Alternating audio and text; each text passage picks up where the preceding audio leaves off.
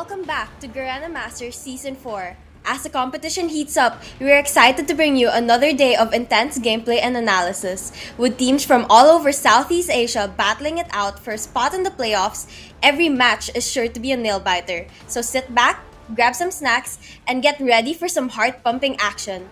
I am Wasabi Gaming, and with me is the one and only AJ Mustachio. What snacks do you have with you, Wasabi? Well, I had a chocolate croissant for breakfast. I wish I could have one too. All I got is a cup of coffee because I just woke up. No, I didn't just wake up. I woke up a while ago and then I was thinking, like a million things were running through my head, right? Like, do I prep for the show or do I take a shower? Which one do you think I picked? Prep for the show, of course. No, I took a shower. What do you think of me? Well, yesterday you said you might not take a shower, so I was just taking my best guess now. Fair enough. It's going to be yet another exciting day. I'm so excited to be here with you, shoutcasting with you for the very first time.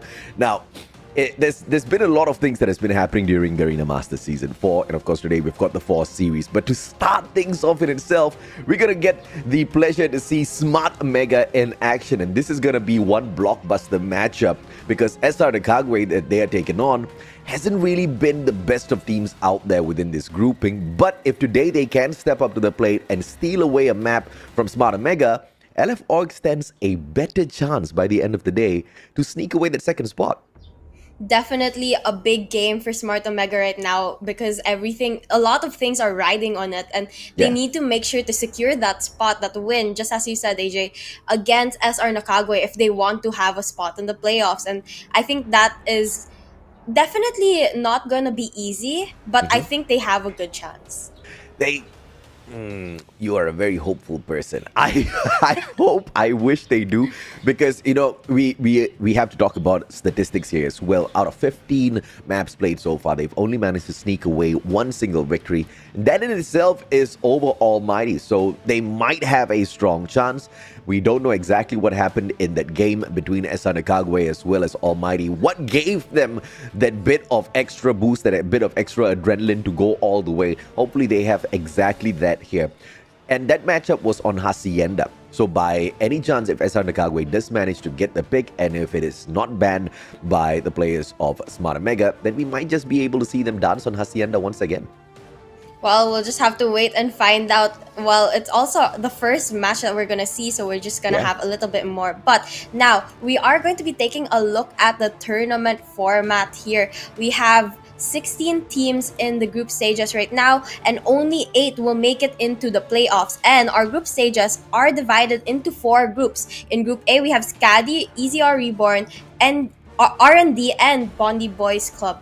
And on Group B, we have DIVINUS, the only girls team to make it to the top 16, Blacklist Ultimate, Kazoku Legacy, and the Huntsmen. On Group C, on the other hand, we have Smart Omega, LF Org, Almighty, and SR NACAGUE. And on Group D, last but not the least, we have Forest Kings, RAU FRANIC, SHUSHHH, and West Point Mamba Lowkings. Yeah, we started this off with more than 250 teams, but now only 16 are alive. And of course, we're going to be dropping half of them by the time we move on into the playoffs. This is the final week of the group stage, the final 2 days. It's today and tomorrow, post which, of course, we will find the top 2 from each and every single grouping to push on into the playoffs, where we can, of course, see a little bit more of exciting action. Group A has got SKADI, EZR Esports, Broke Boys Club, as well as R&D, like you mentioned earlier on. So far, it's just a all-out action from the side of SKADI as well as the Broke Boys Club, but EZR Esports might still stand a chance here.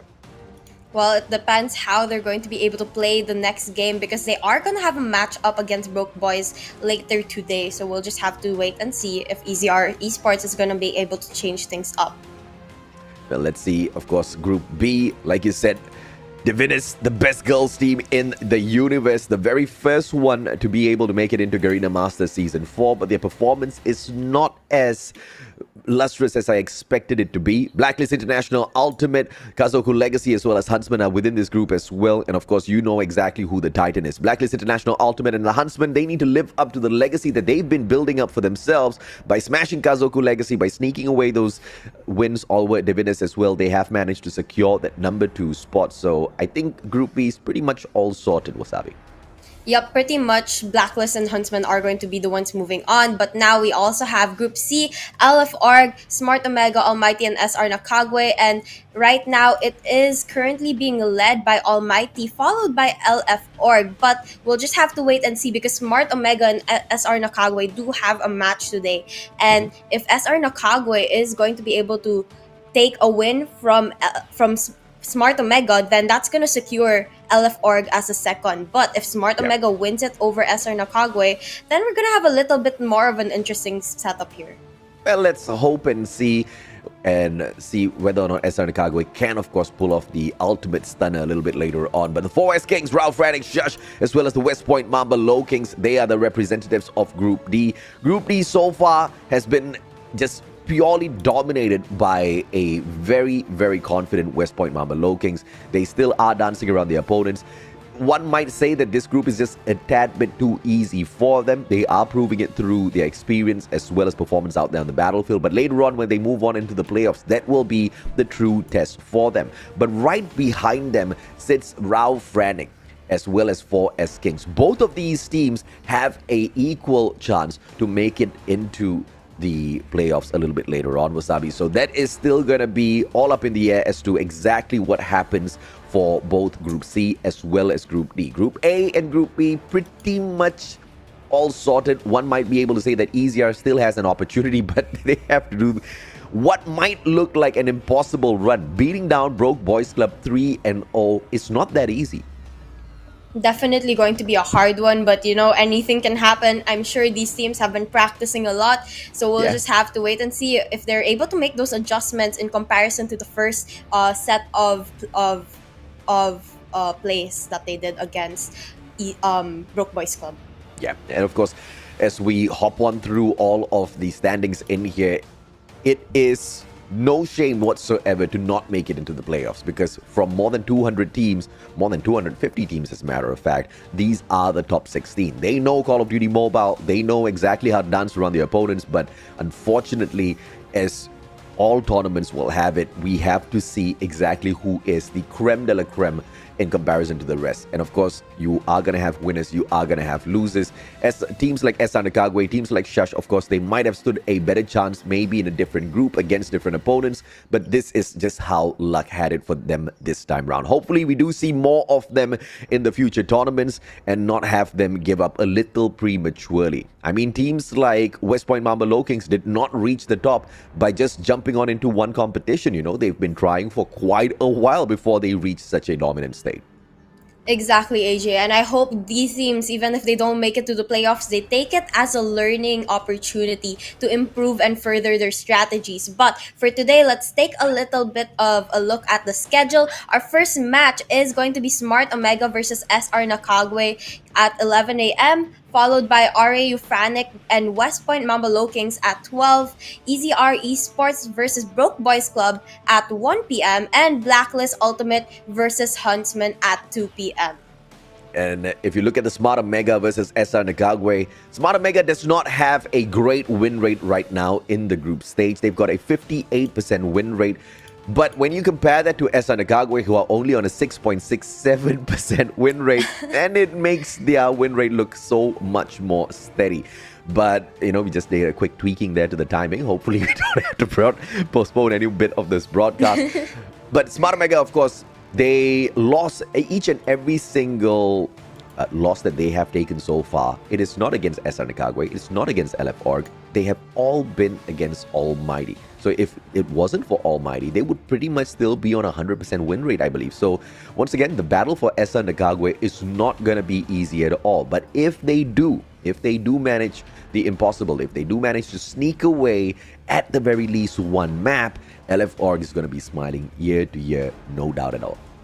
Yep, definitely going to give the advantage to LF Org. But, you know, I wonder if SR NACAGUE realizes how much this weighs on them. So we'll just have to wait and see what happens. But again, this is a tournament. And so, of course, there is a huge prize pool on the line right now. Our total prize pool will be 26,500 USD, and with the first place taking 10,000, second place taking 4,500, followed by the third place taking 3,000, and the fourth place taking 1,500. This is definitely a life-changing amount. I'm sure these teams would love to have a little bit extra cash in their hands. Every single time I see a prize pool, I'm like, maybe I should have gone the Cisco route. Maybe I should have, moved from a content creator into a pro player, but nah, my fingers just cannot move that fast. These guys play Call of Duty Mobile on a whole other level. Well-deserved amount for whoever it is who reaches up to the top. But USD 26,500, well done, Garena. I absolutely love exactly how much we have to share out there on the battlefield for all of these teams who do work their way up to the top. Yep, and I think the amount of effort they put with their daily scrims really justifies that they should be winning this amount. And again, our first battle is going to be Smart Omega versus SR NACAGUE, and right now we're looking at the lineup of Smart Omega. We have Candy, Kevs, Risky, Idra, Tin, and Whoopi. I'm sure a lot of you already know these players because they have been in the competitive scene for quite a long time, and we've seen a lot of matches with these teams and they've just been so consistent. But this tournament, they've been a little bit underperforming. I mean, the only reason, once again, why they seem like they're underperforming is because that freaking almighty. I mean, they go around memeing teams, they go around teasing teams, but when it comes to Smart Omega, they get super serious, right? They get serious enough to smash Smart Omega not once but twice. They took a 3-0 victory, and then later on they take that 2-1 victory. They did drop that SND matchup because Smart Omega, they switched it into high gear at that point of time. And hopefully that's the kind of Smart Omega that we see in a little bit as well, that plays each and every single map like they cannot lose it at all. But they're going up against a team that might be new to a lot of people in terms of their names, but the individual presence that this squad has, everybody should know them. Owen, Wonder, Mac, Yaku, Joshua, as well as Chroma, SR NACAGUE. Great individual talent, but nothing to show for, unfortunately, for their win rate. A below 10% win rate so far from the group stage is a little painful to deal with, but hopefully they take this final run as that perfect opportunity to redeem themselves. I mean, as far as I know, this team, they're a little bit like new when coming together, I mean, and I guess it's just down to the team chemistry that they lack a little bit more of, and if they're able to further that in competitions to come, then hopefully they'll stand a better chance. But right now, they're not looking too good for this tournament. Yeah, and it's okay.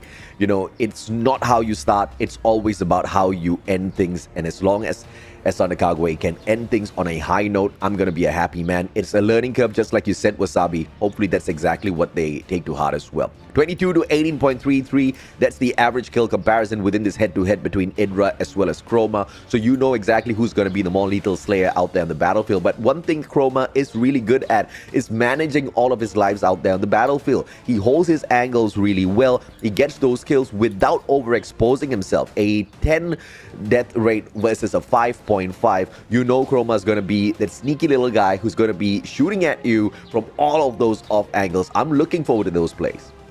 I am looking forward to them as well because, those are what makes this game interesting, especially if you have no idea where your enemy is at and you get caught off guard. It makes the game even more fun to watch. Oh yeah, of course.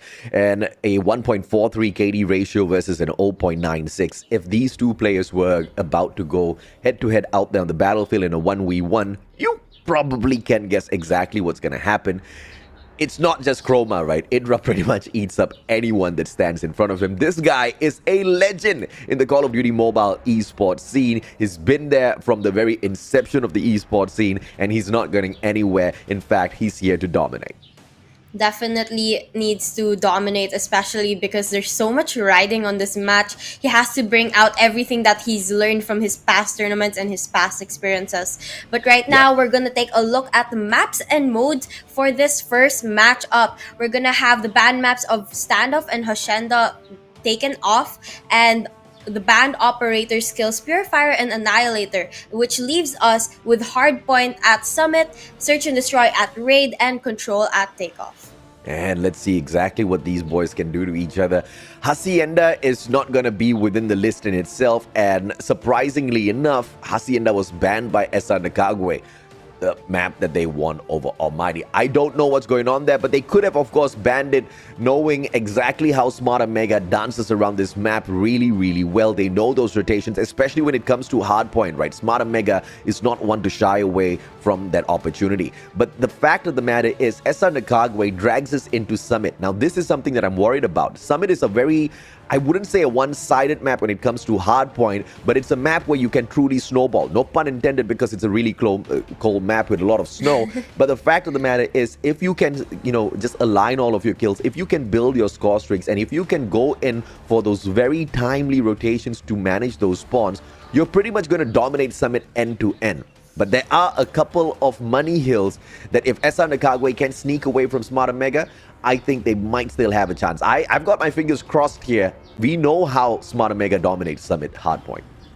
Well, I think SR NACAGUE may have banned Hacienda, because when they last went up against Smart Omega, they lost by about 100 points in that hardpoint match in Hacienda as well. Yeah. So that could have been a smart move also for them. But then again, we have no idea how they're going to play and what strats they're going to use going into Summit. Yeah, the problem here is not SR NACAGUE. The problem here is Smart Omega. Wherever you meet them, they are going to be very painful to deal with. Unless, of course, you are the one and only Almighty. As we kick things off, ladies and gentlemen, boys and girls, it's going to be a very quick push into the very first hardpoint in itself. Let's see exactly how both of these teams do. Yep, and now we can see the first set of exchanges coming in here, and our players are off. We can see that SR NACAGUE is going to be the first one into that hard point, being able to secure it, as well as the top of this map, which is going to give them a huge advantage when trying to control the spawns as well as the hard point here.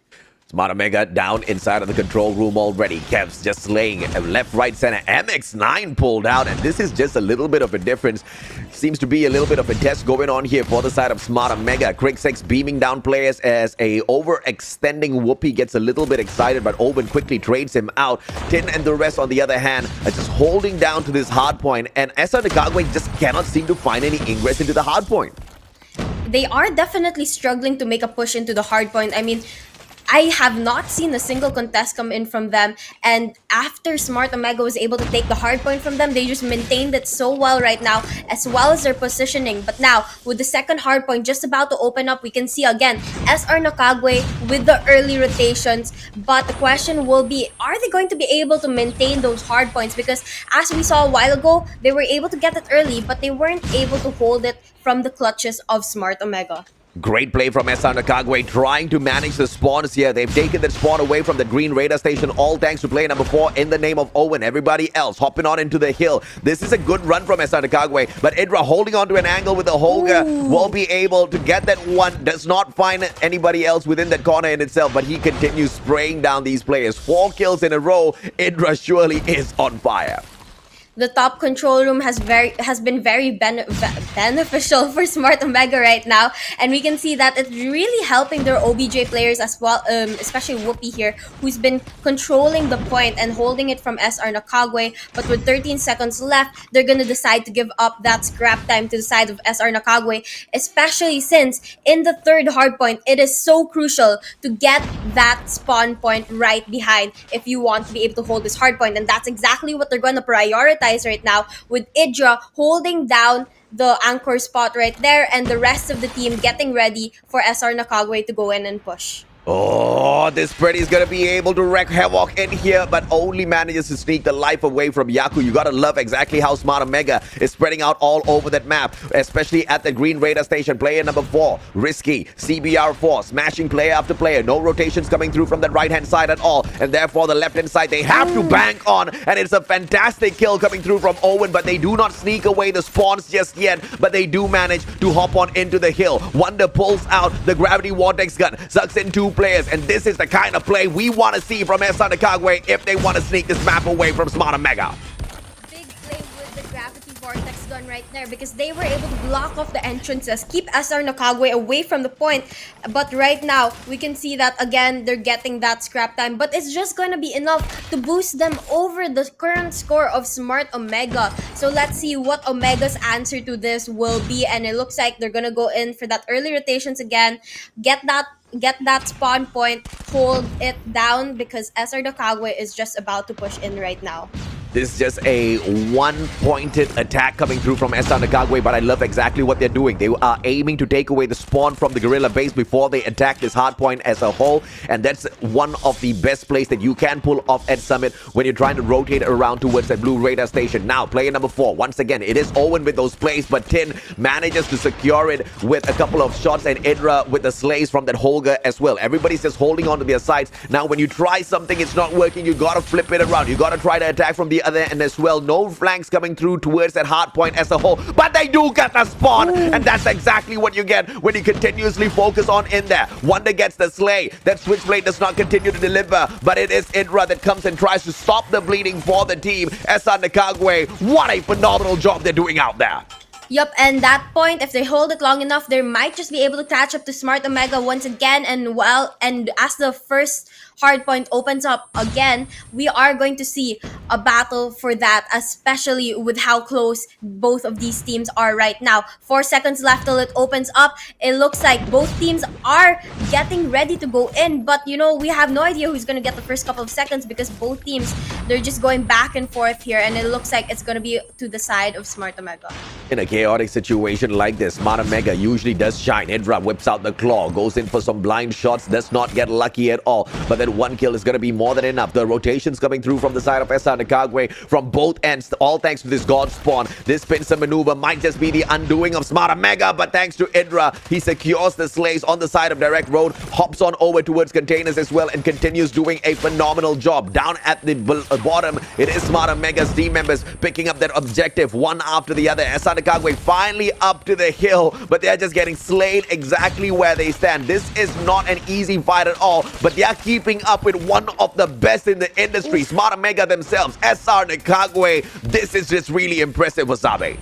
Definitely very impressive. You can see that SR NACAGUE is doing their best to keep up to Smart Omega and giving Smart Omega a run for their money, because Smart Omega knows if they lose a map, then their chances of going into the playoffs is going to be really, really bad. So right now, they're both contesting, playing for these hard points as best as they can, and we can see Chroma here pulling out the Gravity Vortex gun, which is going to be crucial to block off those entrances in this hard point. Let's see if or not SR NACAGUE can do this once again. They once again take over the green radar station thanks to Omen anchoring down the spawns for the team. Everybody else hopping on in. Hunter Killer drone goes out to deliver as well. Hunter Killer gets absolutely nothing. Chroma with the blind shots coming on through. He knows exactly where to pre-aim. Gets those double kills, but it's going to be risky. That teases the players. One more shot and Chroma gets it as well. 3 in a row. Here comes the stun as well. Kev's taken out of the equation. This is just SR NACAGUE playing it on a whole other level. But Smart Omega, they're stepping things up as well. We are all equal as we are about to move on into the Money Hill at Cable Car platform. And guess who's there for the early rotation? It's going to be Smart Omega. The last time they did this though, Wasabi, things didn't go super well for them. Yup, SR NACAGUE was able to take the spawn and the point from them last time around. But right now, it looks like Smart Omega is going to be the one securing the hard point, and with the Gravity Vortex gun at play, it's going to be much easier for them. But unfortunately, Tin does get taken down, and that Gravity Vortex is now over, and Chroma trying to go in for the solo push is going to be unsuccessful, and Smart Omega is going to maintain the hold here. Yeah, that's just an unfortunate play with the Sparrow there, but it was a good push initially coming through from the side of SR NACAGUE. This is a very hard hill to break, especially when you're going up against a very, very well mechanically skilled team like Smart Omega, who can slay, especially from a distance. Those rotations, those confusing plays needs to come through, wherein the players from the side of SR NACAGUE just needs to find those solid flanks. They do not, and they have lost one too many lives. They decide to instead go for an early rotation towards the Gorilla base. Smart play coming through from SR NACAGUE. This is still a salvageable situation, even though Smart Omega has a decent lead. Definitely their chance to turn things around if they're able to maintain that spawn. But Smart Omega, they are also starting to rotate towards that point, and look, from the looks of it, they're going to do the same play that SR NACAGUE did a while ago. They're going to prioritize that spawn points before going in and contesting the hard point, because they know how beneficial that spawn point is going to be, and that is exactly what they do, and they're able to claim the point right now, and they're starting to pull away here. Yeah, if you do not have the spawn at the gorilla base, you're just going to be spawning way too far away. Tin brings out that Predator. Will be able to find Chroma halfway through as he tries to rotate around from that edge platform. They want to get that spawn away, and SR NACAGUE, they've proven to us that they can do this the first time round. But second time round is going to be much more harder because Smart Omega respects them. Smart Omega acknowledges exactly what SR NACAGUE is capable of, and they're calling them out on it. Great fights going on, but Smart Omega says enough is enough. They want to push on through, but the hill is broken once again by Chroma. Yup, and now we can see both teams contesting for that last 9 seconds because Smart Omega is so close to claiming that win. But the match won't end just yet. It's gonna go on to the first hardpoint once again, the hardest hardpoint to hold down, and both teams need to get it. SR NACAGUE needs to get it to prevent Smart Omega from winning, but Smart only needs about 19 points to finalize and claim the win in this hardpoint match. So it's going to be a very tight one, but looks like SR NACAGUE is going to be first one into that hardpoint, but Smart Omega is going to take it right back, pulling out all their operator skills right now.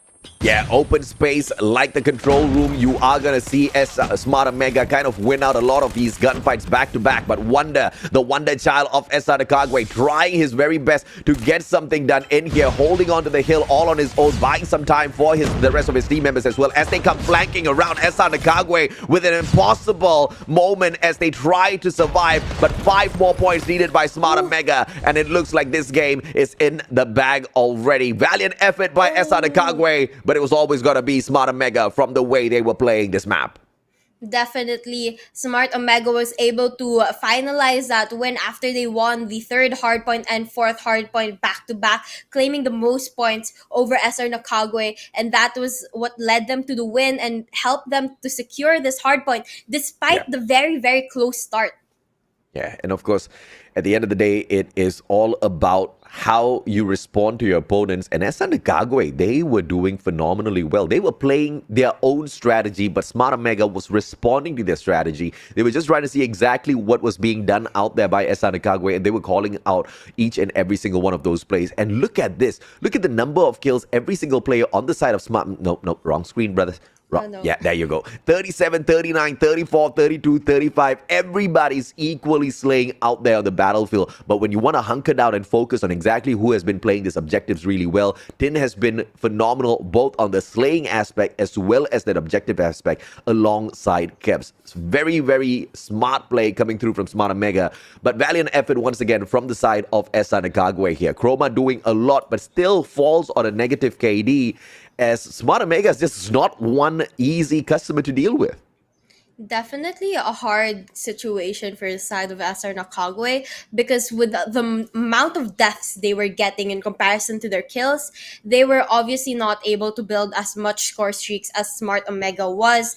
But now that we are moving on to Search and Destroy, it is going to be a different story because you don't need those score streaks anymore, and with that they might just have a better chance here, especially seeing how much fight they had within themselves in the hardpoint match. And of course, as we head on into this raid S&D, things are just going to get so much more harder. SR NACAGUE has got a 0% win rate on S&D, and Smart Omega, on the other hand, is almost perfect. I say almost perfect because Almighty happened, but even with Almighty, they managed to turn it around the second time they met within the group stage in itself. That's exactly how decent Smart Omega is when it comes to all of these S&Ds. So we pretty much know the result of the game even before it starts through these statistics. That's on paper at the very least. Just like how SR NACAGUE showed us that they can manage the spawn, they can go in there for those early rotations. Maybe we might see some signs of life, but what was shown within the first match is the fact that Smart Omega is pretty overwhelming when it comes to the engagements on the battles out there. And that might just call the result of this match, Wasabi. But you know what? I want to play a little bit of a devil's advocate here, and I wouldn't put it past SR NACAGUE to put on a fight, especially with how much they've improved seeing that hardpoint match and how close they were to actually Yep. getting the win from Smart Omega, I'm pretty sure they have a little bit of a chance if they keep up that momentum that we just saw. I've got my fingers crossed here because the last time Smart Omega did go up against SR NACAGUE, I do agree with you, right? It was not a walkover victory for them. It went 5 to 7 down within firing range in itself, and we did see Yaku really step up to the plate and show off exactly what he can do out there on the battlefield. 14 kills, but he was very dominant in that matchup. And I can't really say for the rest of the players on the side of SR NACAGUE that they actually kept up with his pace. If everybody could have been playing it on the same level as Yaku, then maybe, yes, that could have been a victory. So perhaps, yes, you might just be right with your guess. Maybe today will be the day where everybody plays on Yaku's level, just like when they met Smart Omega the previous time round. And we might just end up with the very first SND victory for SR NACAGUE. Well, we'll just have to wait and see, especially because last time Smart Omega and SR NACAGUE went up against each other for Search and Destroy, it wasn't that big of a match different, with SR NACAGUE winning 5 rounds while Smart Omega won 7. So it's pretty close. So if they're able to make those changes, make those adjustments, we might see a little bit more action here. And now we can see the teams are off. And we can see SR NACAGUE is playing it a little bit aggressively here, but they're going to be able to take down a player on the side of Smart Omega, so it might just be beneficial, but we'll just have to wait and see here, AJ. Let's see exactly who's going to be able to circle around. Wonder, Indra gets taken down initially. It's going to be Chroma with a good tag, but got nade out of Risky. Once he knew his position, that was just a no-go for him. Kevs circling around just behind that console where you plant that bomb. Gets the shots. No head glitch. Played well by Wonder, and that one was just way too easy. Owen's way too far off the site to play any sort of defense. Let's see if Risky can sort him out. He does exactly that. Easy defensive round coming through for Smart Omega. Yep, easy defuse as well, and they're going to be able to take the first win here, maintaining that momentum they got from the hardpoint match. But SR NACAGUE, with the first round down, it's time for them to change up their strats. They saw that the aggressive push didn't work. Maybe a little bit more passively waiting for those opening picks before pushing would be a little bit more beneficial for them. Now let's see, round number 2, SR NACAGUE, what sort of magic they can bring in this time round. It was a good attacking round until Candy and Whoopi happened. Initial 2 frags will put SR NACAGUE on the back foot. They still do have the bomb, and this is a 2v5 impossible situation, but this is where you get that opportunity to shine. This is where you get to make the casters go a little while on the mic. Joshua as well as Yaku, both CBR4 players. Quick scope does not work. Yaku punishes Whoopi, and that's a good start for this comeback out of SR NACAGUE. Smart Omega having the numbers advantage here, only needing to take down 2 more players, and it looks like they read the room right, with Smart Omega going for heavy defense on B and SR NACAGUE pushing as well. But Yaku is going to be able to take down Kevs, trying to even out the playing field here, but it's going to be a difficult one. With 1 minute left on the clock, they have to start deciding on where to go or to start slowly picking off those players. Indra can't decide whether or not he wants to protect that A bomb site or B. Yes, constantly just flanking from the left to right within Gardens in itself, but now he hunkers down towards the side of Gardens. And if he manages to get this long shot, this is going to be very, very punishing. Yaku taken out, and Indra sorts out Joshua as well. Great positioning. And, you know, it's just not always when you see Indra punished with the sniper.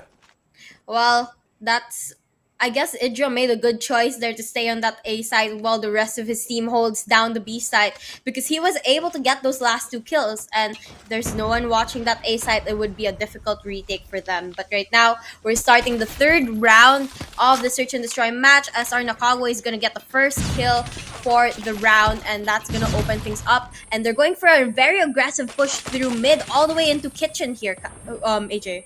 Yep, SR NACAGUE. You wanted to call me Kelly? Wasabi, what? You were about to. You were so close. You were so close. Do I look like a Kelly? No one knows. No Do one I will sound know. like a Kelly? No one will know. No one knows. This time it's a fantastic round from the side of SR NACAGUE. Barely could get the plant. They get the slays. Smart Omega goes down 1 round to the side of SR. Well, they got a win, breaking the momentum of SR of Smart Omega. So hopefully they're gonna be able to do it again. And by the looks of it, they're gonna go in for that middle push once again, just as they did, because they knew they were able to make a win there. But unfortunately, Smart Omega is fast in making those adjustments, and they're gonna be able to take down one player from the side of SR NACAGUE. Yeah, fantastic response towards Whoopi. That's a 1-to-1 trade. 4v4, make that 4v3 as Indra just punishes with the Locust. Risky steps it up as well. Oven goes down. It's a 2v4. SR NACAGUE needs to rotate around slowly, but that's just way too slow if you ask me. And Smart Omega, just like that, pulls that round right back. Yep. I mean, we can't expect anything less from Smart Omega. We've seen how this team is able to make adjustments, and they're showing it to us once again. They know that even with SR NACAGUE changing up their strats every round again and again, they know that they're going to be able to make those adjustments. And now all the players going heavy on that B side, they're going to try and go in for a push. Let's see if or not this push definitely works, because both teams focusing down here onto the B side. Smart Omega, the ones who are there first, the attackers, are a tad bit slow. Defenders are running this house now. It'll be a good time to rotate around, and that's exactly what Chroma thinks. As he flanks around, can he find this player? Whoopi already on the prone. That's too easy of a shot. He expected that 3 years ago. Finally was able to nail it down. Wonder circles around, has got the shorty as well. That's DLQ. It's all about the timing, but the players on the side of Smart Omega are well hidden behind those pillars. Difficult situation for Wonder here. Oh, just like as I'm speaking, Candy takes him down. That's gonna be the end of the fifth round. Like he was stuck on a 1v4 situation. It's definitely going to be a hard one, and we all saw it coming already that he's gonna get taken down there. SR NACAGUE needs to show us some flashy plays, but I think the biggest problem here is they keep rushing in towards the defensive side of Smart Omega, and they just eaten up left, right, center. Yaku gets a god nade, but Idra and Risky just continuously sorting out those players. Yaku, final player alive. Risky says, come here, you. 5-1. Too easy, because SR NACAGUE is making it easy. I mean, it's okay if you rush at your opponents, but you have found out multiple rounds now that it's not working. Maybe it's time to slow things down and allow Yaku a couple of those long-range shots first. Well, now we're gonna actually see the switch of sides, so maybe an aggressive play will be beneficial for them, but we'll just have to wait and see. And it looks like we're gonna have an early opening exchange here between the two teams, and with no one watching that A site, Smart Omega is gonna go in for the plant any second now. And well, we'll just have to wait and see how SR NACAGUE is gonna go in for the retake. Wasabi, you calling me Callie made Callie spit coffee on his monitor. You see what you've done? Well, now he has to buy a new monitor, so that's on him. That's on him. That's on him. Oi! I thought Chroma had that Indra. Unreal timing with those scopes. The Locust Electron is just absolutely busting through the players on the side of SR NACAGUE, and now they need to rotate on in and retake this basketball court. We know they can't play this well. Oven taken down, and Kevs, this CBR4 just rips through the players on the side of SR NACAGUE, giving the match point over to Smart Omega. Big double kill to end the round, and now Smart Omega set up for success. They just need to win one more round to secure the search and destroy match, and it looks like I am gonna be mistaken here. I'm not sure if SR NACAGUE will have a chance to make a comeback here, but they're changing things up. They're gonna try and watch that B side, maybe go in for a backstab instead, but they are also giving Smart Omega the opportunity to get that plant early on without anyone getting knocked out. I have to agree with you, right? But valiant effort on playing the devil's advocate. We always need one on broadcast. But Smart Omega, they just outplay everybody out there. Okay, sometimes except Almighty. But, when it comes to S&D, Smart Omega really is a very dominant team out there. So we're not going to hold it against SR NACAGUE. They still do have one opportunity at control a little bit later on. But I'm a little worried because they've got a 0% win rate there too. I mean, I guess Smart Omega is gonna have a little bit more of dominant win here. I I expected a little bit more fight from SR NACAGUE, but from the looks of it, Smart Omega might just be able to win this if they're able to win the 1v1 situation. But Wonder gets the last kill, and unfortunately, no defuse. And that is gonna be a win for the side of Smart Omega, 2-0. But we still have a control match, so we're gonna have to wait and see if Smart of SR NACAGUE is gonna be able to turn things around. If the players on the side of SR NACAGUE can somehow steal this control away from Smart Omega, then the journey of LF.org becomes slightly easier. All they need is to have a 2-1 victory, and then, they stand a better chance. But if at all Smart Omega does manage to bag the 3-0, LF.org needs to win 3-0 against them. I don't know exactly who's capable of doing that apart from ALMGHTY. But looking at the stats here, Risky, definitely one player who's continuously stepping it up there on the battlefield. This is his 6th individual MVP title that he has taken to his side. And this guy shines on both S&D as well as Control. So this is not the last that you're going to see of him. You are going to see quite a lot of Risky later on as well. Candy with the 6 kills, but the rest of them all picking up their weight around the battlefield. And this time around, it's only Wonder who's dancing around the players on the side of Smart Omega with his kills. Everybody else, unfortunately, struggled quite a bit.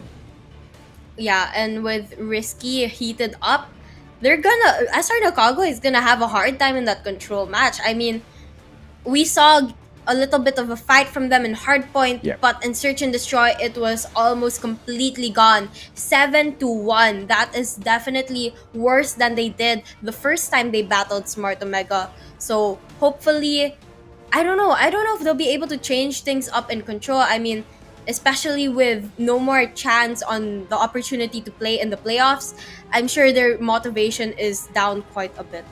No, that should never be the case. I mean, you're going up against Smart Omega. Who cares about the playoffs, right? Because if you can be the team that pulls off a mighty upset, I mean, it doesn't even matter if or not your win makes a difference to your qualification to the playoffs. But if you can upset Smart Omega, whoever you are, you make an instant name for yourself. And that's the motivation that SR NACAGUE needs right now. You beat down Smart Omega, you're the king. Everybody's going to be talking about you at least for the next 2 months. Like, even way past. Nobody's even going to talk about the champion of Garena Masters that long, all right? But people will remember, and people will always talk about, remember that time where SR NACAGUE stole control away from Smart Omega? Yeah, that's the kind of hype that there is behind this. I mean, I guess if they think of it that way, then maybe they'll have a little bit more of a motivation. But again, it's gonna be a hard fight for them because Smart Omega has been so consistent in the control match.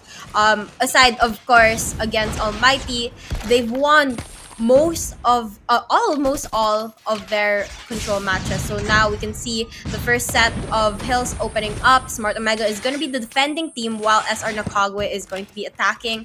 But SR NACAGUE again struggling here.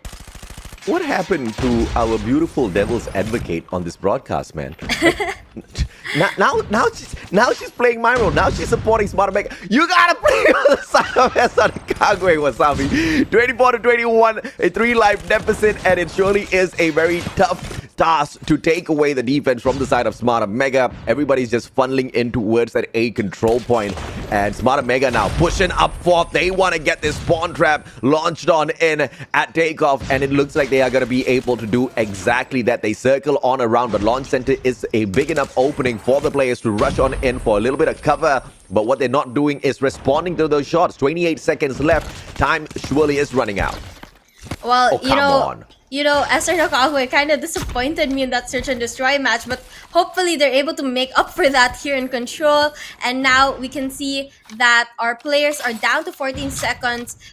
They have not captured any of the points just yet, and that means they're not gonna get an extension. And with SR NACAGUE being down by almost half the number of lives that Smart Omega has, they're not gonna stand a good chance for this first round. But hopefully, with the switch of sides later, and with SR NACAGUE being the defending team in the next round, hopefully they're gonna be able to change things up here.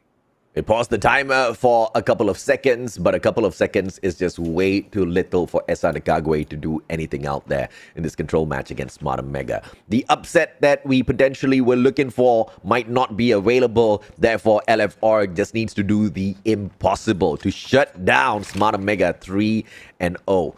I don't know how possible that is going to be because the last time they met, Hardpoint was super one-sided to Sadu. I mean, yeah, I agree with you, AJ. So now we can actually see that SR NACAGUE as the defending team, I'd like to say that they're not struggling as much, but then again, they're not having a dominant showing just yet. So it's too early to say that they're doing good here as well.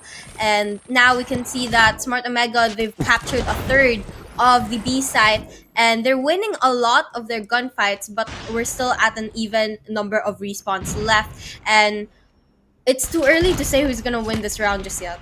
Yeah, I can't believe SR NACAGUE tried to spawn trap Smart Omega. Like, what? But never mind. 21-21, the lives are all equal. At that B site, one quadrant has been taken away already. SR NACAGUE responded really well to that, especially with that engagement coming through from Yaku. That prone shot against Whoopi was just a thing of beauty. Now, 3 lives down on the side of Smart Omega. SR NACAGUE playing defense down to the T, but once again, over pushing into the control room. That's not the kind of play I want to see out of SR NACAGUE. Wonder needs to back off just a tad bit here.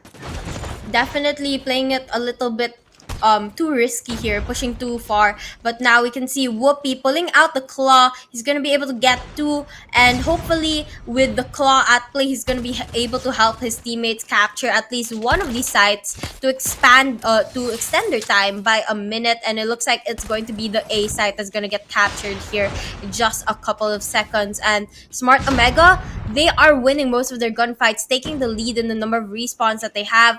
SR NACAGUE, on the other hand, they're struggling again, but hopefully they're able to turn things around. But with the score streaks of Smart Omega building up, it's gonna be a difficult fight here.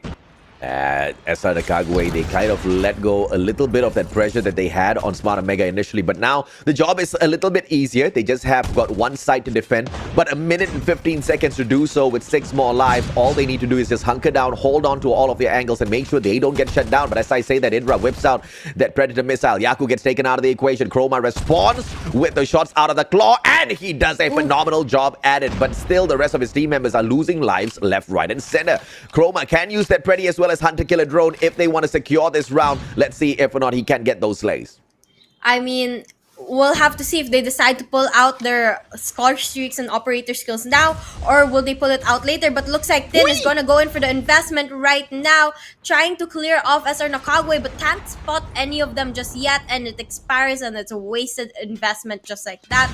And with 32 seconds left on the clock, they're going in for the push right now. They're going to be able to tie things up when it comes to the number of respawns. But Wonder pulls out the Gravity Vortex as well, trying to even things out, and they're going to be able to secure a round here, AJ. I cannot believe it. SR NACAGUE, what a play. They pulled that one round back away from the mighty Smart Omega themselves. They just need to keep that up a couple of more times, and you're going to see one of the biggest upset. And this is what I'm talking about. You just got to motivate yourself. No playoffs, no problem. You just got to smash Smart Omega in one map. Everybody's going to be talking about you for a long, long time. Because if this strings on to LFR getting those 2 wins, then it was SR NACAGUE. Without SR NACAGUE, it wouldn't have been possible. So everybody wants to see that sort of a storyline. But of course, Smart Omega is not going to be making that easy at all. It's gonna be a difficult fight for both of them here, with SR NACAGUE starting to heat things up. Smart Omega is gonna try to once again show their dominance and claim the win here. And it looks like they're about to get that A site, but SR NACAGUE is gonna stop them from doing so. And in turn, they are gonna lose quite a couple of lives. So hopefully they're gonna be able to turn it around. But as they are the attacking team, it's gonna be a very, very difficult one for them. Oof. Tin is just flicking around left, right, center, getting all of those kills. Now, if that A side just does not do it for you, maybe you want to switch on over towards that B side, SR NACAGUE. But great attacking round coming through from SR. But this is just a little bit too aggressive for me. Hunter Killer Drone goes out to fly as well, finds absolutely no one. That's a waste of a score streak, if you ask me, from the side of Smart Omega. But SR NACAGUE, as they try to circle on around, there's just no way they're going to be able to punish because they are down by 11 lives. Smart Omega, they just need to stand in one spot and shoot at them. Yep, and now would be the perfect time for Smart Omega to pull out those operator skills to end the game early. But it looks like they want to go the long route and go in for those gunfights instead. And it looks like the feed is going to be all yellow right now. SR NACAGUE is struggling to stay alive and hold on to their lives. But with 8 seconds left, it looks like the game is about to end for the round is about to end for the side of Smart Omega. It ain't over till the fat lady sings, and the fat lady has not opened her mouth just yet. 7 more seconds in here. SR NACAGUE, they lose all of their lives. Fat lady has spoken, but no, not for the entire match. SR NACAGUE still has an opportunity. One more defensive round. Let's see what they can pull away. If they're able to tie up to 2 points, it's gonna make for a very spicy fifth round. So let's see if SR NACAGUE is going to be able to repeat what they did earlier and win their defending round. And it looks like they're going to try to get a couple of kills here. But Risky just popping off right now, getting a triple kill off the bat. Yeah, I mean, Risky, as usual, we expect him to pop off on both S&D as well as Control, and he's just living up to that expectation.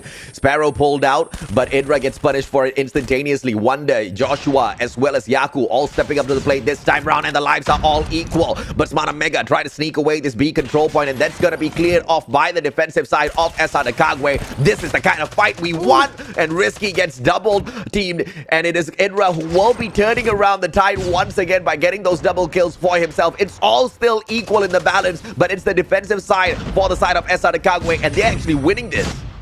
Well, I think it's a little bit too early to say they're winning, but they're definitely putting up a good fight here.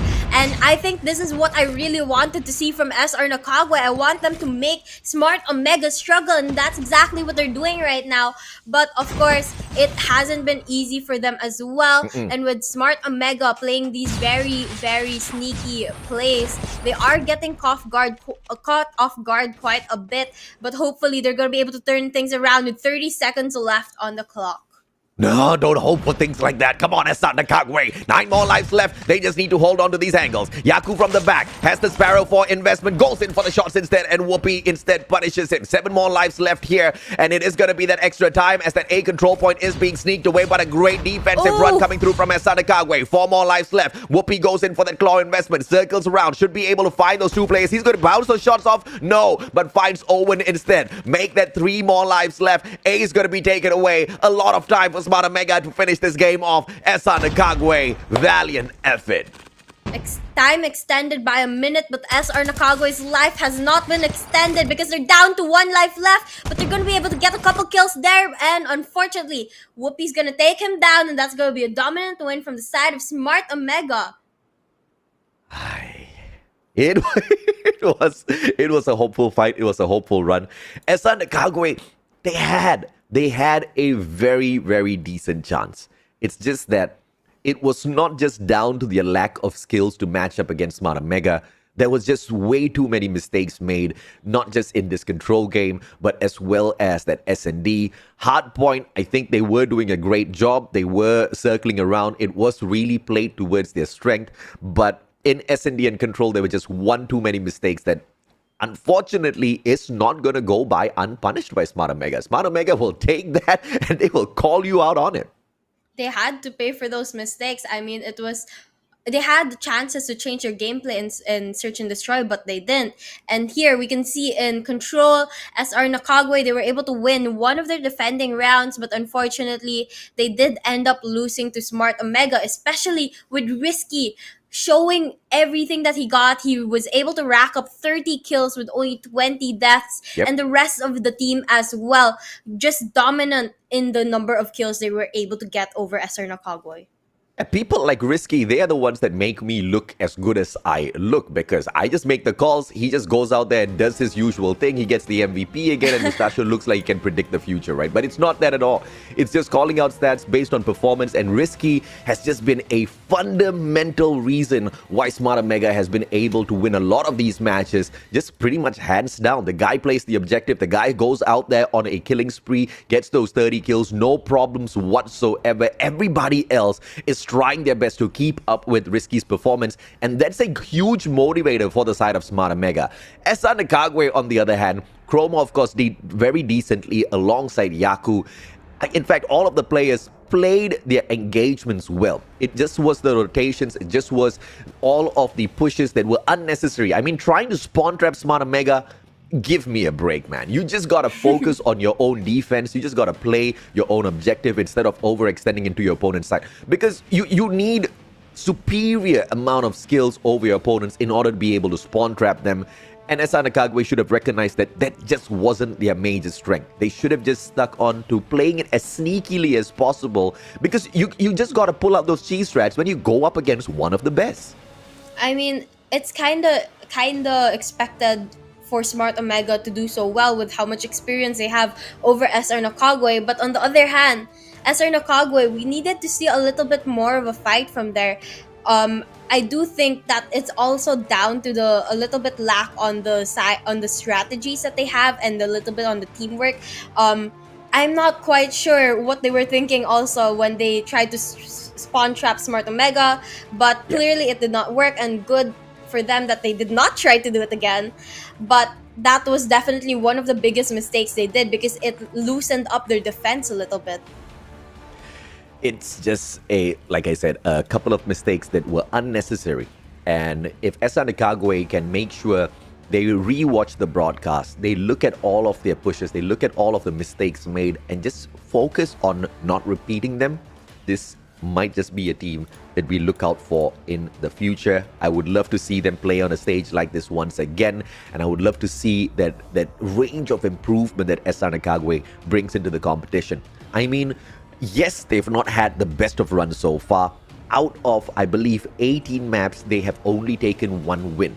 You know, you could look at it as, oh, we've had a terrible run. Or you could just look at, this is the first time we are coming here together as a team, and that is the bar that we've set up for ourselves. So pretty much, it's an easy bar to beat. Just come back in here and just do better the next time around and be proud of yourselves, right? Of course, everybody's looking for the playoffs, but we are talking about the creme de la creme of Garena. Not everybody's going to be able to get that spot. You are going to have some winners. You are going to have some losers. Unfortunately for SR NACAGUE, they just ended up in the group of death. You're right, AJ. This is definitely a learning opportunity for them, and hopefully it doesn't hit them too hard, because they are going up against really good teams. And as we can see here, we have some highlights on the screen. We can see that Smart Omega definitely has the experience to back up the wins that they were able to grab from the clutches of SR NACAGUE, and that's because at one point, they were also struggling quite a bit, but now that they've had so much experience, they're able to do things like this and pull things off like a 3-0 win. And, you know, this is just the start of the adventure for SR NACAGUE, so hopefully we see more of them in the later on. I have to agree with that, right? And of course, at the end of the day, as Smart Omega and SR NACAGUE take this fight, we pretty much knew exactly how things were going to go. Not just because SR NACAGUE has not been able to live up to the expectations, because Smart Omega themselves are not just simply playing a series. They are playing to survive and get into the playoffs. They could not afford to drop a single map. And even in that form of Smart Omega, we still saw SR NACAGUE challenge them in moments. And all SR NACAGUE needs to do is just turn those moments into just slightly longer streaks. They've shown us that it is possible, and I believe that they can continuously work on that. I mean, if you were able to challenge Smart Omega when they were playing for their lives and still be able to win out a couple of those engagements, you just gotta be happy, man. And for the first time in the group stage, good on Risky. He picks up the MVP of the game title. This guy has been a phenomenal addition on the side of Smart Omega. This is his 7th individual MVP title and his very first MVP of the game title. Truly well deserved. The best player on the side of Smart Omega right now. You can see that his hard work is definitely paying off with that 1.5 KD in a tournament as big as this, and not to mention how close the hardpoint match was between them and SR NACAGUE, who is still maintaining a very, very high KD level here. And obviously, that is going to be because of how much this team has put into practicing for this tournament. Oh yeah, absolutely, man. And of course, with Risky's KD ratio 1.52, I wouldn't hold that against him at all. The role that he plays is not just as a slayer. He usually steps on in there for the objectives as well. And it's not easy shining on two fronts at the same time. But Risky's the boss. Risky's the man. Definitely. I mean, it's very hard to be able to capture the hard point, and he was able to rack up about 2 minutes, if I was not mistaken. And even while he's in the hard point, he was able to rack up about 30 kills, and that's absolutely crazy because you know that most of the engagements are going to happen in that hard point, and yet he's still able to win most of those engagements. Yeah, absolutely right. We'll continue to shine the spotlight on multiple other players, but in the meantime, we of course know exactly what you want from the broadcast, a little bit of a giveaway, but we're gonna make you work for it. Pop quiz time. Let's see exactly what sort of a hilarious question we've got for you guys this time. Which player in the previous has the highest average kills? Ooh la la! And CG Chroma might be the answer. I mean, that NCG, maybe we'll see. I mean, we definitely did not say it so many times in the last 30 seconds, but you know, I think it's Whoopi. My answer is Whoopi. Whoopee! And Alex, whoopee! Yeah, I don't know. I mean, share your answers with us in the comment section. The answer, your player ID, as well as the pop quiz hashtag. And what we will do is throw all of the right answers into a raffle and draw it next week. When we do announce the answers on our pages, on our official pages, we will also be announcing those winners. So make sure you throw all of your answers in and make sure you get it right. And Alex Whoopi might be the answer as well. We don't know. I don't know. I haven't been keeping up with the stats. You know, if I give away all of the answers, I probably will get fired as well. I mean, I think you should ask Callie down in the comments. For sure he knows. But, you know, you have to join this giveaway to be able to win some amazing prizes from Call of Duty Mobile. So don't forget to drop those answers down. Well, of course, we have a interview segment coming up as well with one of the players on the side of Smarter Mega. I'm curious to see exactly who that is going to be. I wanna interview Jericho. It's been a while since I've talked to the guy. Yep, I hope it's... Hey, oh, Jericho's right there. It's the coaches. Okay. I get one half of the wish. Device, talk to me, my friend. The journey has been a little bit difficult, especially when ALMGHTY has been concerned. What is the problem here? And do you guys have the right idea as to how you're going to be tackling them in the playoffs later on? I mean, our problem with ALMGHTY is really like hard to solve. But I mean, for the past 2 weeks since the group stage started, we've been practicing all weeks, no day offs, just to beat them. So hopefully, we can show significant improvement in the playoffs. But as of now, we're just focused on LF4 because Yeah. they beat Yeah. ALMGHTY and they have a chance of taking us down. So that's our focus Well, for now. as long as your boys don't troll around, I think the chances are Yeah. going to be pretty high. But you know, it's actually good to see you, Device, because the fact of the matter is you're just getting more hair on your head, which means you're not losing any hair over any stress. So I guess the boys are doing pretty decently right now, Asabi. Oh, well, Yeah. hopefully they didn't disappoint. Coach, I need to ask you, did you think that SR NACAGUE would give as much fight against Smart Omega as they did today, or was it something that you didn't really see coming? I think I speak for everyone when I say that we definitely expected them to fight back because I mean some of these guys we played against for like 2 years now, 3 years, so they've been in the Yep. scene for a long time now. So definitely they do have that experience when it comes to these kinds of tournaments. So yeah. champion's mindset, right? You never ever underestimate anybody out there. But Device, dude, I mean, I've asked this question before. People have chickened out, okay? People have not answered my question, Device. You're the coach. I expect you to answer this because you know pretty much how good your team is statistically. And, you know, you also know what the other teams are capable of. So I'm going to give you 3 teams. West Point Mamba Lowkings, Blacklist International Ultimate, as well as the one and only ALMGHTY. Out of these 3 teams, which team do you think you guys are going to be kicking out of the playoffs? Oh, that's a spicy question. Yeah. I mean, to Hot seat. put more fire into the rivalry, I think I'm gonna have to answer Blacklist. Yeah. That's what I'm looking for, Device, and that's exactly why I love you, man. Thank you so much for your time. Hope to see you guys later on at the playoffs. Good luck in your matchup against LFR. Thank you, Mustachio. Thank you, Wasabi. Ciao, Jericho. Love you, man. Thank you. Goodbye. All right, so you see, that's the kind of answers I'm looking for. I mean, you can't chicken out of it. You gotta help me throw some petrol, okay? Throw some fuel into the flames. You know, this is what we are here for.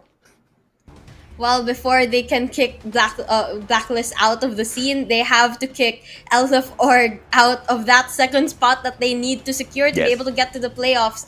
So don't forget to come back tomorrow, but we also have another matchup coming up, AJ. Absolutely, and it's going to be between ECR Esports and the Broke Boys Club. If ECR can take them down 3-0, we might just see one of the bigger upsets even before we get on into the playoffs. But that's only going to be after a quick short break. We will be right back.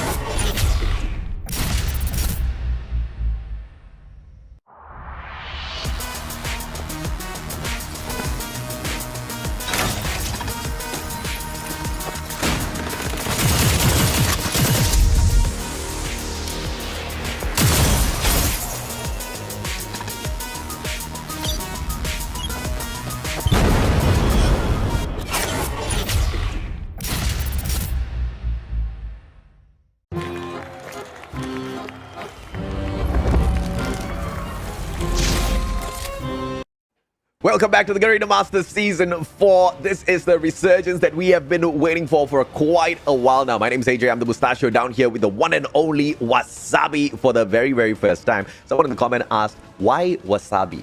And I've asked you the exact same question before, Wasabi. So since this is your opportunity, could you please tell us the why? Why Wasabi? Because I was thinking it's the wasabi that you have in sushi, but it's not.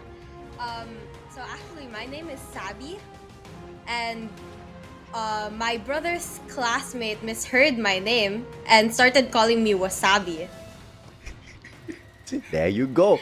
And the name just stuck from then on. I love the name Wasabi, and you're as spicy as it gets when it comes to just like how you pair it with sushi. And out there on the battlefield, you definitely do bring on the fire. But as we head on into this next match, that fire is most definitely needed. EZR Esports taking on the Broke Boys Club. Now we're talking about a 40% win rate team going up against a 66% win rate team.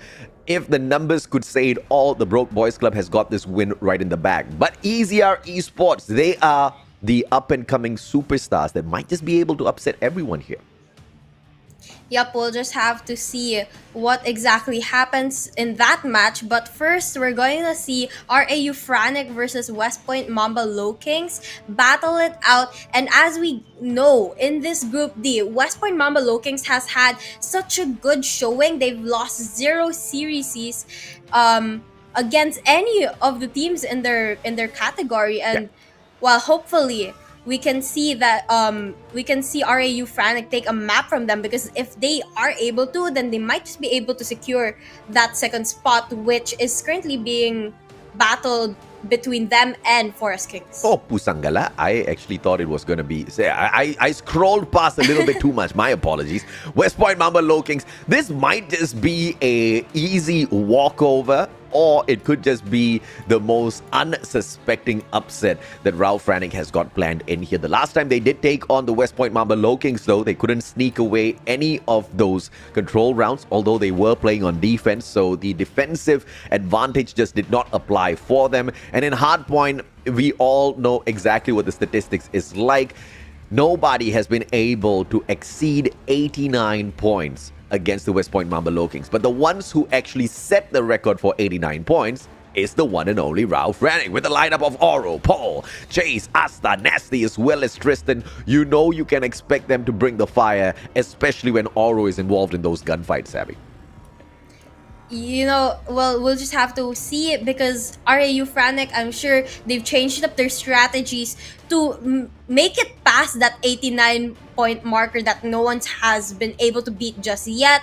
But then again, West Point Mamba Lowkings has not been beaten in any map so far in this competition. They've been so solid and they've been so dominant in this Group D that it's been very hard for the rest of their opponents. Yeah, it has been most definitely hard for the rest of their opponents. But RAU FRANIC, they are desperately looking for a map, because the 4S Kings, they're just hot on their tails, right? I mean, if you take the number of wins and losses between RAU FRANIC and the 4S Kings, you flip it around, you get your answer. 8 to 7, 7 to 8, 7S Kings. The 4S Kings are on that 7 map win right now, and they're looking for a little bit more. They're looking for that second spot. But against the lineup of Yopi, PJ, D-Boss, Luffy, Kalo, as well as Susano, you can hope, you can pray for a win, but they ain't gonna give it to you. Definitely gonna be a difficult one. And you know, Luffy, he won MVP yesterday, and you know that he's in a really good form right now, as well as PJ, a very, very amazing slayer on the team, giving the RAU FRANIC team a run for their money. But again, RAU FRANIC, they've set the record for the most points won against West Point Mamba Lowkings in Hardpoint. Yeah. Hopefully they're able to make that go even further. Coach Alea backing the team up, and every single time the West Point Mamba Lowkings step onto the battlefield, they just have their super game faces on. But the one thing that the West Point Mamba Lowkings showed to be a weakness on their side is the absence of a layer. When you go for a LAN matchup, you cannot have your coach sitting down right beside you, and that might just be the undoing of the West Point Mamba Lowkings, unless of course they do absorb all of this knowledge from a layer and make sure they are independent enough, they are stable enough even without him in situations. And if they can do that, then reaching up to the heights that they truly want to achieve is not going to be an issue at all. In this head-to-head, we compare Nasty versus Luffy, the MVP, the overall game MVP of yesterday. 21.33 on the side of Luffy versus the 20 on the side of Nasty. There's nothing much there, but the average deaths that they, of course, have out there on the battlefield, that's exactly where things get a little bit more tricky as Nasty finds those ways to survive, Sabi.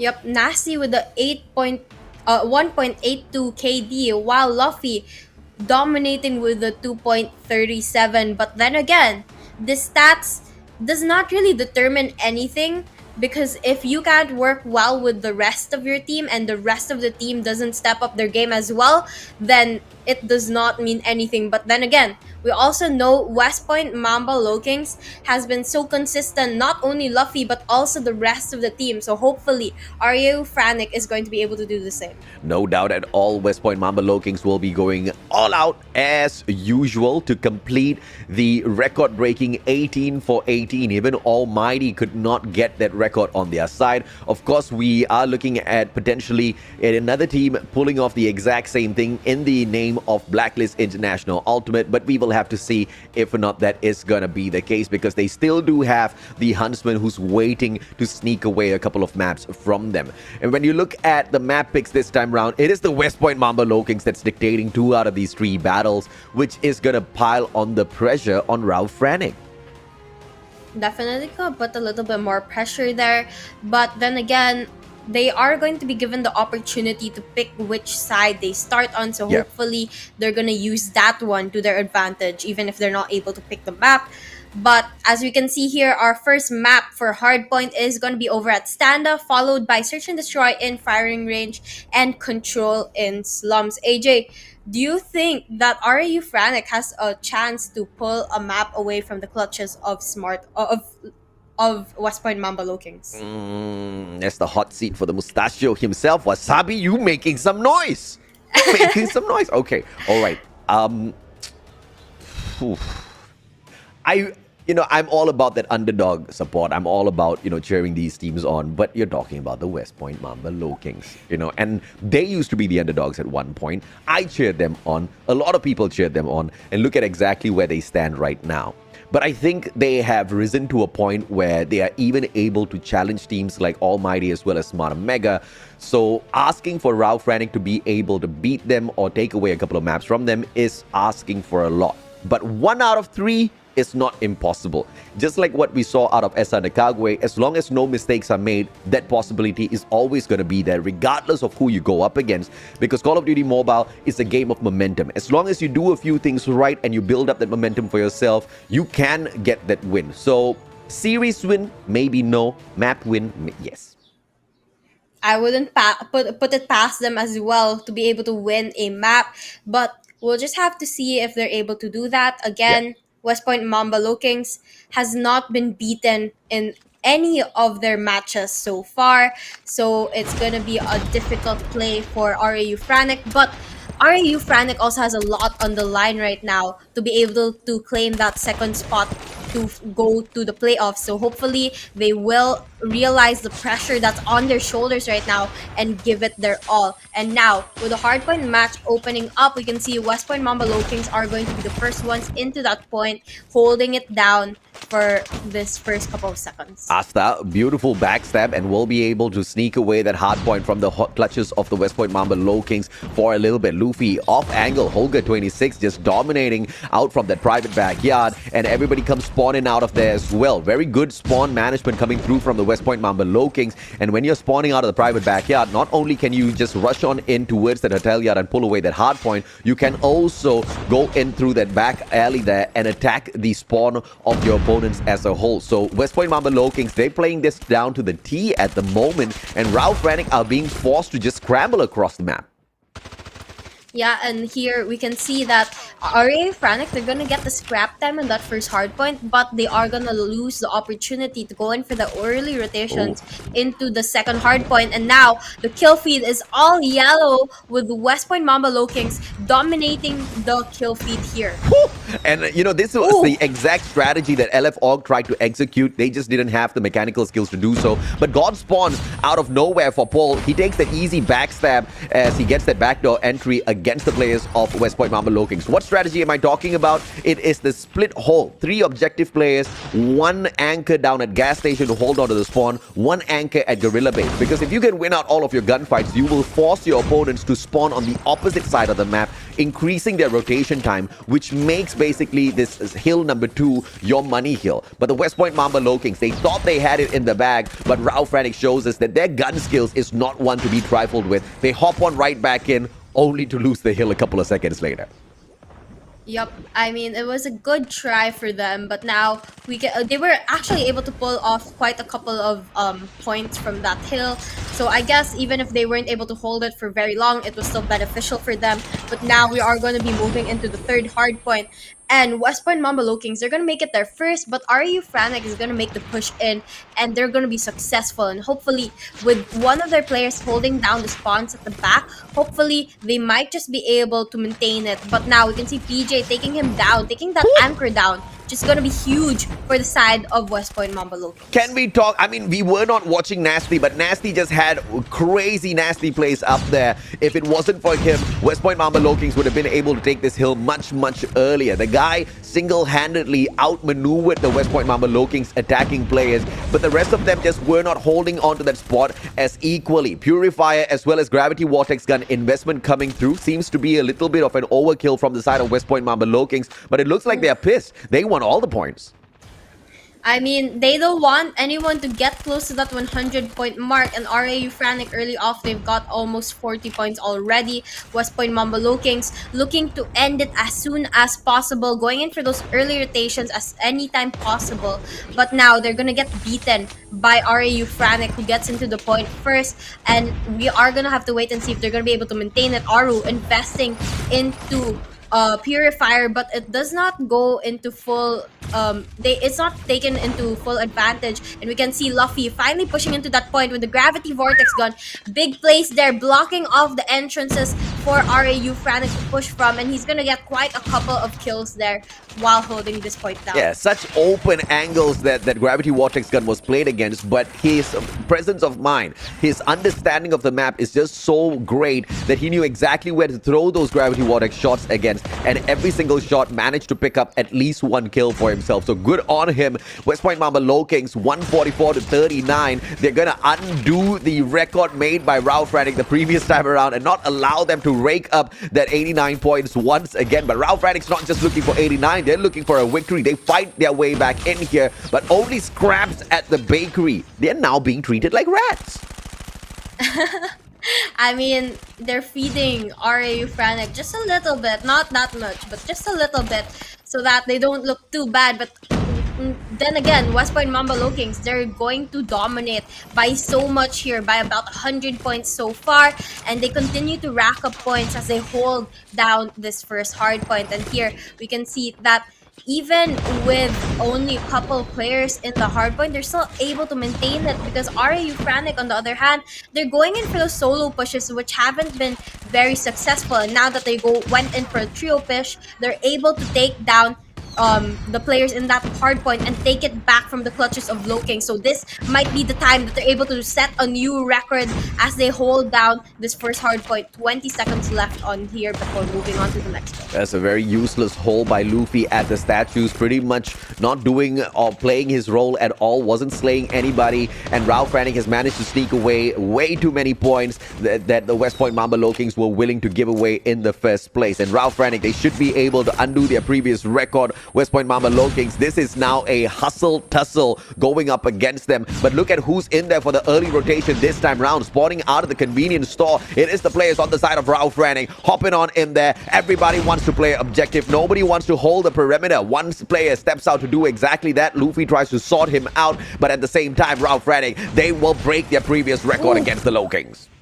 Yup, and Lowkings just realized what happened. They tried to go in with a push with the Purifier, but unfortunately the investment gets wasted.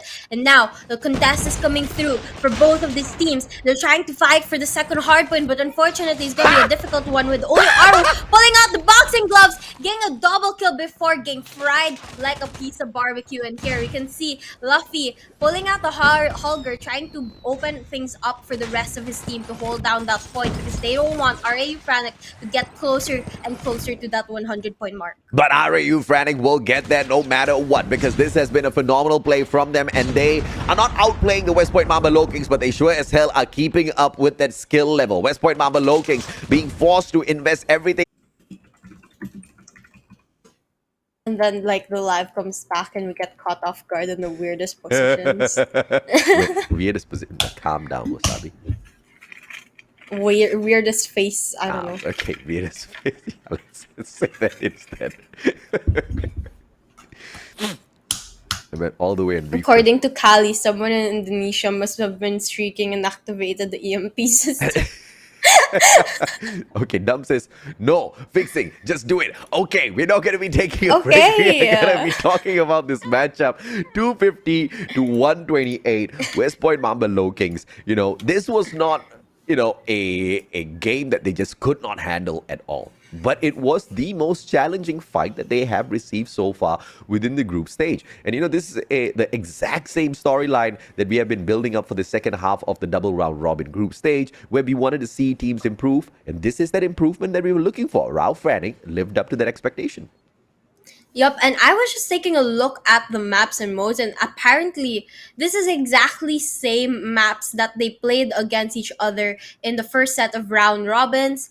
And when they battled it out in that search and destroy match in the first set of first set of round robins, we saw RAU FRANIC get 3 round wins in Search and Destroy, with West Point Mamba Lowkings taking the win. So hopefully, with the improvement in Hardpoint, hopefully we can also see an improvement on the side on the Search and Destroy match, and maybe we might even see a 6-6 situation. I'm hoping for a close game here to make it even more interesting. Yeah, of course. And of course, if you guys are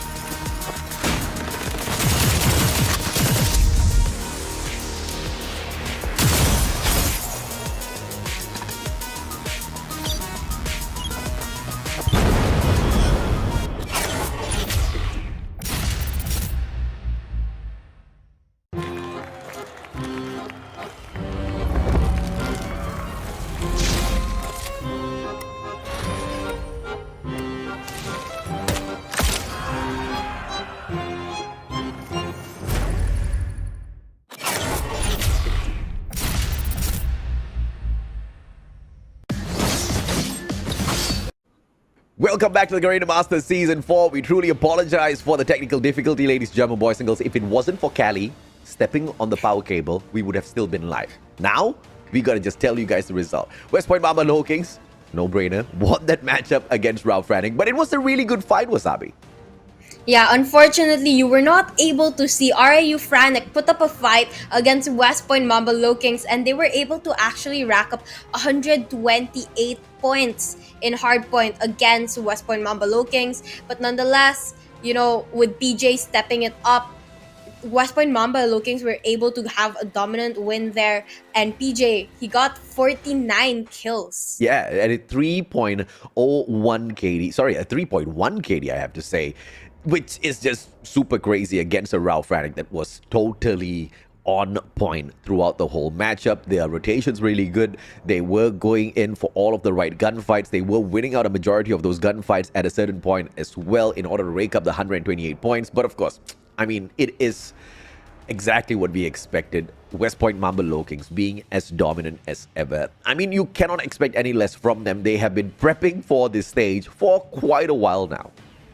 Yep, and the rest of their team also did really well, with most of them racking up 30 kills, and Kalo 4 minutes in the point. So it was obviously no surprise that they were able to take the win there. Yeah. But we are going to go to search and destroy standoff in just a couple of minutes. So let's see if RAU FRANIC was able to improve their plays there, just as they were able to improve their hardpoint match. Yeah, fingers crossed that they will be able to do this, because it's pretty much the same storyline as NACAGUE and that opportunity to take away a map from the one and only Smarter Mega. Now you have got an opportunity here for FRANIC to really prove themselves against the West Point Mamba Lowkings, because if they cannot, then it, like you said, you know, during the break, Wasabi, it's going to be super easy for the 4S Kings to make it into the playoffs instead, because no shade to SHUSHHH, but they haven't really been putting up the strongest of fights within the group in itself, and the 4S Kings will be meeting them tomorrow. Exactly, and this is why it's such a big pressure on RAU FRANIC, because if they want to proceed, they have to win at least a map or two against West Point Mamba Lowkings, which is going to be hard, especially with Durmars getting a triple kill off the bat and getting one more, and that's going to be the end of the search and destroy match. Really quick and easy for the side of West Point Mamba Lowkings, and they're showing as if it's no problem for them to win this match. I mean, I guess they are a little bit annoyed that they were tickled in that hardpoint matchup. They didn't expect someone to break that 100-point barrier that they have been keeping everybody under all throughout the group stage. So a very apt response coming through from the Lowkings. Demos turns around, tries to get a double, gets absolutely nothing. Galley sticks in hand, and he just circles on around, and Paul punishes instead. And here we can see we're down to be a 3v4 situation here. The players of the side of RAU FRANIC, they're going towards that A side to get the plant down. But little did they know that West Point Mamba Lowkings, they're close by, watching their every move. But RAU Tristan playing very aggressively here, catching the players of West Point Mamba Lowkings off guard by going around and catching them from behind. Slow play, 1v3. Demos has a lot to do. West Point Mamba Lowkings. Oh, Oro well hidden. Gets stacked up. Head glitch. But Oro still gets eaten up. Demos knows exactly where to look for the next player. But it's just a tad bit off as FRANIC pulled that one round back. 1-1 between these two. I mean, they are putting a show here for us. Hopefully, they're able to maintain this all the way to the end. But with that, what we just saw, I mean, the play from Tristan going behind and getting that double kill, that was so big for them to be able to win that round. And here we can see both teams changing it up a little bit more, with RAU FRANIC going towards that B side instead of the A that they played a while ago. They're gonna be able to get a kill off of West Point Mamba Lowkings and open up the game a little bit more here. Everybody's focusing on the exact same spot, but Demos finds Tristan, so they know there can be a little bit of pressure to be anticipated here at that B bomb side. Demos Can circle around from that passageway and punish them from the back. That'll be one of the better backstabs. But it is going to be an overextending Yopi. Punches Asta in the face, gets the kill. Oro gets a double to trade them right back out and keep the numbers towards his side, leaving PJ all on his own. It's a 1v2. West Point Mamba Lowkings once again in a clutch situation. PJ gets the first one. Can he find the next as well? He backs away. Bomb on for the plant now. PJ, oh, he just clips him with a Lord. sniper. And just like that, 2 wins for the side of West Point Mamba Lowkings. His pre-aim was absolutely on point. As soon as the enemy went into his scope, he let go and he got that kill. That was just way too good of a clutch, and that's the kind of pressure you face when you take on the West Point Mamba Lowkings. PJ almost got taken out in the equation this time round. CBR4 in hand. D-Morse pushing on up as well. And PJ super aggressive, just waiting for an opportunity to spot a player, but nobody shows up. It's all about the timing, though. Ooh. And he finds Tristan fall right in front of him, gifted from the heavens. And that is gonna give them a little bit of advantage here, but RAU Paul is gonna tie things up by taking him down as well. And RAU going for the push towards that A site, but unfortunately West Point Mamba Lowkings, they've got their sight on they've got their eyes on that site. And here we can see that they're trying to take down a couple of the players on the side of RAU FRANIC, but RAU FRANIC Nasty getting a double kill off the bat, but gets taken down as well. Kelly actually left the chat, Wasabi. Did he? Oh no, maybe he moved to Facebook. Maybe No, he did. he's in the chat. We can mention him. Susano circling around. West Point Mamba Lowkings. No forcible clutch issues this time round. Asta, it's a 1v1 against Susano. Both players wanting to take a long range fight with their snipers. But it is just a split-second decision that is taken by Asta to circle around towards that A bomb site instead. And Susano's not going to get an easy kill on him just yet. Susano knows exactly where to look. If he's not in B, he's over at A. And now Uy. they come into contact with each other. And that sniper, perfect aim. He gets the kill on the first shot. And that is another round going to the side of West Point Mamba Lowkings. Are you FRANIC did not see that coming for sure, because he was in a very off angle in comparison to the side of RU FRANIC going towards that A side. As is a little unfortunate. West Point Mamba Lowkings, screen 1 now. It's done halfway through, but Oro already with a pre-scope. Luffy punishes from the left-hand side, and West Point Mamba Lowkings will be able to take the lead once again with Luffy fighting Asta's head. Demons finds Tristan as well. So much of action going on out there on the battlefield, and Luffy continues to look for Paul. Rao, can we find Nasty with some nasty shots out of the CBR4? Both CBR4 players on the side of RAU just trying their best to find their way back in here. Nasty trades out Susano as Paul goes down. It's a 1v3, Wasabi. Nasty's the last player alive, and he's surrounded. And just like that, Dormors is able to claim the win for that round as well. I mean, it was definitely a hard situation as RAU FRANIC gets surrounded by 3 players, and they just get knocked out one by one, and at that point there was no more chance for them to clutch that 1v3 or 1v4 situation a while ago. But hopefully they're able to change things up here. Jamar is trying to play a little bit aggressive, but he pays for it and gets taken down, and we're now down to be a 2v3 situation. Back and forth coordinates, back and forth snipes coming through from both of these teams. West Point Mamba Lowkings has got 3 of those long range snipes all set up here already. Nasty with a CBR4 tries to find one, does exactly that, but Susano punishes Asta from afar, leaving Nasty all alone. 2 long range versus 1 super short range. He's got the bomb, but he needs to find the plant as well. Yep, Nasty gets to dictate where this match and where this gunfight is gonna happen. And it looks like with him going towards that B side, he might go for the plant, but nope, apparently he wants to rotate. Hopefully he has his senses on, because he's very close to one of the players on the side of West Point Mamba Lowkings. They spot each other right now, but Susano decides to back away, and instead Yopi gets spotted. Nasty with a short range gun isn't able to claim that fight just yet. And here we can see another engagement coming in. Nasty claims a kill on Susano, and he knows exactly where the last player of West Point Mamba Lowkings is hiding at. So let's see if he's going to be able to get that kill. Nasty making the smart choice of picking up that locus, giving him a little bit more of a opportunity in the long range engagement, as well as a CBR at hand for the short range. And I have to agree with, right? And it is Nasty who circles around now, on for the hunt. Yopi's the first one there. It's gonna be the timing. Yopi sees him. Nasty. You saw his head. Nasty. That was just Nasty not using his eyes properly there. I mean, you can't do that. I mean, you saw his head. I guess Nasty was just giving him a chance. Maybe, but there's no room to give West Point Mamba chances like that, especially because they're gonna just take it to their advantage, especially with West Point Mamba Lowkings already hitting that 5-round wins here.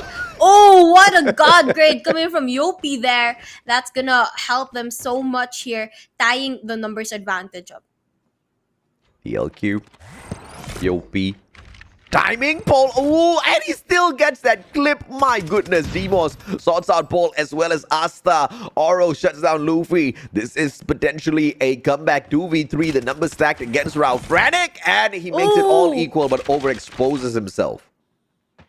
Here we can see one last player on the side of on the side of RAU, FRANIC. Nasty getting a lot of shots. He's very, very low right now. Yopi knows exactly where he is, takes him down, and that is gonna bring West Point Mamba Lowkings up to match point. Super quick search and destroy match here, AJ. Yeah, absolutely right. And match point for the side of West Point Mamba Lowkings. FRANIC.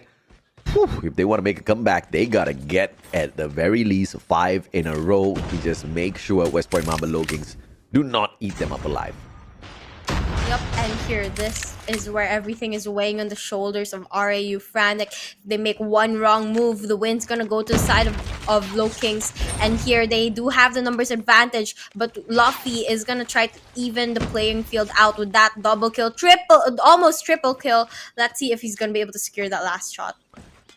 And it's just Asta finds one, manages to put Susano down. Out in the open though, information given away of his position, and he does not get punished for it. So Asta gets away with it. And West Point Mamba Lowkings just didn't really need to react to that situation. They just needed to focus on the objective. Asta now. White warehouse. Luffy's looking up at the skies. Maybe he saw a bird. The push is coming in, but Asta not able to spot anything. He's able to get the kill on Luffy, but Yopi closes it out, and a quick match is ended in favor of the side of West Point Mamba Lowkings. And it doesn't seem that they're quite surprised. We can see them laughing and smiling here. They are quite happy with the win. I'm sure they knew that they would be able to do it really, really quickly, but unfortunately for RAU, FRANIC, this just means they're gonna have an even more difficult time getting that second spot to go to the playoffs. Yeah, and things just got so much more easier for the side of 4S Kings. Beating down SHUSHHH shouldn't be a huge issue.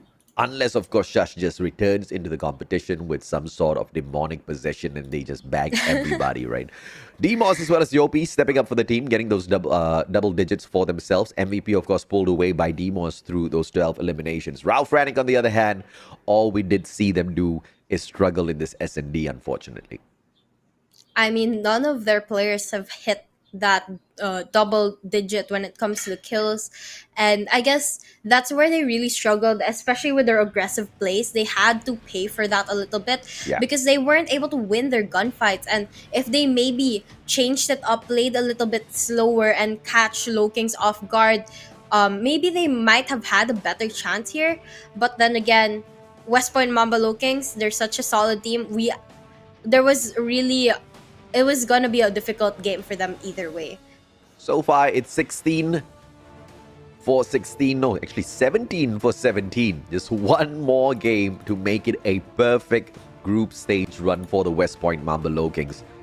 250 to 128, 7-1. They're making this day look super easy. One may question if this group is way too easy for the West Point Mamba Lowkings. The answer is, of course, a hell yes. Later on in the playoffs, we will see them push to their limits, but that is where we will be able to really witness the growth of the West Point Mamba Lowkings from Garena Masters Season 3 into Season 4.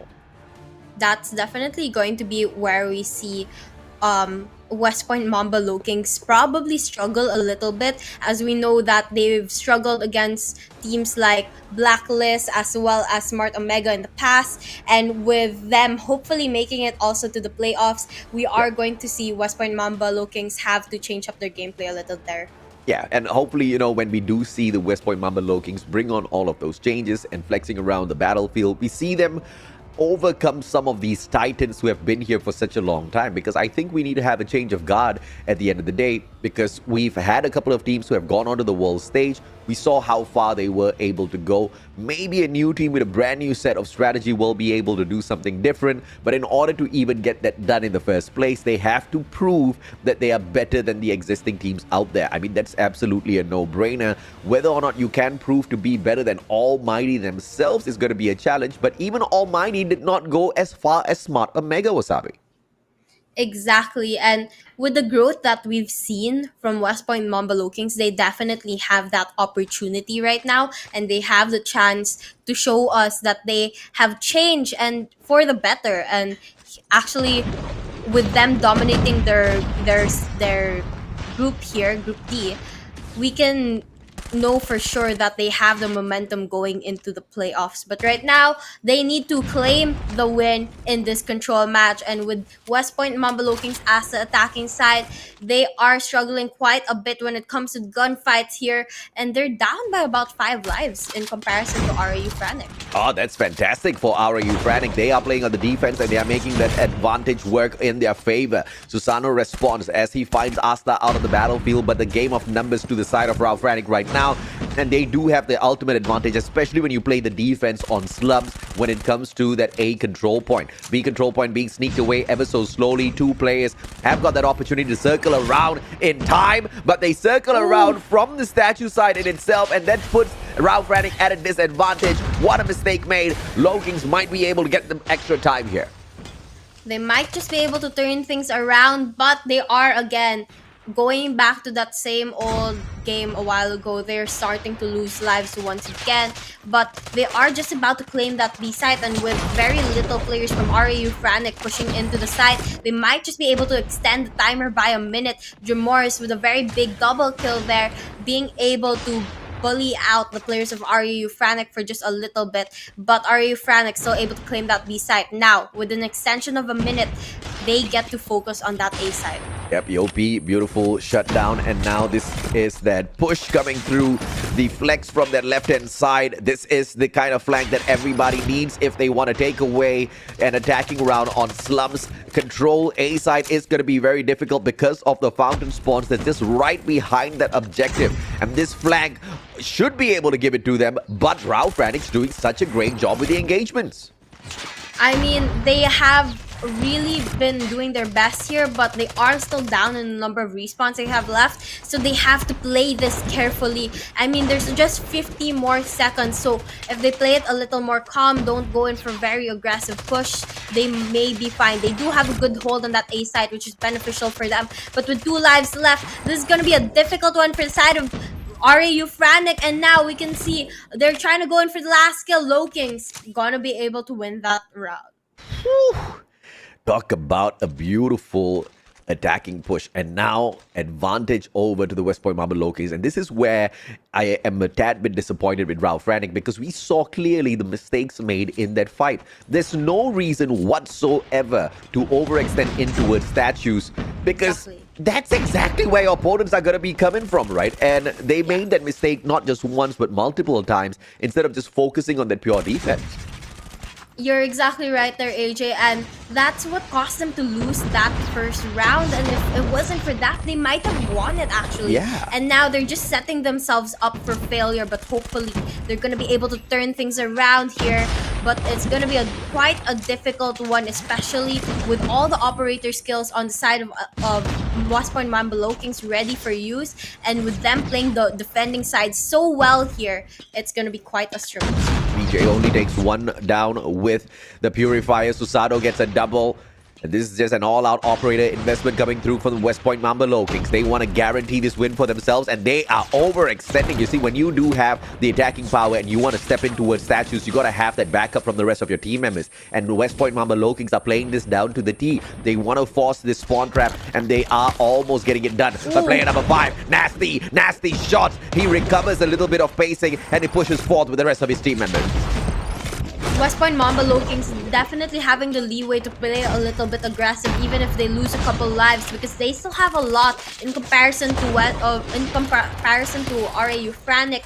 But then again, not too much, don't overextend too much, and they are still winning their gunfight. So I think even with the aggressive plays that they're bringing out here, they're going to be able to claim this win, especially with only 5 seconds left on the clock. Yeah, this is just a really smart play coming through from the Lowkings. I guess that first round really did piss them off. Clock runs out. 2 lives left for RAU FRANIC, but it makes absolutely no difference. It's a 2-0. And once again, West Point Mamba Lowkings push to the attacking side. Let's see this brilliance once again, and whether or not RAU FRANIC can take that advantage and sustain themselves here.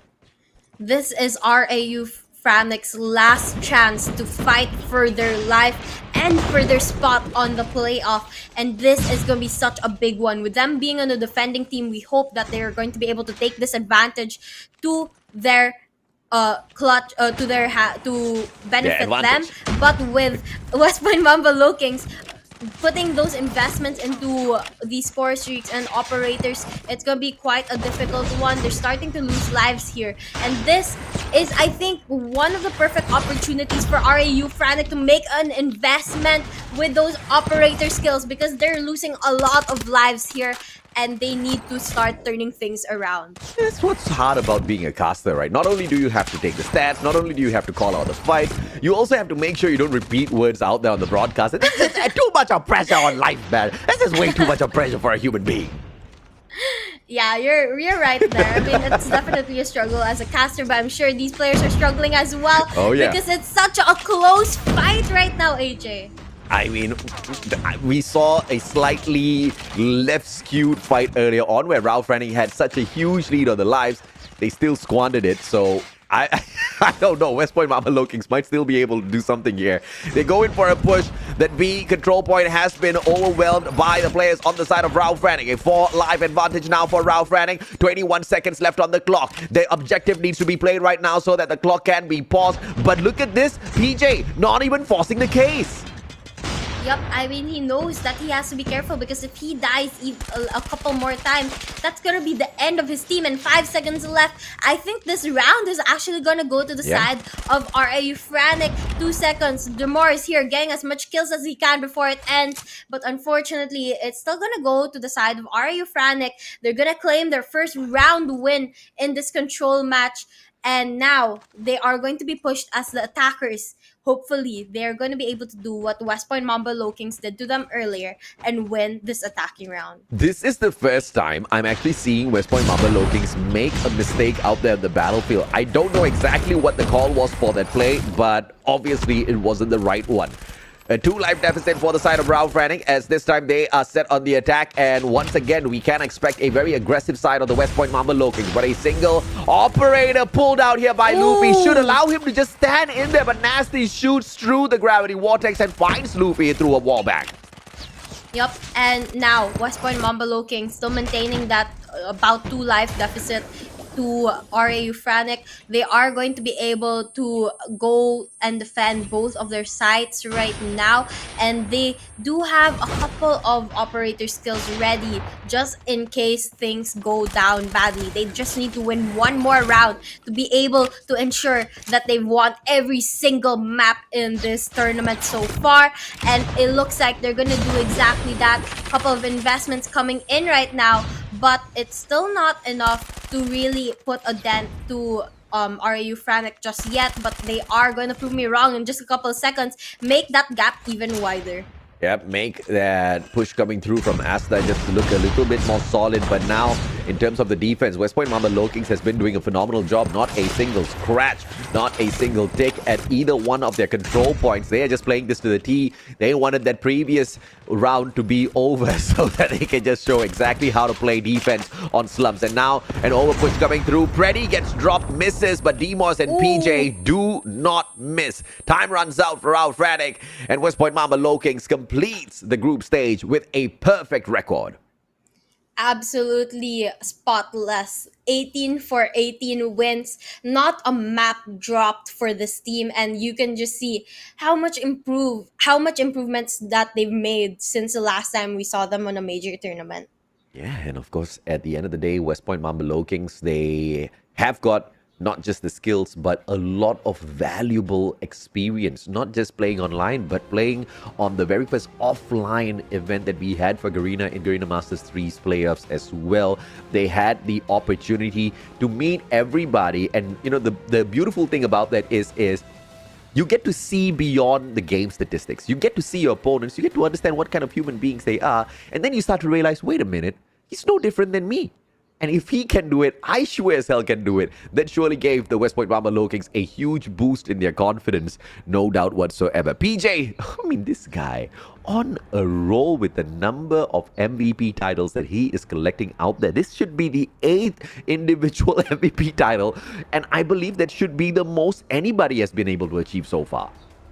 I mean, he's definitely popping off with that 28 kills in control. And not to mention his teammates also, most of them racking up 20 kills as well, or almost 20 kills. And, you know, gunfights has been so important, not only in this control match, but also in the other matches. And I think that's where PJ has improved so much. When it comes to his gunfights, he has done so much to top his game from last time. No doubt, he is a super slayer now by the way things are looking. But once again, that is within this group. We still need to see exactly how they fare up a little bit later on against bigger titans. This is Group D. At the playoffs, it's going to be a whole different story. But to end your group stage on a perfect record should give you the kind of momentum boost that nobody else has been able to take for themselves. Of course, sans the one and only Blacklist International Ultimate. ALMGHTY will be a little confident with their own streaks as well, with their own record heading on into the playoffs. The one challenge it's gonna be is to face off against some of the other teams from the other groups that you don't really have a lot of experience on, but what you do have is information if you do a little bit of study. Exactly. They just need to look and rewatch those Garena Masters Season 4 tournaments or matches that we saw earlier on and the last couple of weeks, and they might be able to get a couple of strategies there to use in the playoffs against those other teams that are qualifying.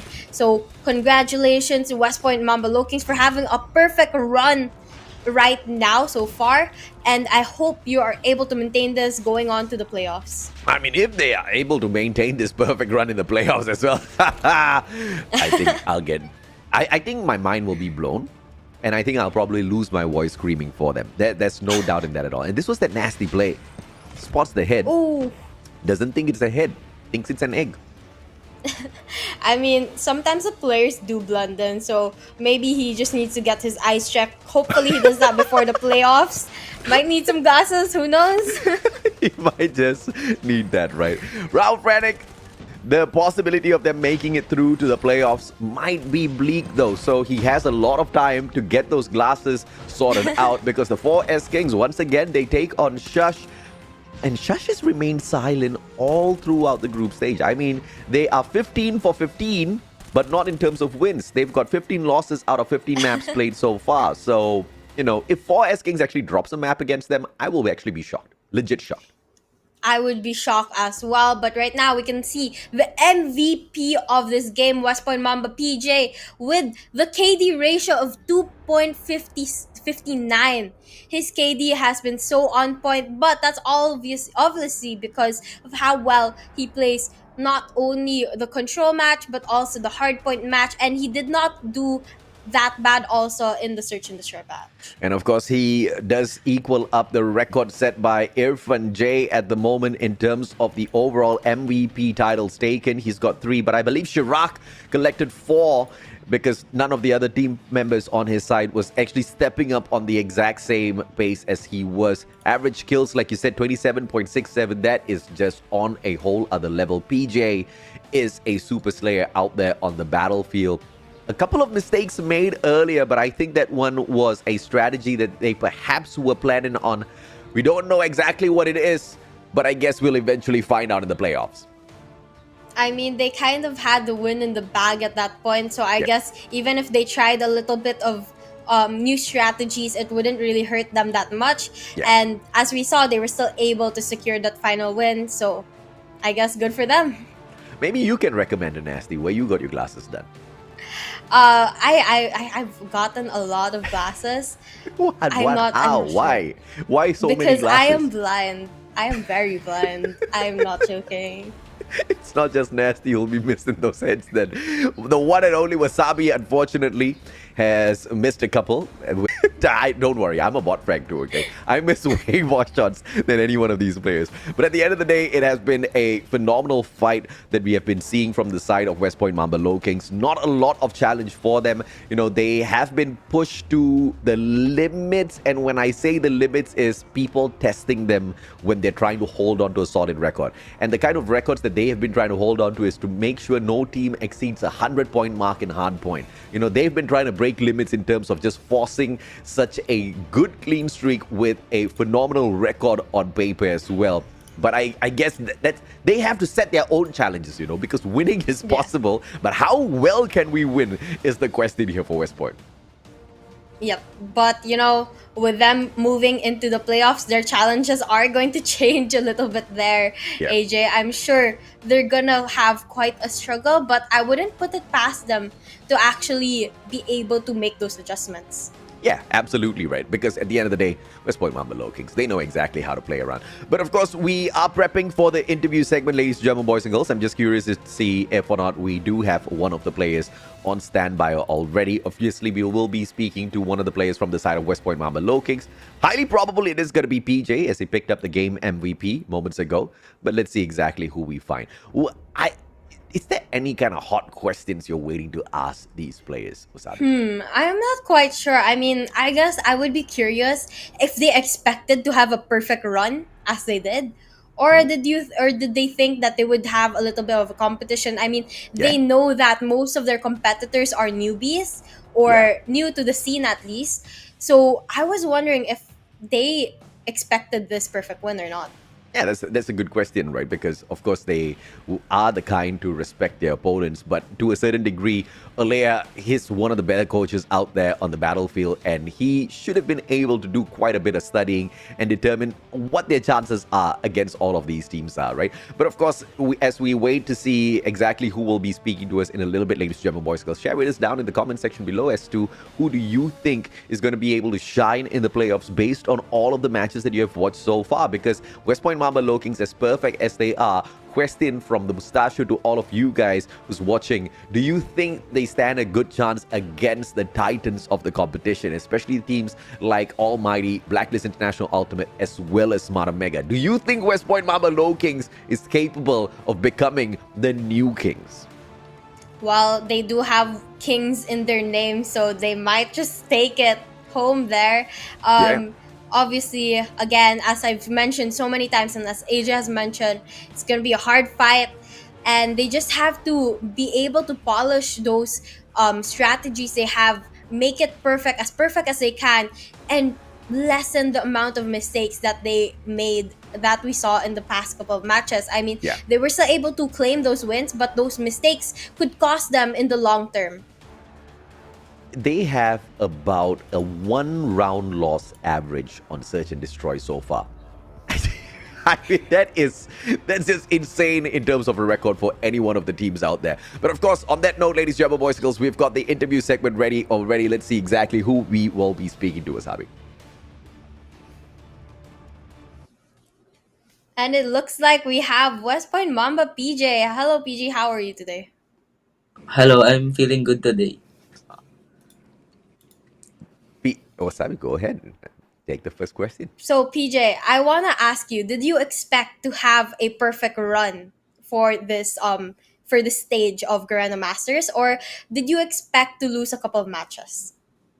Um, I think I'm more on the neutral side. I'm not expecting for a perfect round, but I'm not also expecting for a loss. So like, um, being at the middle, so like staying humble. So how we view like the top teams, that's how we view also the other new teams in the professional scene. So yes, that's my answer. Fair enough. And you gotta really love and respect that answer. Thank you so much for, being humble about it, PJ. There's nothing more or nothing less that we would have expected from you guys. Question, I mean, it could be a hard one, but who do you think out of the three titans in the playoffs, Blacklist, Almighty, as well as Mega, who's gonna actually give you guys a run for your money? Statistically, based on looking at obviously you guys are already studying for the playoffs in itself. Who are you expecting the stronger fight from? Almighty, our brothers from Almighty. Singapore. Okay, fair enough. And why is that so? Their gameplay is just very their chemistry is on point, especially their control. They haven't lost like a single control. Yeah. Their chemistry is just so on point, and their plays are very accurate. So especially the use of their tacticals, they're very on point. So I think it's gonna be a challenge for us, but we will give our best. Yeah, that's something, I mean, I think is absolutely on point, Wasabi. They are to be feared for those facts. Definitely, Almighty is a very good team, but I'm pretty sure you guys will be able to at least give them a run for their money. Hopefully, you'll be able to win a couple maps against them. Yeah. PJ, I have one last question. What preparations are you going to be doing to get ready for the playoffs as the stage of Garena Masters comes to an end? We will be going back to like screaming all day. Not really all day, but we're going to be conditioning ourselves. So like when it's the game day for the playoffs, I think we should be like conditioned and we're ready to go against the top teams in the playoffs. So and hope we can actually get the title this time. Hopefully. Well, fingers crossed. I hope so.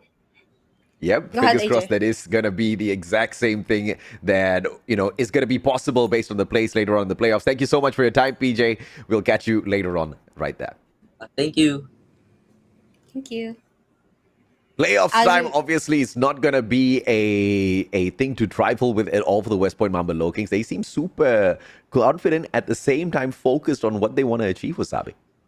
Yeah, they are super focused. And one thing I love about what PJ just said is that they see even the low or like the newbies of the competition as the rest of their opponents. They see them exactly the same, and that's why they're able to keep their guard up. They're not lenient, and I guess that's why they've been able to never lose a map, because even if they um aren't as going not as much as a difficult opponent, they still played it as if it was Smart Omega or Blacklist Yes. or Almighty that they were going up against. Yeah, it's as if they're living true to the tagline of RSG, a brand that we used to have in Call of Duty Mobile. Respect all, fear absolutely none. That's exactly who the West Point Mamba Lowkings are. We're going to take a quick short break. When we come back, finally, it's the match that I called out earlier. It's going to be easier esports going up against the Broke Boys Club. We'll see you guys in a bit.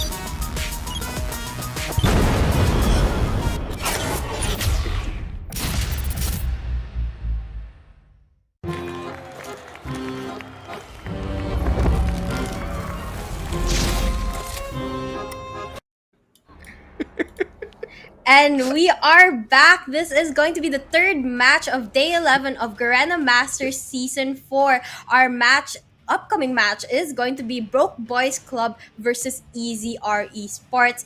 And as we know, Broke Boys Club has had a good run. Yep. But if EZR is going to be able to put up a matchup against them, then they need to play a little bit more careful here.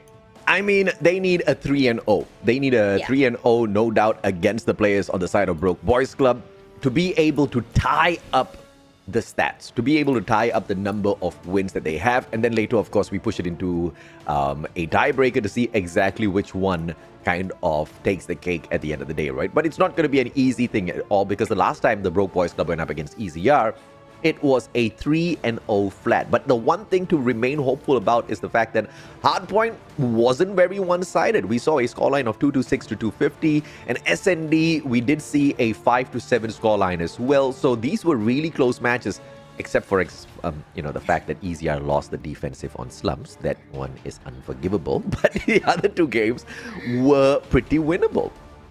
I mean, you're absolutely right there, AJ. If they're able to make the adjustments, they might be able to put up a better fight than they did in the first set of round robins. So hopefully they've got that practice in, they've got ready for it, and hopefully they're going to be able to make a change to actually win maybe one, maybe even two maps against Broke Boys Club. Yeah, they can't win two maps. They need all three maps or something. They literally need to. It's better than none. It's better than a 3-0. It's better than a 3-0 getting beaten down. Yes, I do agree with you. But if they really are hungry, get into that playoffs. They need to go all the way through. The Wonder Kids, the future stars, EZR, Esports, they really need to take the Broke Boys Club, break them in half, chuck them aside, and pick up that spot at the playoffs. But that's easier said than done. That's the series that we've got coming up later on. But of course, to close off the day, it's going to be Blacklist Ultimate taking on Huntsmen. Blacklist Ultimate is one of the other teams that has been having a perfect streak so far, and the Huntsmen have the perfect chance to ruin that before getting on into the playoffs. Well, we'll just have to wait and see. But before we see that, we're gonna see the match again between Broke Boys Club and EZR Esports. And the lineup of EZR Esports is gonna be Strokes, Moy, Joke, Ashori, Jai, and Judas. And as you guys know, these players, they definitely put up a good fight against the rest of their opponents. But the question is, will it be enough to secure the second spot to move on to the playoffs? And here we can see the players of EZR Esports. Joke and Jai, most definitely the front men of the squad. Joke usually performs extremely well when it comes to hardpoint as well as search and destroy. Jai does the exact same thing at hardpoint, but he takes a break during that search and destroy and shows up later on at control. A very well balanced team EZR is. They are able to really stand in for each other in the separate modes and make sure they reach up to the top. But of course, the grouping has been quite a challenge for them. But the one thing that I do love is these boys are full of that fire. Young Jay, Freezy, Seven, Z-Man, Josh, as well as Jello, they represent the Broke Boys Club. And if you want to look for an MVP in this team, look no further. Freezy's your man. Yup, Freezy got 18 kills yesterday on Search and Destroy. And for Search and Destroy, a map where you don't really respawn, 18 kills is a lot. And that is definitely where he popped off. Hopefully we can see the same from him today. And Seven as well, he's such a good strategic player. He uses so many off angles and power positions to catch his opponents off guard. And he is able to secure so many kills because of that strategy. And the 18 kills that you did mention was taken off of SKADI, the team that is currently leading this particular group at the very top. So that shows exactly how great the skills are on the side of the Broke Boys Club, which is the main reason why we said it's gonna be a true challenge for EZR Esports to reach up to the top and grab the 3-0 today. But nothing is impossible as long as you believe in miracles. 26.67 kills versus 19 on the side of Freezy. He's taking a nap, but he'll wake up later on in the game. I mean, I think that Nap is just a way to trick his opponents to think that they're catching him off guard, but when they're catching them off guard. So maybe it's just a little strategy of him. But as we can see here, he has an average kill of 19 kills, while Jai has an average of 26 kills. And despite Jai having more kills, he also has more deaths than in comparison to Freezy. Their KD, on the other hand, is not too far off from each other. Jai having a 1.31 KD and Freezy with a 1.16 KD. And the plot twist is today, Callie, I'm not even wearing one. And it is 1.31 versus 1.16. You don't laugh. You don't even know what the joke is about. It's about the chat. 1.31 I read the chat. versus... I can read the chat. Yes, you do have eyes. You do have eyes to read the chat. My ADHD lets me do multiple things. Hey, high five. ADHD sucks, but it helps you do a lot of stuff at the same time. 1.31 versus 1.16. Not a lot to shout about, but a little bit of an extra addition that shows you exactly who's going to be the front man when it comes up to the matches in a little bit. Takeoff, standoff, slumps. These are going to be the 3 maps. And it looks like EZR Esports are the ones who dictate 2 out of 3. So maybe that momentum will be pushed their way. Well, we'll just have to see when we get into the matches. But as we can see, the band operator skills is going to be Annihilator and Sparrow, which means we're going to see a lot of those Gravity Vortex guns once again. And the BAM maps is Firing Range and Raid. And now, of course, it is going to be standoff pick here by the Broke Boys Club as a response to the 2 Takeoff as well as Slums map. Now, Takeoff for EZR Esports has been a very convincing one so far. We have seen their matches against R&D, and in both of those hardpoint matches, there were pretty dominant runs coming through for the side of EZR Esports. The one thing that I am a little bit concerned though of is the fact that R&D was able to perform so much better in that second round, and therefore they were able to also expose the weakness of EZR Esports on that exact same map. And if Broke Boys Club, I mean, they've got the mechanical skills, if they even went ahead and did the reading as well as the studying of their opponents, EZR Esports might have just picked that map where they are about to take their first loss on.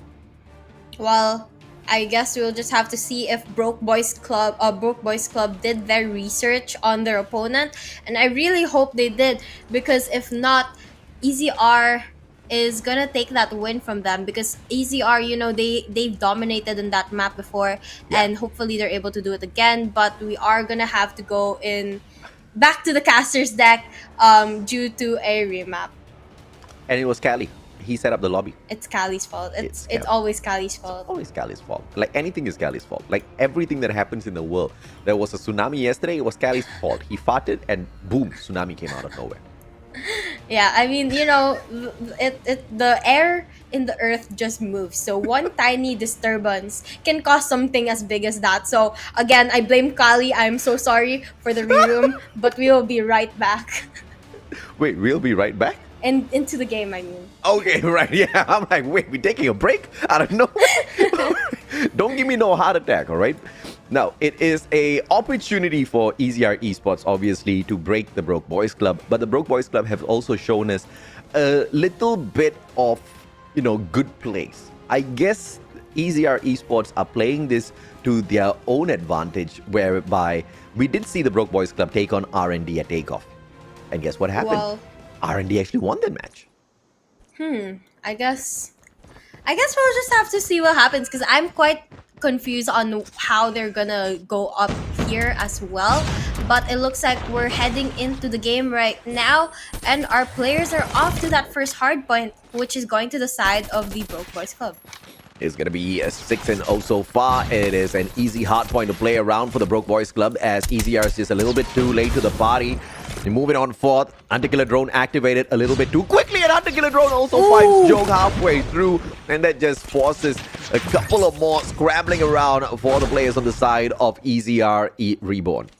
EZR finally able to take the point from the clutches of Broke Boys, but Broke Boys, they're going for a push all together. Hopefully, let's see if they're going to be able to take it back, but with 20 seconds left, it might just be better to just head on to that second hardpoint instead of pushing for the scrap time on this first hardpoint.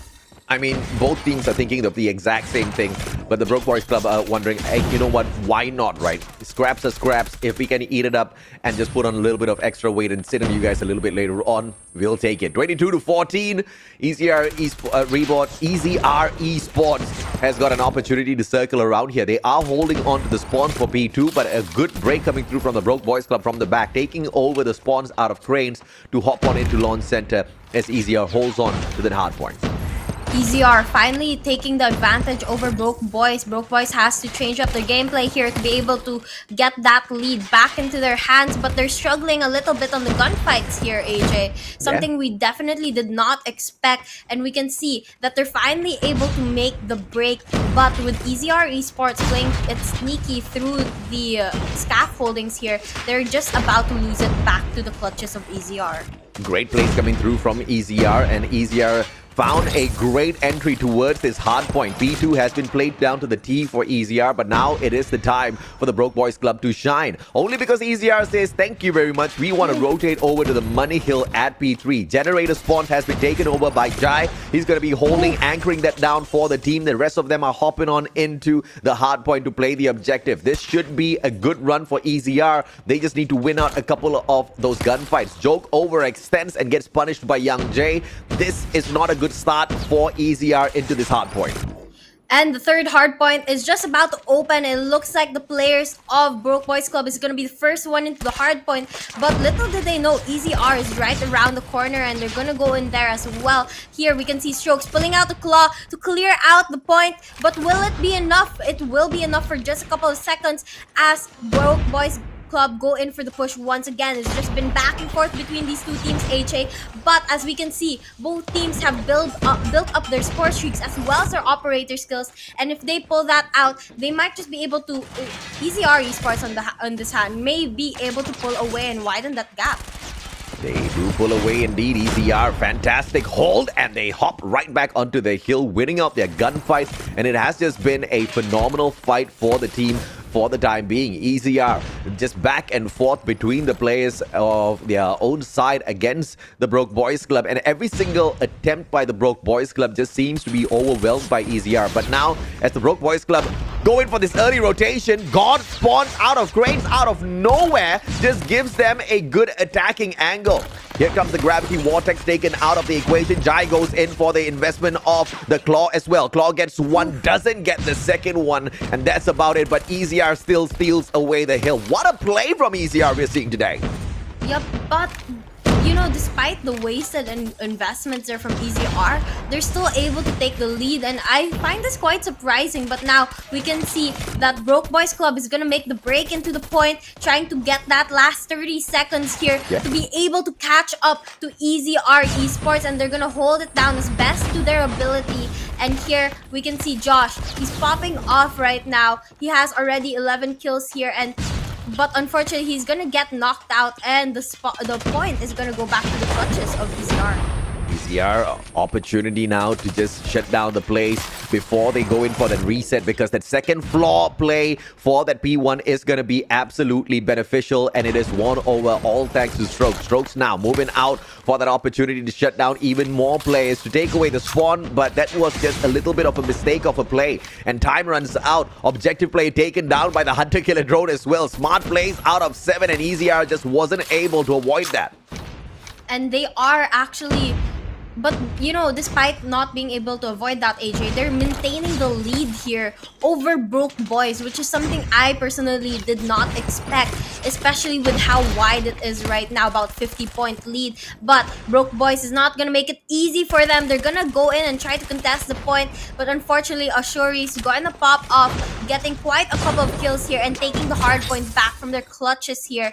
And now we can see 19 seconds left on this first hard point. Our players are gonna try to maintain that spawn, getting ready for the second hard point, and it's gonna be EZR who gets the spawn first. But Broke Boys, they're so close to the hard point, and they know that EZR is around the corner, so they're playing it carefully here, trying to push in. Yeah, surprising that Strokes did not try to use that scaffolding to take away that objective player from that P1 and ruin the opportunity to pick up all of those scrap points. But they might just get punished for that play. We will have to wait and see exactly what happens. Early rotation from EZR to take that spawn away from Cranes was undone by the Broke Boys Club, but they still do spawn out of the Special Forces base and they retrieve that spawn whilst the objective players get the deed done. Smart plays out of EZR. Broke Boys Club still on the back foot. And here we can see 35 seconds left on this second hardpoint, with EZR still taking the majority of this hardpoint. They're gonna pull away and maintain that, actually widen it to 65 points gap here between them. But Broke Boys, I'm not sure what's going on with them. They have to make the adjustments now and catch up to EZR, because EZR is getting close to that 200 point mark. And with the next hardpoint just about to open up, I think it would be a smart time for Broke Boys to go into that next hardpoint, set up and get ready, because if not, EZR is gonna beat them to it. Ooh, monstrous plays out of EZR, but now generator spawns taken over by the Broke Boys Club, and I don't think EZR is playing for it at all. Ashuri needs to circle on in and shut down these plays coming on through. He's got that backstab. Player 1, player 2 taken down. Ashuri on fire. Wah tries to hop on back into the hill, but it is sneaked away by the Broke Boys Club, and EZR giving them a run for their money. Here comes Young Jay now with the Gravity Vortex, but the Gravity Vortex is wasted as Joke purifies his soul and hops on into the hill. This is the kind of fight we expect from the Rising Kings EZR.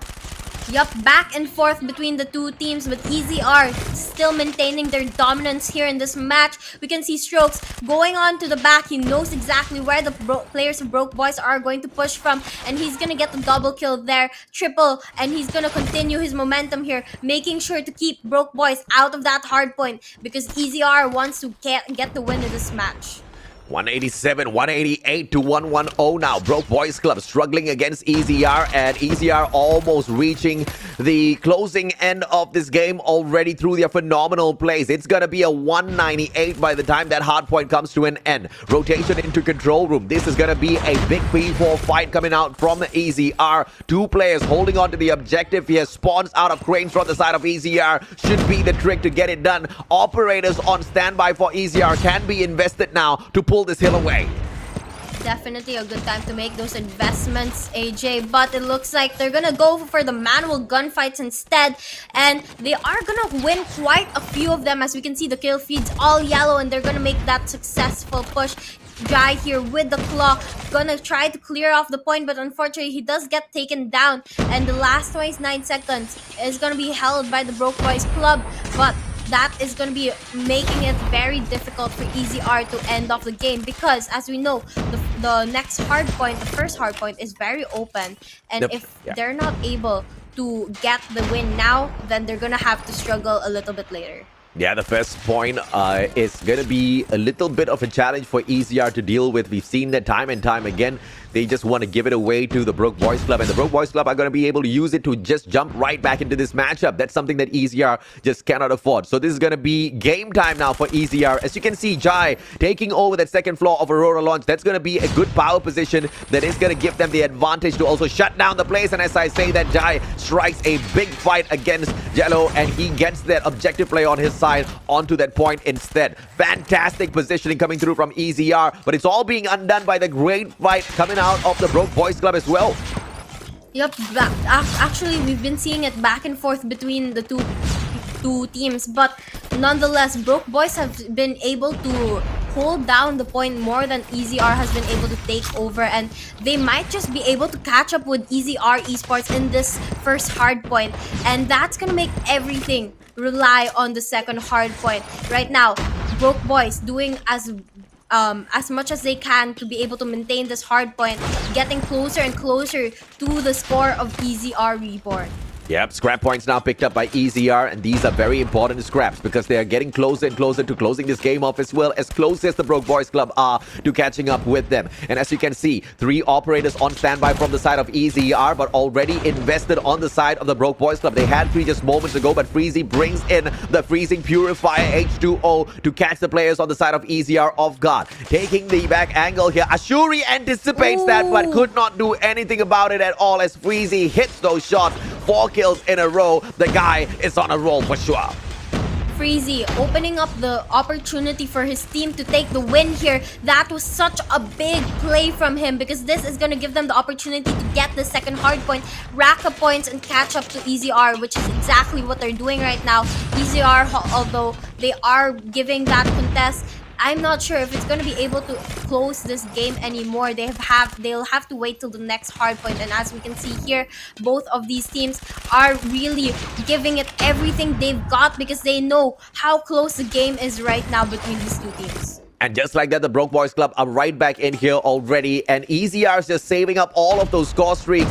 Sorry, all of those operators for a rainy day. But it's raining right now. In fact, it's storming. This next hard point, it's going to be the money hill for the side of EZR. A double operator investment. Make that a triple. You've got the Grab Vortex. You've got the Claw. You've even got the Purifier to hold on to this hill. But the objective players are just a little slow onto the point. Joss goes in to smash the hill with his Claw, but gets taken out of the equation. And they still find a break. The Broke Boys Club are on a roll. Investment by EZR all gone to waste. And now we can see a back and forth fight for this third hard point between the two teams. And we have seen Broke Boys break into the hard point, but EZR is going to be able to take it back, and it goes right back to the clutches of Broke Boys. They're trying to keep EZR away from that win because they only need 9 more points. Broke Boys, on the other hand, they need about 30 points to win, and they need to make sure to keep EZR out of the point if they want to even have a slight chance of winning this hard point match. But it's going down to the line right now, AJ.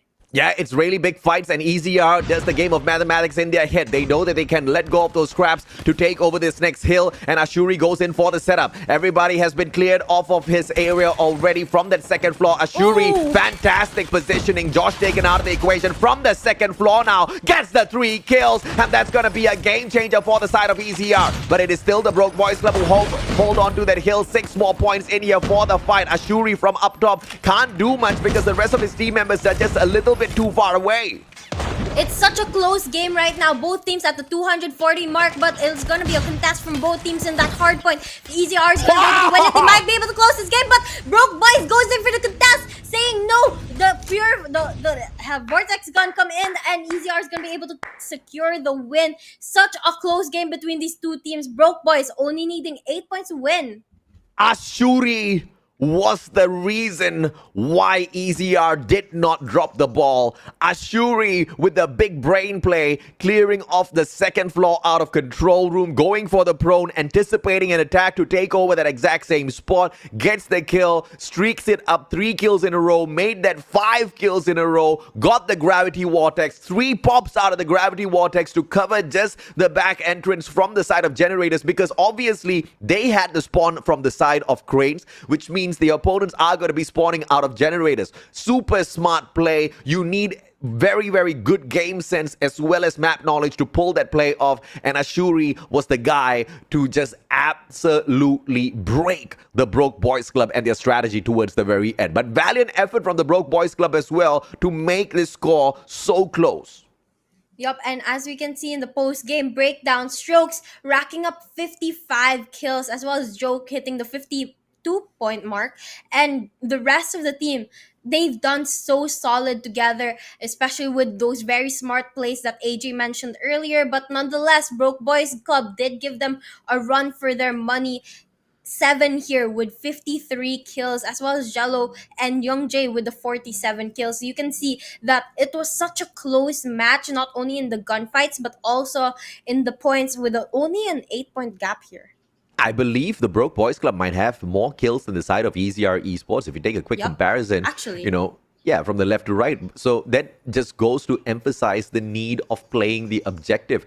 And I have to say, the objective was played so much better on the side of EZR than it was on the side of the Broke Boys Club. So that's 1 out of 3 grabbed by the players on the side of EZR Esports. They just need to do this 2 times more to rip away their map pick of takeoff.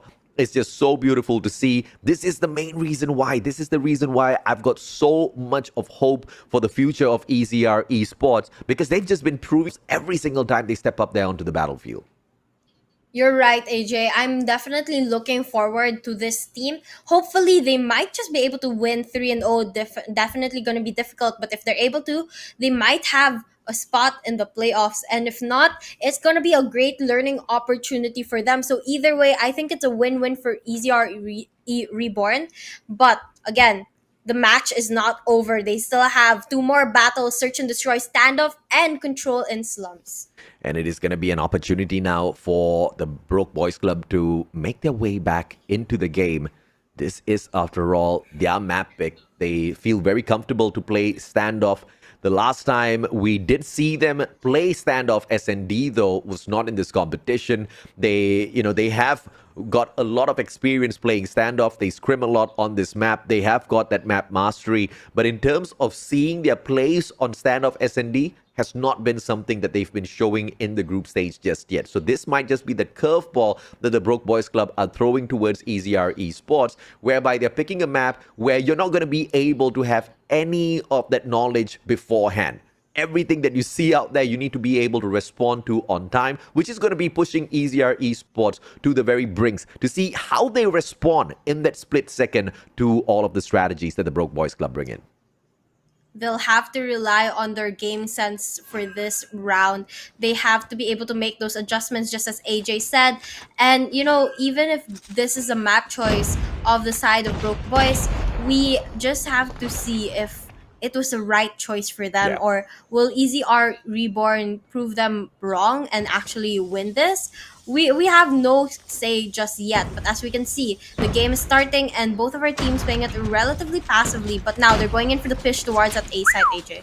Josh, beautiful jump shot, takes Joke out of the equation as well. Josh just making so much of noise from the side of the Broke Boys Club, but it is a 1v3 which he just could not sustain. EZR with the very first round. They need every single round and they are doing one hell of a job in terms of getting it. And now, the second round is just about to start with EZR maintaining the momentum that they got from Hardpoint. They have a good opportunity here, and we can see Broke Boys going for the heavy push towards that A site, but but luckily for them, they're going to be able to knock down a couple players on the side of EZR, and they're going to get that numbers advantage here, AJ. And here, we can see they're playing the positions really well. Freezy making sure no one enters, but also not getting shot by the wall bangs attempted by EZR. But nonetheless, the push comes through, and we're going to be down to the last player on the side of EZR. Yeah, very aggressive push coming through from EZR. It's all up to Strokes now. Avoids that concuss. Second one. He doesn't spot the right angle here and gets punished for it. Jello with a CBR takes him out of the equation. 1-1. This might just be a close game. Well, it's back and forth just as it was in Hardpoint, and with how close Hardpoint was, I wouldn't put it past them to make this a close game as well. And that's what we saw for the first 2 rounds. So hopefully this does continue so that we are placed at the edge of our seats.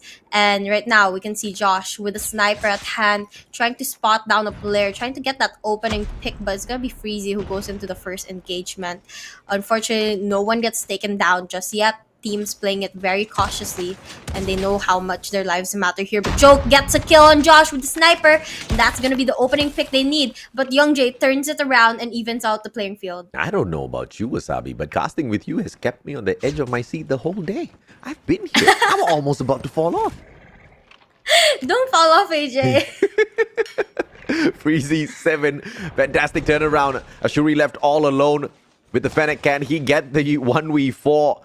Quite impossible to think that it's going to be possible. Freezy all tagged up, information given away, and Young J strikes from afar. This is that comeback that the Broke Boys Club most definitely need to add on a little bit more confidence to their side after that hardpoint loss.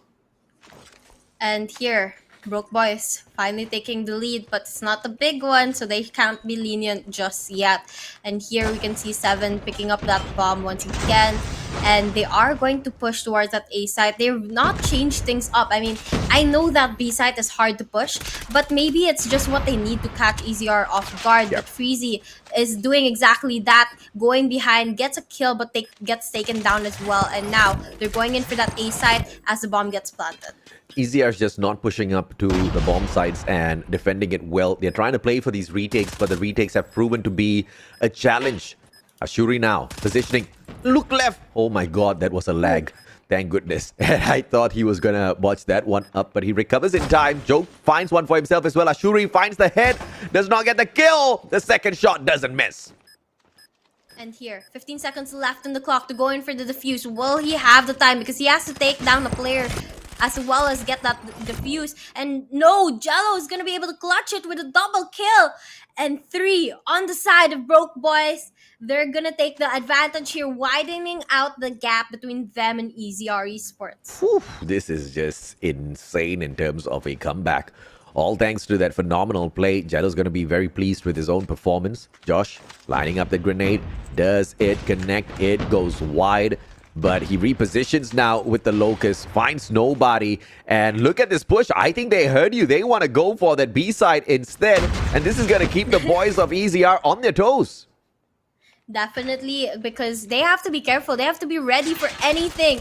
And with Broke Boys going for an unusual push here, I think that is exactly what's happening to EZR. Jello and Josh gets a kill, and we're going to be down to a 1v3 in favor of the Broke Boys. Oh, this is just insane. EZR once again. 1v3. Clutch situations, one after the other, but they fail. Not a close match, as close as I expected at least. Broke Boys, they're definitely doing so well right now. Hopefully EZR is going to be able to turn things around. But, you know, I don't know exactly what adjustments they can make just yet, because Broke Boys, every single round, they've changed up their strategy. Yeah, and the Broke Boys just literally need one map win. And that just puts them in the clear. They don't need to worry about their spot in the playoffs anymore.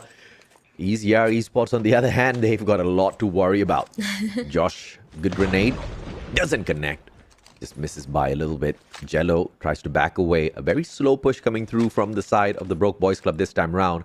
As EZR, they are down by 2 men, but Broke Boys Club just not taking any chances whatsoever.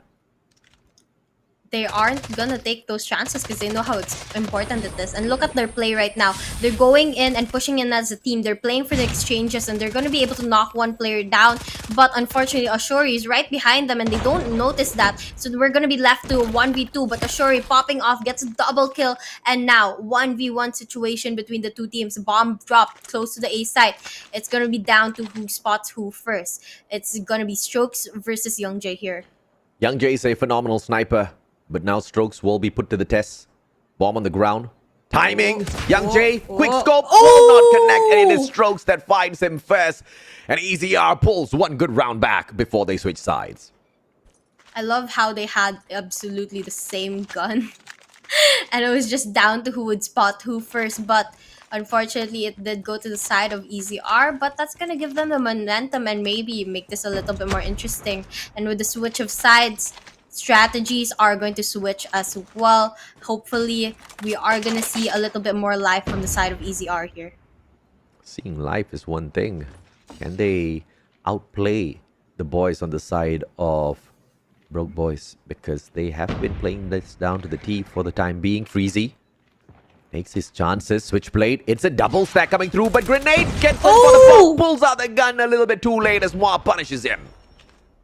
Here, we can see a 3v4 situation, numbers advantage going to the side of the Broke Boys Club. EZR Moy going around with the bomb, unsure which side to plant at.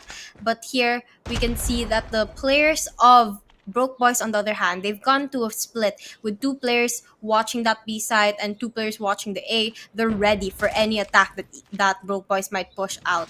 And Ashuri playing a little bit sneaky here, teasing Sev with a couple shots, but they finally go into the engagement, and Ashuri is going to be able to win it, now down to a 2v1 here. Ooh, Joke ends it really quick with that DLQ sniper popping off once again. Ah, that's just crazy, man. 4-3, EZR. This is that opportunity now to just equalize the playing field. 4-4. If they can get yet another good attacking push. Bomb moving towards that A bomb site, but that flank by player number 4 and 5. Ashuri as well as Jai might just be the winning factor for this team. They're just making sure no flank comes around from the side of the Broke Boys Club whilst they set up this bomb site. But the bomb pushes out way too far, but Joe protects him. Oh! That wall bang was absolutely amazing, but he does get exchanged as well, and we're gonna be down to a 4v4 situation here. A lot of snipers at play, AJ, and they're just spamming it, trying to get those wall bangs, but it doesn't line up just yet. Freezy going for the backstab, gets a triple just like that, and that's gonna be such a huge play because he's gonna go in for the easy defuse now. Yeah, Freezy. There are no bodies there, but he tries to take a body shot.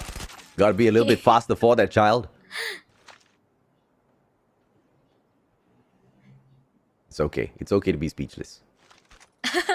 I'm lost for words. I have no idea what to say. That was such a quick play from Freezy, and he just turned things around. He's trying to make sure that his team doesn't lose a chance on the win here. Yeah. I mean, again, just as AJ said, they just need to win one map to secure their spot on the playoffs, and it looks like they're gonna try to close that down here in Search and Destroy. 2 rounds closer to it, Jello. Good flank around alongside Young Jay. And this looks like it's going to be the undoing of EZR. What happened to them making sure there's no flank around from that gas station? Their setup this time around is just all wrong. Strokes tries to recover one by taking Jello out, but with that information, Josh shuts him down. 7 up top. Good jump in through the window. That's very rare for you to see. I mean, I didn't expect him to be able to make that jump, but he proved me wrong. And now 1v2, but he gets caught off guard, and that's gonna be another win to the side of the Broke Boys. Bringing them to match point here. Not as close of a game than we expected, AJ, but nonetheless, good fight from EZR. Hopefully, they're able to turn things around. Match point for the Broke Boys Club. And this is that qualifier to the playoffs that they are looking for. Can they get the job done though? Concuss, tossed on out. Josh has an opportunity. Just needs to hunt for a head, but the timing is just a tad bit off as EZR sneaks away just behind the statues. Well, ooh, what a shot from Josh with that sniper there. The Locust definitely is going to be super useful in his hands. And now we can see that he's going to check that A site, make sure no one's here just yet, spamming a little bit. And we are going to be down to a 2v5 situation with Broke Boys taking the numbers advantage here. But EZR, on the other hand, they're going to play for the trades. Both of them staying very close proximity with each other. And we are just about to see 7 pop off, and 7's gonna be able to take Jai down, but he gets taken down as well, and that's gonna be information given to the team of Broke Boys on the location of the last player. It's a lot to expect Ashuri to get this 1v4 clutch. Josh anticipating a push coming out. He does see the guy, sees him again, misses that shot though, and now that gives away the position of Josh. Ashuri knows exactly what to expect, gets tagged up halfway through as well. This is just an impossible situation to fight out of. Bombs on the ground. Ashuri has nowhere to run. I mean, he's definitely stuck here. He's surrounded every single corner that he could go to. He's surrounded and he's very low on health. He has to find a way to turn things around here and regain a little bit of help. But he gets spotted by Young Jay. And just like that, Broke Boys claims the win for Search and Destroy, securing their spot in the playoffs. That is just a opportunity taken and absolutely smashed. Josh looks like the reincarnation of Mickey Mouse. Guy looks delighted. I mean, they all look happy to be able to finally secure that win. No matter what happens in the control match, they're good to go. And I'm sure they're very, very extremely happy for that. But of course, one thing that they are all aiming for is the bigger pot or the biggest slice of this pie when it comes to the prize pool over at the playoffs. A 7-3 victory. Broke Boys Club made it look so easy, led by Josh, who got more than double of whatever the rest of his teammates. Okay, Jello did manage to get 9. But 15 kills, no joke at all. Ashuri, on the other hand, trying his best to carry the squad, but Strokes and Jai just had such a terrible game, unfortunately. I mean, I think that's a little bit of an underperformance coming from Jai and Stroke. I think they could have done a little bit better, but with the strategies that Broke Boys Club was pulling off, I'm sure I would have struggled if I were in their place as well. Broke Boys Club just changed up their gameplay every single round, which it makes it hard for you to adapt because once you adapt to one strategy that your enemy is doing, they change it up again. Yeah. And, that's just the unexpected that the Broke Boys Club bring into the competition. And as they move on through to the playoffs, they will be able to show up and show off a little bit more of what they can do. But this has just been the tip of the iceberg in terms of what sort of challenge they will face in the competition. There's just so much more to handle out there on the battlefield later on. Their enemies are going to be players like Blacklist and West Point Mamba Lowkings, and also ALMGHTY. And if there's if EZR games are this close, I'm pretty sure they're gonna have a hard time going up against those giants that we've seen in past competitions. So they definitely need to step up their game and improve as much as possible before the playoffs come. And the closest of the opponents that they did manage to struggle against was SKADI. And we all know that, SKADI unfortunately has not hit their high strides just yet. They are still trying to build that chemistry between the team members of the squad, but it is still in line to make sure they get up to the top as well with the rest of the teams. It's good to see that a lot of the new names, a lot of these new brands are making quite a bit of noise in the competition.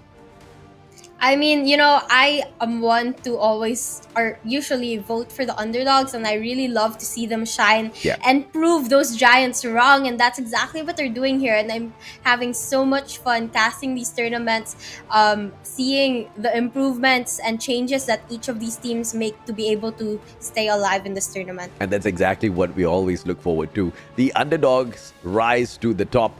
But it's not going to be an easy rise at all. Not everybody is lucky all the time. It takes a lot of work. It takes a lot of time to manage to, really take down some of these top dogs within the competition at the end of the day. But the Broke Boys Club are just earning themselves that opportunity to step on up, to challenge the big boys of the tournament, to see exactly how they can match up. At the end of the day, there are going to be some winners and some losers, but let's see exactly who loses this series as a whole.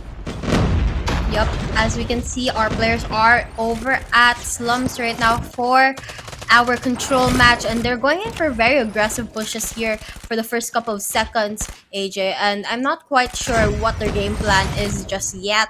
But as we can see, Broke Boys is going to be the ones defending, while EZR is going to be the ones attacking.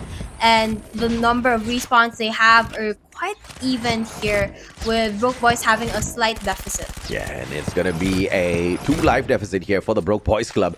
They're on the defense, so EZR is actually doing pretty decent on the attack here. That B control point is going to be sneaked away. Young Jay trying to go in and prevent it. He takes on Jai, and I believe the better gun is in the hands of Young Jay. Misses the first shot, finds Jai either way, and the B control point, second quadrant, still gets sneaked away.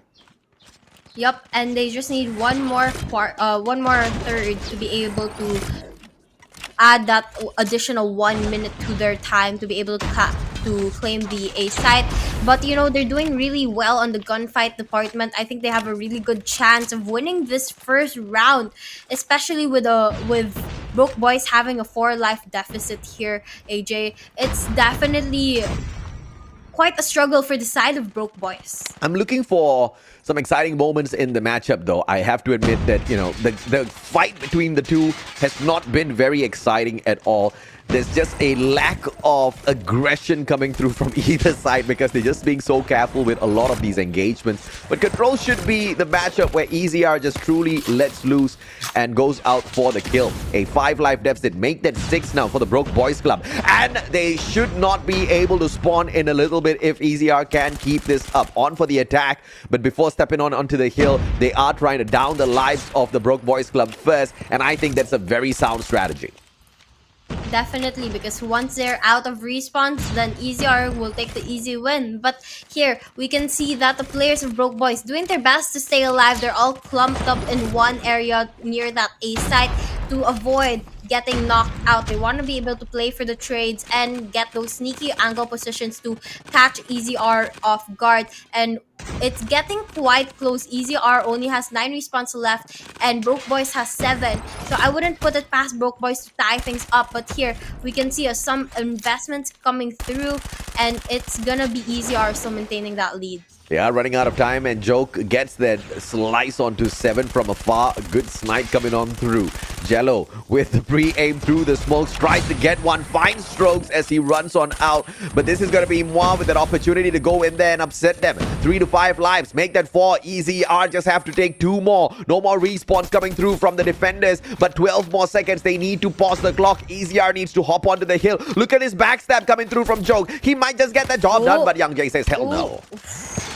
Now, down to the last live on the side of Broke Boys Club. 4 seconds on the clock. EZR able to get the kill, and they're gonna take the first round win there, even as the attacking team. So how much more as they move onto the defending side? Maybe EZR might win this 2-1. I mean, I don't know. If you're losing the defensive on Slum's control, you know, your chances in the playoffs later on, it's not gonna look great at all. Joke takes himself out of the equation. He's just joking about that. Josh gets a double for himself. Moa finds Freezy, just back and forth between the two, but AZR's on the losing side as the defenders. They need to maintain as well as manage their lives a little bit better here, Wasabi. Definitely needs a little bit improvement when managing the number of lives they have.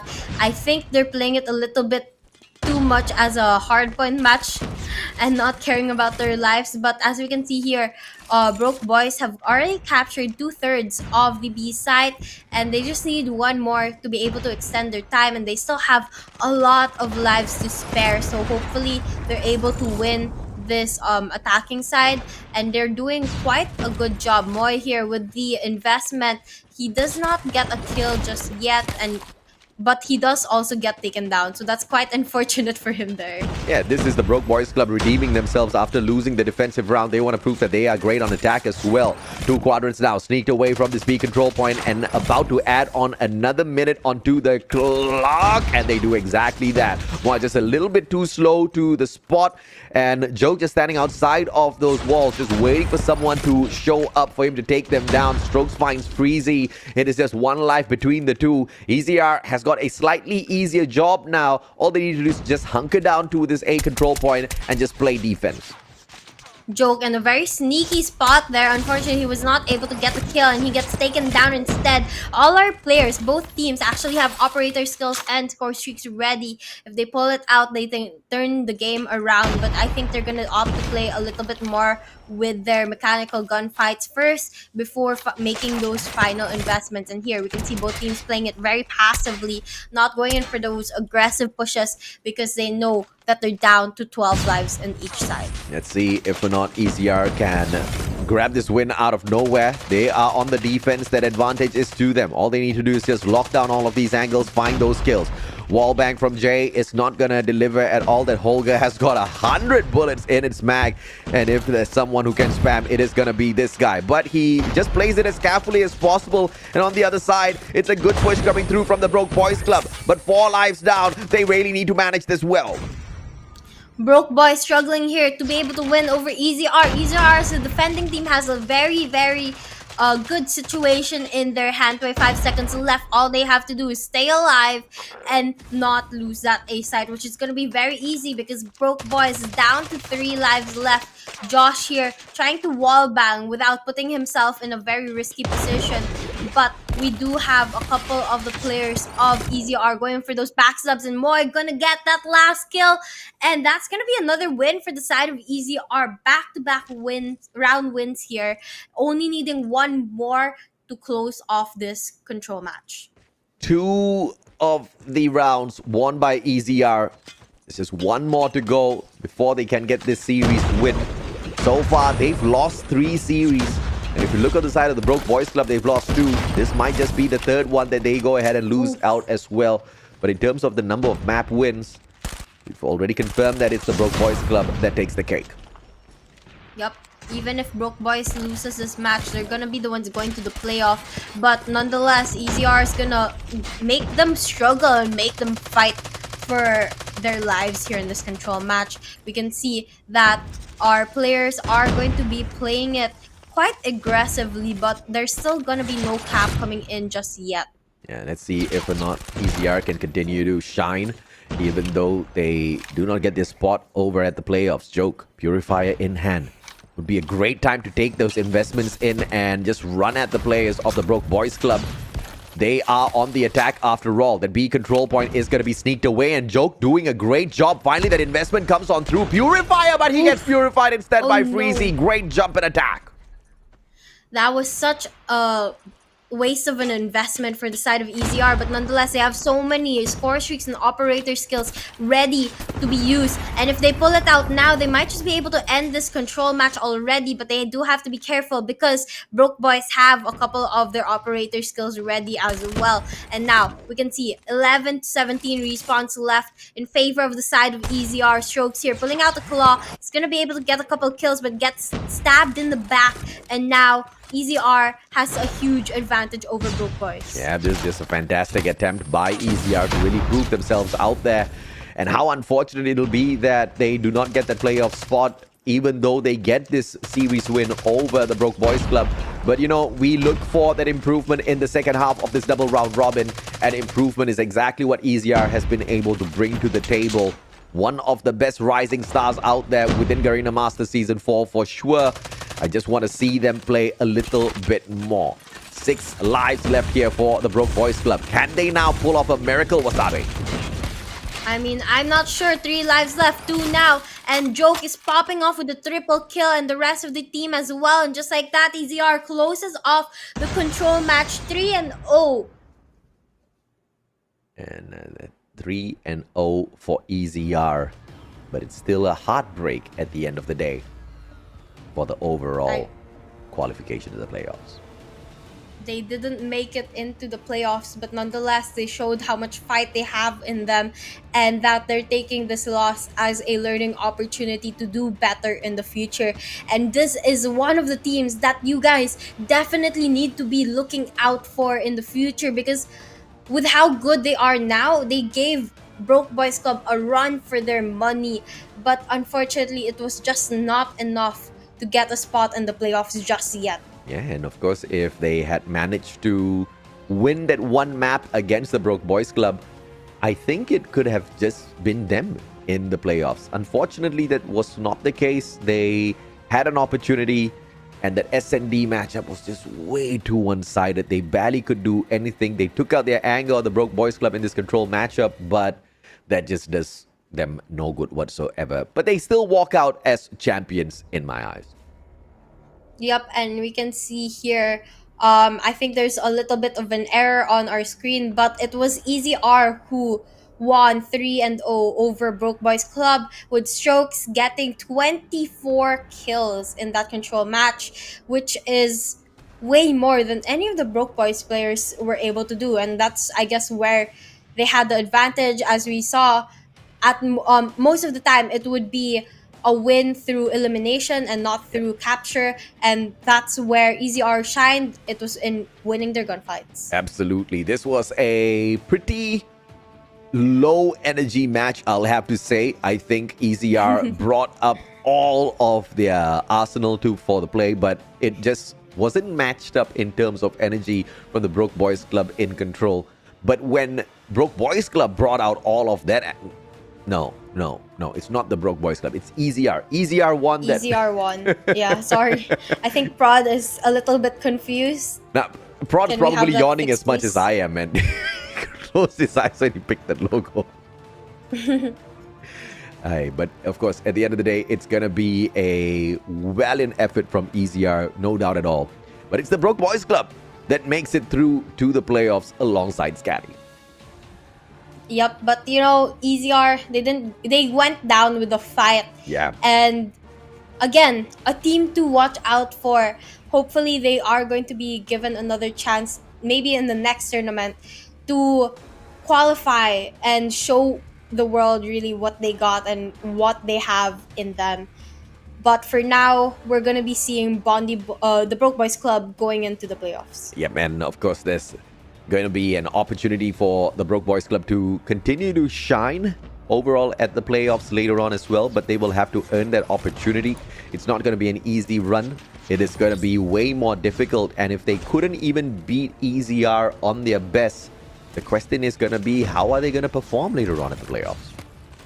I have the exact same question, AJ, because we saw how much they struggled against EZR. Yeah. And EZR didn't even qualify to the playoffs. So how much more the other teams that made it through, especially the giants, the names that we all know, Blacklist, Blacklist International, ALMGHTY, Smart Omega. How are they gonna go up against these players? I mean, even before that, I think West Point Mamba Lowkings might have a good chance of eating them up alive. True. The Broke Boys Club in for a treat, no doubt, over at the playoffs. But, you know, once people start, you know, not expecting a lot from you, underestimating what you can do at the playoffs, that is the perfect opportunity for you to upset the whole world, make a name for yourself, and rise up to the top. That is the position that the Broke Boys Club are in right here, right now. So good luck to them for sure later on at the playoffs. But it's so weird to congratulate the losing team who qualifies to the playoffs, and the winning team is the one that gets to be interviewed.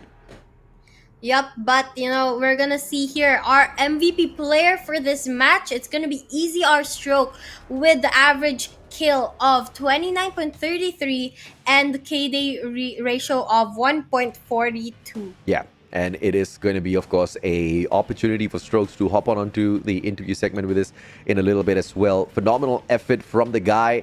He has been picking up quite a bit of slack for the team, but if you look at EZR Esports all around, it's not just him, it's the one and only Joke as well, who has been doing phenomenally well. Jay steps up for the team quite a bit. Moi has had his moments in a lot of those situations. It's just a little bit of patching up to do for EZR in terms of their gameplay as well as strategy before they can really make a lot of noise in these competitions. You're right, AJ. They are such a strong team. They have so much potential, but they just need to make a little tweaks to their strategy, fix those small mistakes that they made and we saw earlier on, and they will have definitely a good chance of qualifying in the next season. But for now, they have to make way for the Broke Boys Club to go through for the playoffs. I think the loss of EZR is bringing a tear to my eye, unfortunately. I really thought this team could actually go all the way through. It's just that they faltered on that one map. The first round of the double round robin group stage was not the best of runs for them, and this wasn't really the hardest of groups. I mean, no shade to anybody else, but it wasn't the hardest of groups for them to really survive. So they just have to take that to heart and understand that the challenge is just going to get so much more harder from here on end. But they are on the right track, so hopefully we see so much more from them. We're still waiting for the interview segment with one of their players, which I'm surely looking forward to. I am also looking forward to finding out who we're going to be interviewing. AJ, before we jump into the interview, I want to know who's your best guess for the interview. Who do you think it's going to be? It's probably going to be Strokes. I think the guy, speaks really well, and the team will be more than happy to just throw him onto the hot seat once again. It's like, go answer Mustachio's questions. We don't want to answer those questions. I guess the team would be a little heartbroken, but they will be in high spirits knowing the fact that they did walk away at the end of the day with a victory over the Broke Boys Club, which means they redeemed themselves from the first half of the double round robin. It is definitely still something for them to be proud of. But before we move into the interview, we're gonna have a little bit of a pop quiz for you guys. So if you know the answer to this question, who was the MVP player of the last match, go drop it down in the comments below, because this is gonna give you an opportunity to win an amazing gift from Call of Duty Mobile Garena. And don't forget to follow the format. Your answer, your open ID, which can be found in the settings of your game, followed by the pop quiz hashtag. This is going to be one of the easiest questions answered, because you guys obviously were tuning into that matchup and know exactly where to go with this one. Worst case scenario, all you need to do is just rewind on YouTube. Easy peasy lemon squeezy. Yep, and with how easy it is, I expect all of you guys to be joining this, because again, you get a free gift from Call of Duty Mobile. So what is the harm of joining? I mean, I would join if I wasn't casting. Most definitely right. You get to win a couple of crates for yourself, and that's exactly what a lot of you guys want. I mean, we've been looking for those giveaways, and those giveaways have been demanded for by the community in so many of the past tournaments that we've had. And in this tournament, we are literally doing it on every single day. So thank you, Garena. You guys are awesome. Yeah, and as you guys have always asked, where is the codes? Well, you're gonna get it as soon as we announce the winner of the Yep. pop quizzes. So make sure you put your answer down below and then check your mail in game to see if you won. But first you have to know who the right answer is. Absolutely. Absolutely. So just rewind the broadcast and you will be able to get your answer. We're still on standby to see exactly who we're going to speak to from the side of EZR. Is it going to be Strokes? Is it even going to be potentially Joke or Jai? They have been, putting up really, really good plays in the recent past as well. It will be a delight to speak to either one of them, but anybody that we get from EZR is going to be a delight, I have to say. Definitely gonna be fun picking their brain with our questions. But I am honestly really heartbroken for EZR Esports. They fought so hard, but they still don't qualify. And even with winning this match, they were so close to qualifying, but they just didn't make it. And if I were those players, I would be absolutely destroyed. Well, let's see if or not they are destroyed. We have got our interview segment ready, and let's see exactly who we've got. Welcome, Strokes. Hello, hello. Hello, Mustache. Hello, I mean, elephant in the room question, man. How do you guys feel? You won the series, you redeemed yourself, but you can't move on to the playoffs. How do you guys feel? And what's the strategy like to make a comeback in the near future?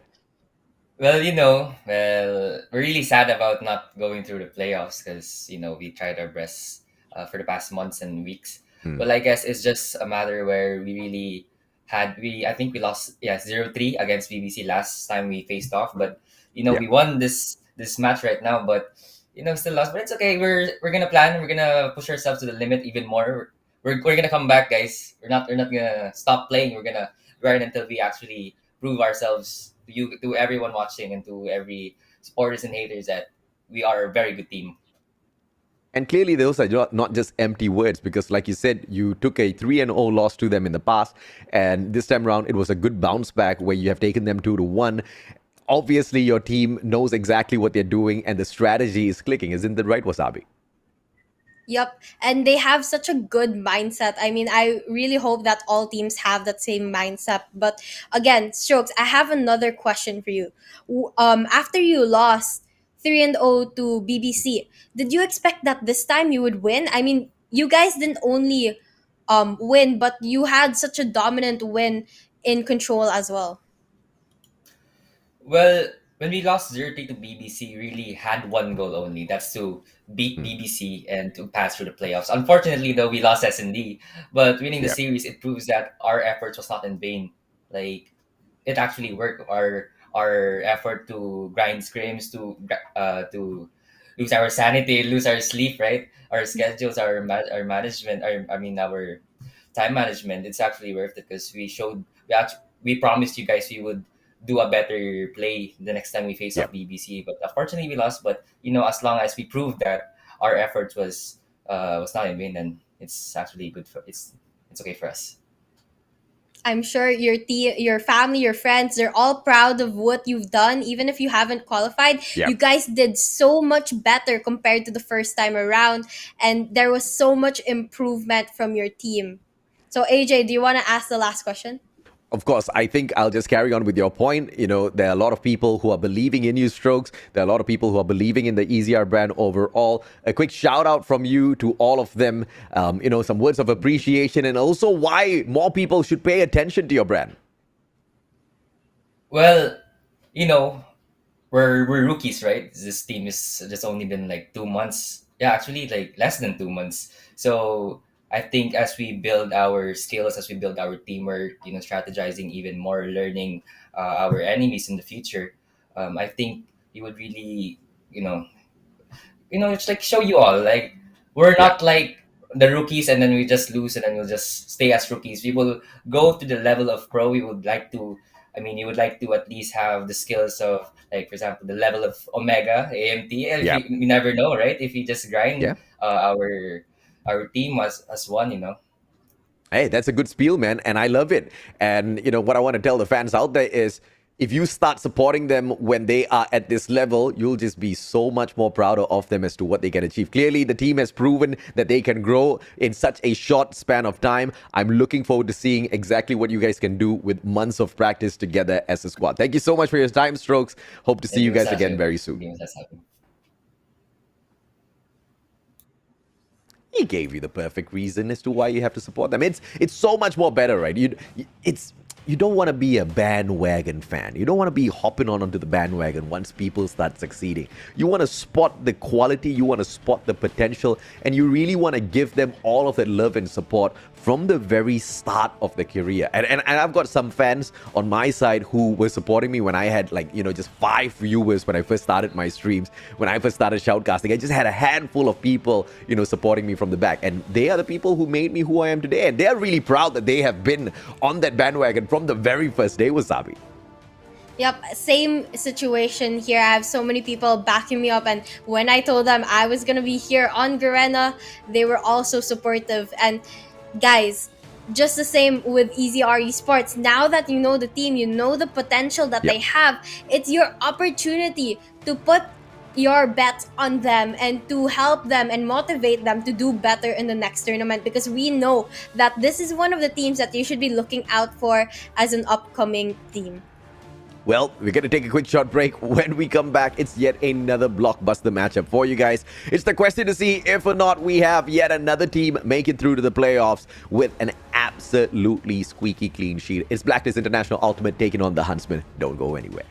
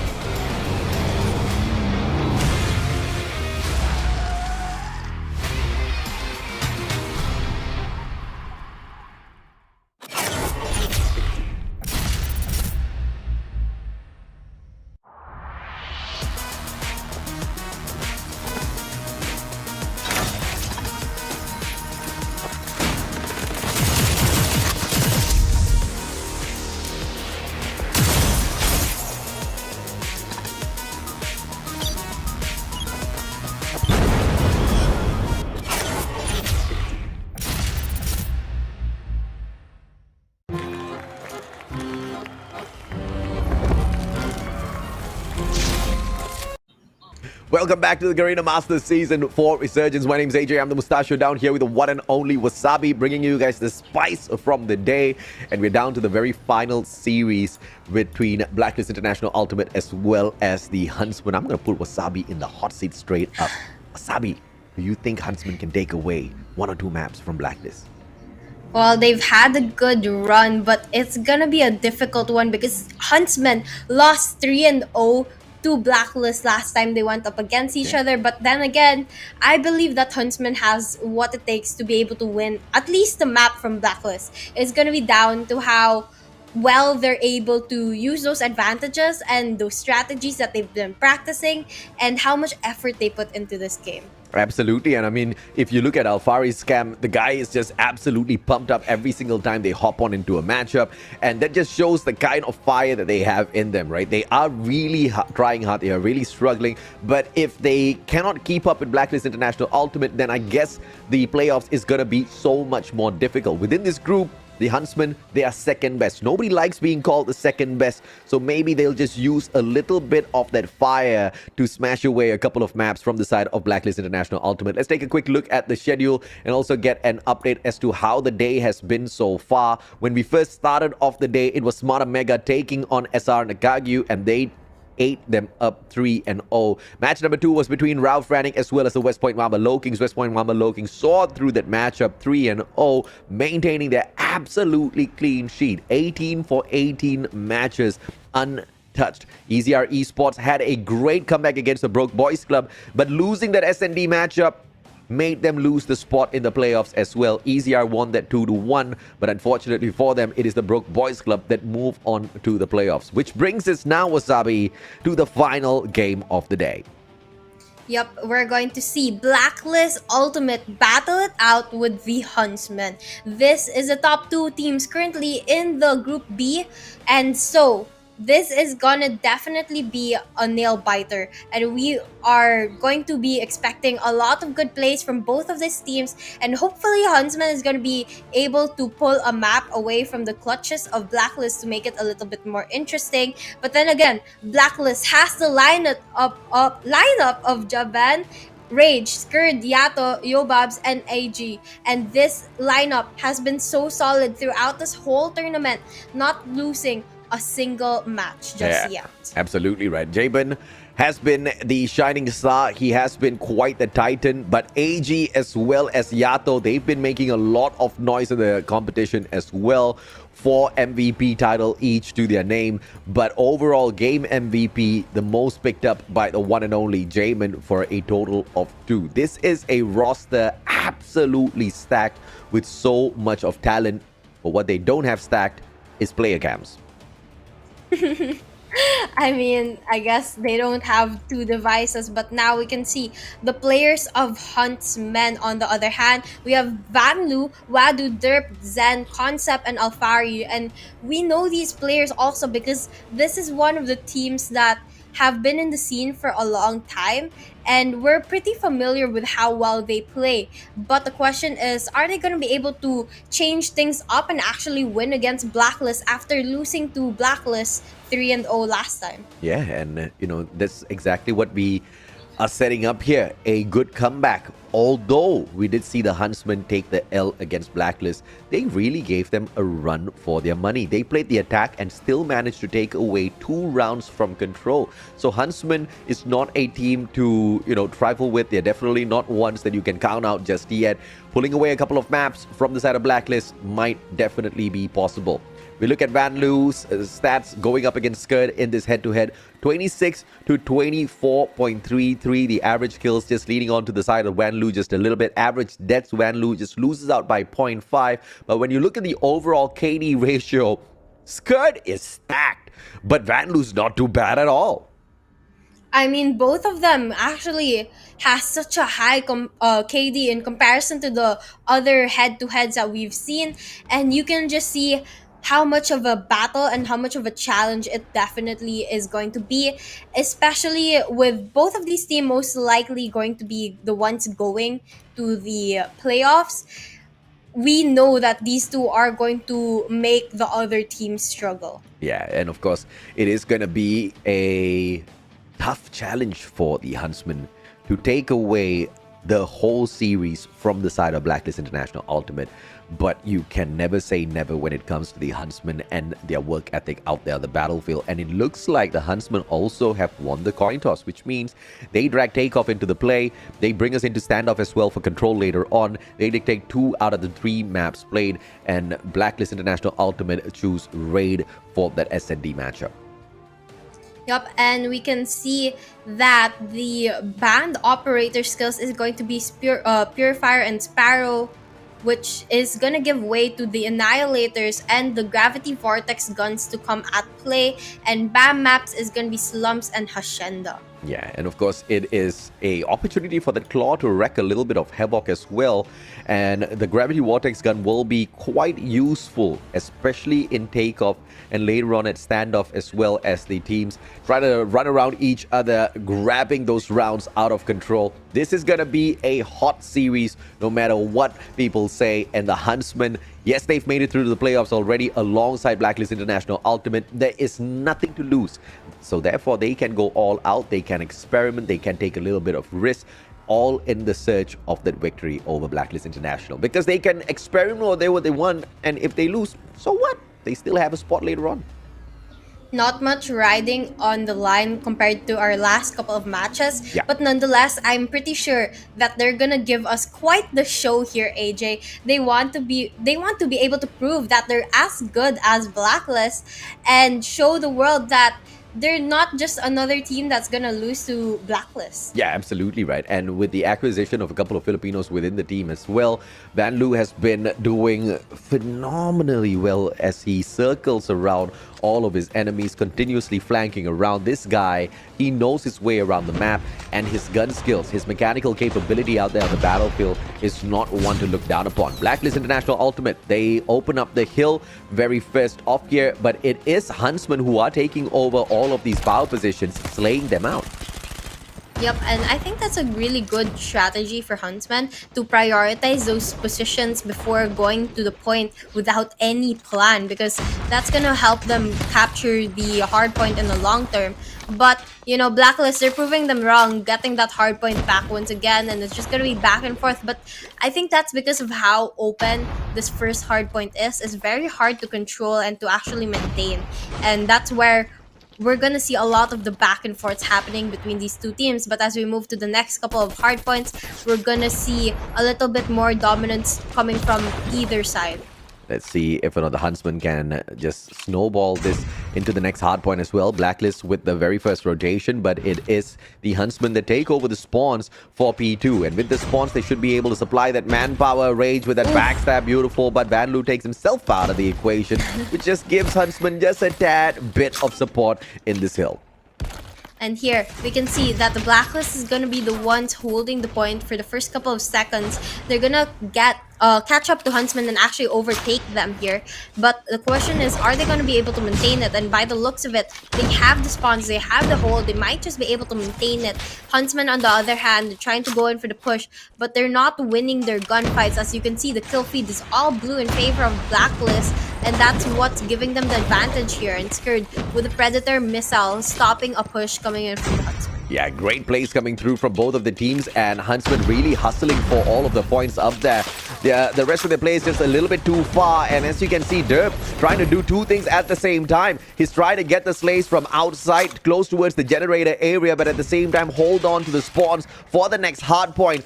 You can't do that, mainly because you need all of the points that is capable of picking up. They should have just gone all in for that P2 and rotated over for that final 10 seconds. And because of that mistake, unfortunately, it is Blacklist that is there first to pick away the spawns and generators. Hopefully that does not snowball for the side of the Huntsmen. They need to bring in those corrections right away. With the Blacklist already set up in the next hard point, it's going to be a difficult push for Huntsmen to be able to go in. And now we can see the push coming through, but it's not enough just yet. Despite Huntsmen winning quite a couple of their gunfights, they're going to fall short in finally capturing that point. And here, Blacklist, they've maintained so many power positions in this hardpoint due to their early rotation, and they have just been so consistent in managing it and holding it down. And Rage here, he's going to be able to get a couple important kills there that helps maintain that hardpoint. And 20 seconds left and still no capture from Huntsman for that third point. Yeah, let's see if or not things do go ahead to change for the side of the Huntsmen.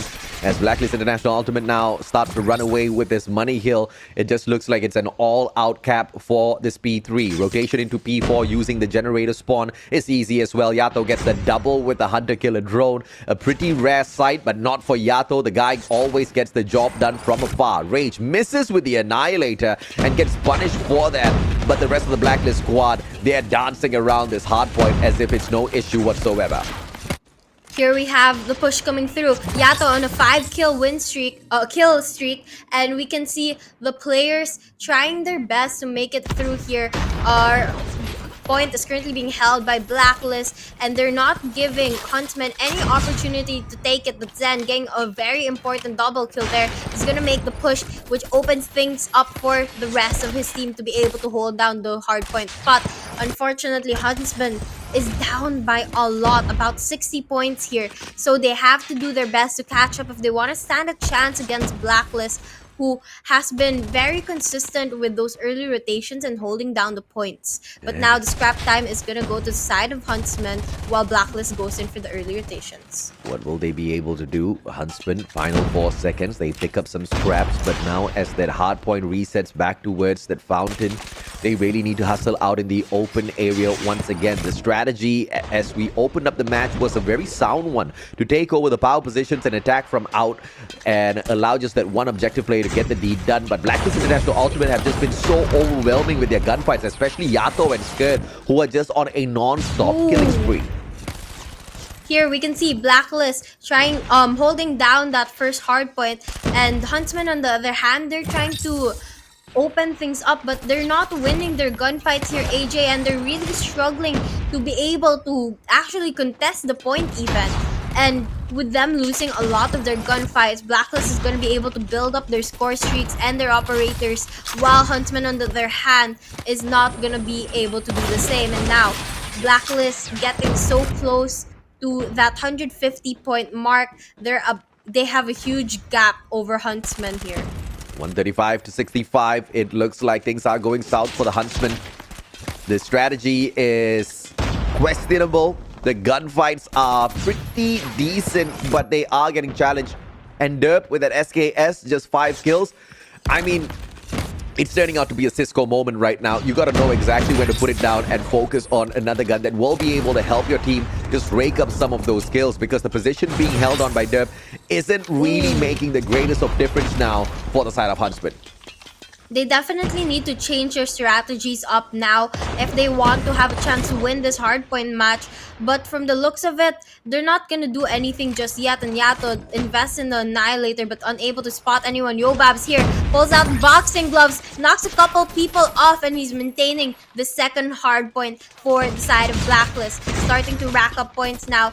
But Huntsmen on the other hand, I think they're quite confused on what to do now. I mean, their pushes are not working against Blacklist, and they're not able to get the hill. They always get that scrap time, but they're never able to rack up enough points to even get close to Blacklist. Van Loo is continuously just doing his job out there with the CBR4, gets the second streak as well. That's the Hunter Killer drone that he once activated. Predator with one more kill, he should be able to secure that for himself. Van Loo sends out the Hunter Killer first. Can he get that slay? Circles on around. They want to play around the generators to get the spawn. And Van Loo says, if nobody else is gonna do it, I'll just do it on my own. Gets the kill, but gets annihilated right after. Van Loo had a good try there, but unfortunately he does get taken down, and that's gonna give an opportunity for Blacklist to go in for the push, and that's exactly what they're gonna do now. They're holding the hard point down, trying to keep Huntsman out, but Huntsman's gonna deny that. Wadu here with a really big play with the claw.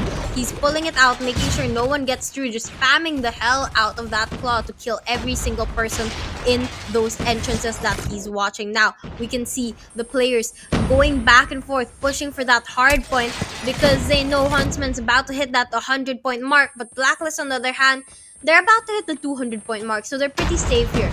They have to they just have to maintain the next hard point if they want to be able to close things off early. Play number 5. With the one and only Wadu gets the deed done. But the rest of the Blacklist players are circling around from the outside area, moving through red as well as the launch center to find the backstab, the spawn out of cranes as well as the control room takeover before that hard point is unlocked. It is the Huntsman that is there first, but here comes the forces now on the side of Blacklist International Ultimate. SKAD hopping on in, blind shots coming on through, Van Loo gets taken down and SKAD continues to deliver and he pulls away the sight for the side of Blacklist. Kill after kill after kill for the side of Blacklist, just dominating their opponents right now, but Huntsman's not gonna make it easy, trying to make a comeback here. They're getting the hard point from the clutches of Blacklist, and now they're hitting that 100-point mark, getting closer to Blacklist. Blacklist starting to struggle with what to do next, and they're trying to go for a 4-man push right now into the hard point. But with Zen here spamming the Krieg 6, they're not going to be able to push in just yet. 16 seconds left on the clock for this point before they move on to the next one. And Huntsmen, they're getting closer and closer to catching up to Blacklist. And this is what we need out of the Huntsmen. Just constant pressure, constant play with those rotations. Now they're back on the hill and everybody's backing each other up. Derp slowly climbing up, but he is inching a little bit too slowly for my liking. He needs to be able to step it up as well alongside the rest of their players, and Huntsman will continue to be able to catch up. Now, sitting down inside of the hard point, Wadu playing the objective down to the T. Everybody else just needs to give the guy a little bit of cover. Wadu still stays alive. Blacklist a little bit slow to the party. 155 to 185. This is a great fight that Blacklist is trying to go up against, and the Huntsman might be able to get it done. Huntsman so close to catching up to Blacklist right now. Blacklist definitely struggling to prevent Huntsman from catching up this point. This first hard point, despite it being so hard to hold, Huntsman was able to get the majority of this hard point. And with 20 seconds left, Blacklist is taking the opportunity to hold down the fort here to rack up more points to finally hit that 200-point mark. And with 13 seconds left on the clock, this makes the second hard point that's just about to open up so much more important. Will Huntsmen be able to take the lead here with their early rotation that they're trying to pull off right now? Or will Blacklist be able to close off the game? We'll just have to wait and see. But we know one thing for sure, it's gonna be a contest to stay alive for both of these teams. Oh yeah, absolutely right. Wadu just doing so much for the team alongside Zen and Van Loo. They are just going in here for the hard carry. Huntsman, on the other hand, they will be able to catch on up now, but Blacklist finds that very beautiful kill, but Zen steps on back onto the hill to make sure the comeback is not going to be possible here for Blacklist in terms of momentum building. Huntsman continues to struggle on through, and here comes the push from Yato and SKAD. Scaffolding play, but Van Loo sorts them out. Huntsman a couple of seconds away from tying things up. Huntsman finally tied up with Blacklist and still maintaining this hard point that they have right now. They're gonna be first to hit the 200-point mark, giving them the momentum, but Ray says no, falls out the claw, getting a double kill just like that, but unfortunately he's still not able to finally get the point and get that 200-point mark as well. Huntsman continuing to rack up more points. This is such an amazing comeback from the side of Huntsman. They're really showing what they have, but the question is, are they going to be able to continue this moving into the third hard point? Because Blacklist is going to beat them into the rotations, and with Blacklist already set up there, Huntsman needs to find a way to go in for the push. But their strategy, you can see it here, they're playing as a team, they're going in for the trades and they're staying together because they know if they're able to do it well, they're going to be able to win this. But that was such a big play from the side of Blacklist, a very sneaky angle to kill off the players of Huntsman, and Blacklist is going to finally hit that 200-point mark, catch up to Huntsman, and they're going to hold that hard point down for as long as they can. This hard point was just all the doing of AG, setting up that pincer to make sure the generator spawn takeover is blocked, and Huntsman's not going to be able to get there. And Blacklist International now in front with 28 more seconds to go. It is a great opportunity for Huntsman to hop on right back in here, but they don't seem to be able to win their gunfight. Generator still held on by them. They've got the manpower to hop on in, but time is running out, and all of the points sneaked away by Blacklist International Ultimate. Yobab sends out the hunter-killer drone, but gets turned on by Derp, and Derp finally stepping things up, all thanks to this Krieg 6 in his hand. It's about time he starts getting all of those kills for the team as well. 15 more points for the side of Blacklist and 30 for the side of Huntsman, but Huntsman getting the scrap time on that last hard point. They're gonna lose the opportunity to go in for the early rotations to the next one, but good Good thing for them, they're able to win their gunfights and take that next hardpoint. But Blacklist denying the win from them. They're gonna take the hardpoint. It's gonna be back and forth here, AJ, between Blacklist and Huntsmen. Who's gonna be able to maintain the hardpoint? Because Huntsmen, they're not making it easy for the side of Blacklist. Not at all, and Huntsman is doing a phenomenal job. 232 to 238. Van Loo gets taken down, but the rest of the Huntsman squad is still in there to ask some big questions. It is up from top. Concept still alive and kicking with the CBR4, and it is the Huntsman that once again gets the break. The challenge from the other end by the one and only Yato, CBR4. 4 players on the other end. They can't go in for the slide. Yato plays the timing well. He waits for that backup, finally goes out to ask these big questions, and the team of Blacklist International smash Huntsman off of the hill. 15 seconds to go. Challenge not coming in, and it is all over. Blacklist International Ultimate takes the win, and Huntsmen were a tad bit too slow to get up and put up a good fight. And I have to say, things could have been a little bit different if that SKS was dropped a little bit earlier and the Craig 6 picked up, because we did see Derp really start streaking it up once he picked up that AR. Derp popped off when he got the AR, but it was not enough to win the last couple of gunfights against Blacklist. As we saw there, both teams were contesting into the hardpoint, and Blacklist, they were using those sneaky angles to actually win their gunfight, which was what allowed them to finally clear off the players of EZR, kill them all off, clear that hardpoint, and finally get the last couple of points they needed to secure the win. And I guess you're right, AJ, if they pulled out those weapon changes a little bit earlier, Huntsman might have had a better chance there. But nonetheless, they did put up a very, very good fight here in this hardpoint match. Yeah, heavy carry by Van Loo and Zen, no doubt at all in terms of the slaying department. And Van Loo was also playing the objective at the same time, so props to him. Wadu wasn't doing too shabby at all. 122 on the hardpoint, and he also managed to get a total of 38 kills. Decisions are made, and sometimes they are the wrong decisions. Usually we see Derp leading by example. This time they wanted to try something a little bit different. But what did we say? This is the moment that the players of Huntsman can experiment at no cost to themselves whatsoever. Losing the series means absolutely nothing. I'm just going to chuck this to the fact that Derp was trying to experiment with the SKS, and I think we all know the result of that experiment. Well, I guess it's really fine for them to do those experiments now, especially since they have nothing to lose and nothing to win. It's just an opportunity for them to show off their skills here, and Huntsmen definitely showed that they have a lot of fight in them against Blacklist, and they I guess they were just having fun with this game. Yeah, and of course, King Jabin wasn't on point earlier on. He wasn't really in that matchup. He's trying to slay around, and also it's understandable as to why Blacklist could not have an easier take against the Huntsman. Jabin has been quite the point man for the squad. I mean, the guy is the supreme slayer. He is literally one of the GOAT of the one and only Blacklist International Ultimate, but that was a close call for them. Huntsman almost took the match away from Blacklist. As we head on into this S&D, it does not get easier, because this is where you're going to be able to see Yato shine. This is going to be exactly where you see AG jump up to the plate as well and sneak away a couple of MVP titles for himself. Yep, we'll just have to see if they're able to do that and pull that off, AJ. But again, our next match is Search and Destroy over at Raid, and I guess they'll just have to find a way to counter the plays of Blacklist. As we saw, Blacklist wins a lot of their gunfights. Yeah. And if they're able to turn that and change that and let Huntsmen win their gunfights, they might actually have a chance of winning and taking a map from Blacklist. But for sure, this showing from Blacklist was much better than we saw in the first time that they went up against each other. Yeah. And hopefully they're going to be able to show the same improvement going into Search and Destroy. I have to agree, right? I hope they can show that improvement continuously.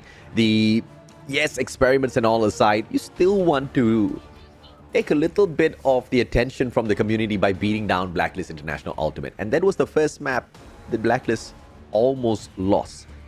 And yes, we have seen Kazoku Legacy do pretty decently against, the Huntsmen. We saw them being challenged a little bit, but never have we seen any team push into the 200-point range against Blacklist. So this was definitely a win for Huntsmen from that perspective, but not a win in that match. And obviously, we know exactly what matters. It's the win from the match. But hopefully, things will be a little bit different here, Wasabi, in this SND. Hopefully, I really hope we see the same fight in them as we saw in Hardpoint, because it really made our game more interesting. And here we can see that Blacklist, they're going for something that we don't often see, a push towards B on the first round. And unfortunately, Huntsman knows exactly what they're doing. They're gonna get a couple kills off there, a couple trades. And Yobabs with the sniper here, he's gonna be able to knock one down, tying it to a 3 versus 3 situation. Yep, all tied up already. It's going to be a interesting push if we do see Van Loo step it up alongside Wadu. Van Loo and Wadu sticking together.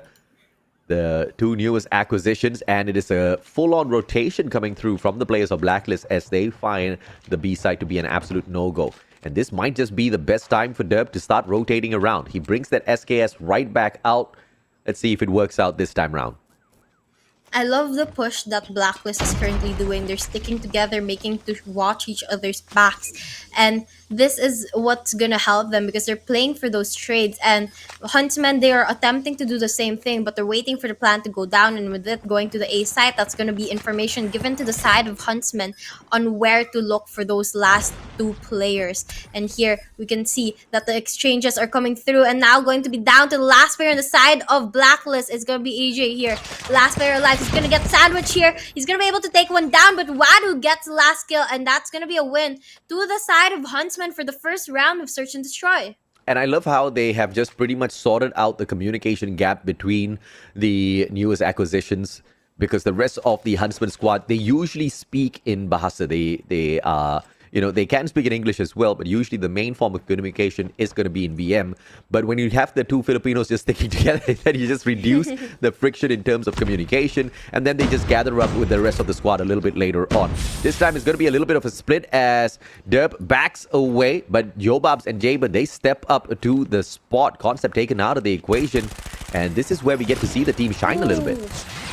Here we can see Van Loo trying to get the double kill, but he gets one and gets knocked out as well. Now down to a 2v2 situation. Derp here gets Yobabs, but he is trying to get another one. Unfortunately, he can't spot someone. AG gets knocked down by Wadu, and we're going to be down to a 1v2 situation here. And the bomb is not going to be planted just yet because the last player, Jaban, has to go and get it, but he knows that the players of Huntsmen are waiting for him. So he's going to play this very carefully. With the sniper in hand, he is going to have the advantage in long-range gunfights, but unfortunately, he's getting quite close to the enemy, so I'm not sure how good of a plan this is. And he spots one, but gets knocked down by the CVR, and just like that, it's going to be a 2-0 in favor of Huntsmen, and Blacklist is really struggling. I wouldn't put it past a good Blacklist comeback because it's just this 2 rounds, but the Huntsmen are doing phenomenally well. This time the SKS from the side of Derp seems to be connecting a little bit more in comparison to the previous match at Hardpoint. Very fast pace, the SKS just could not keep up. But in a much slower pace, Search and Destroy seems to be exactly where Derp shines. AG going up against Derp in a bit. Yobabs finds Wadu, and that takes away one of the bigger threats from the side of Huntsmen.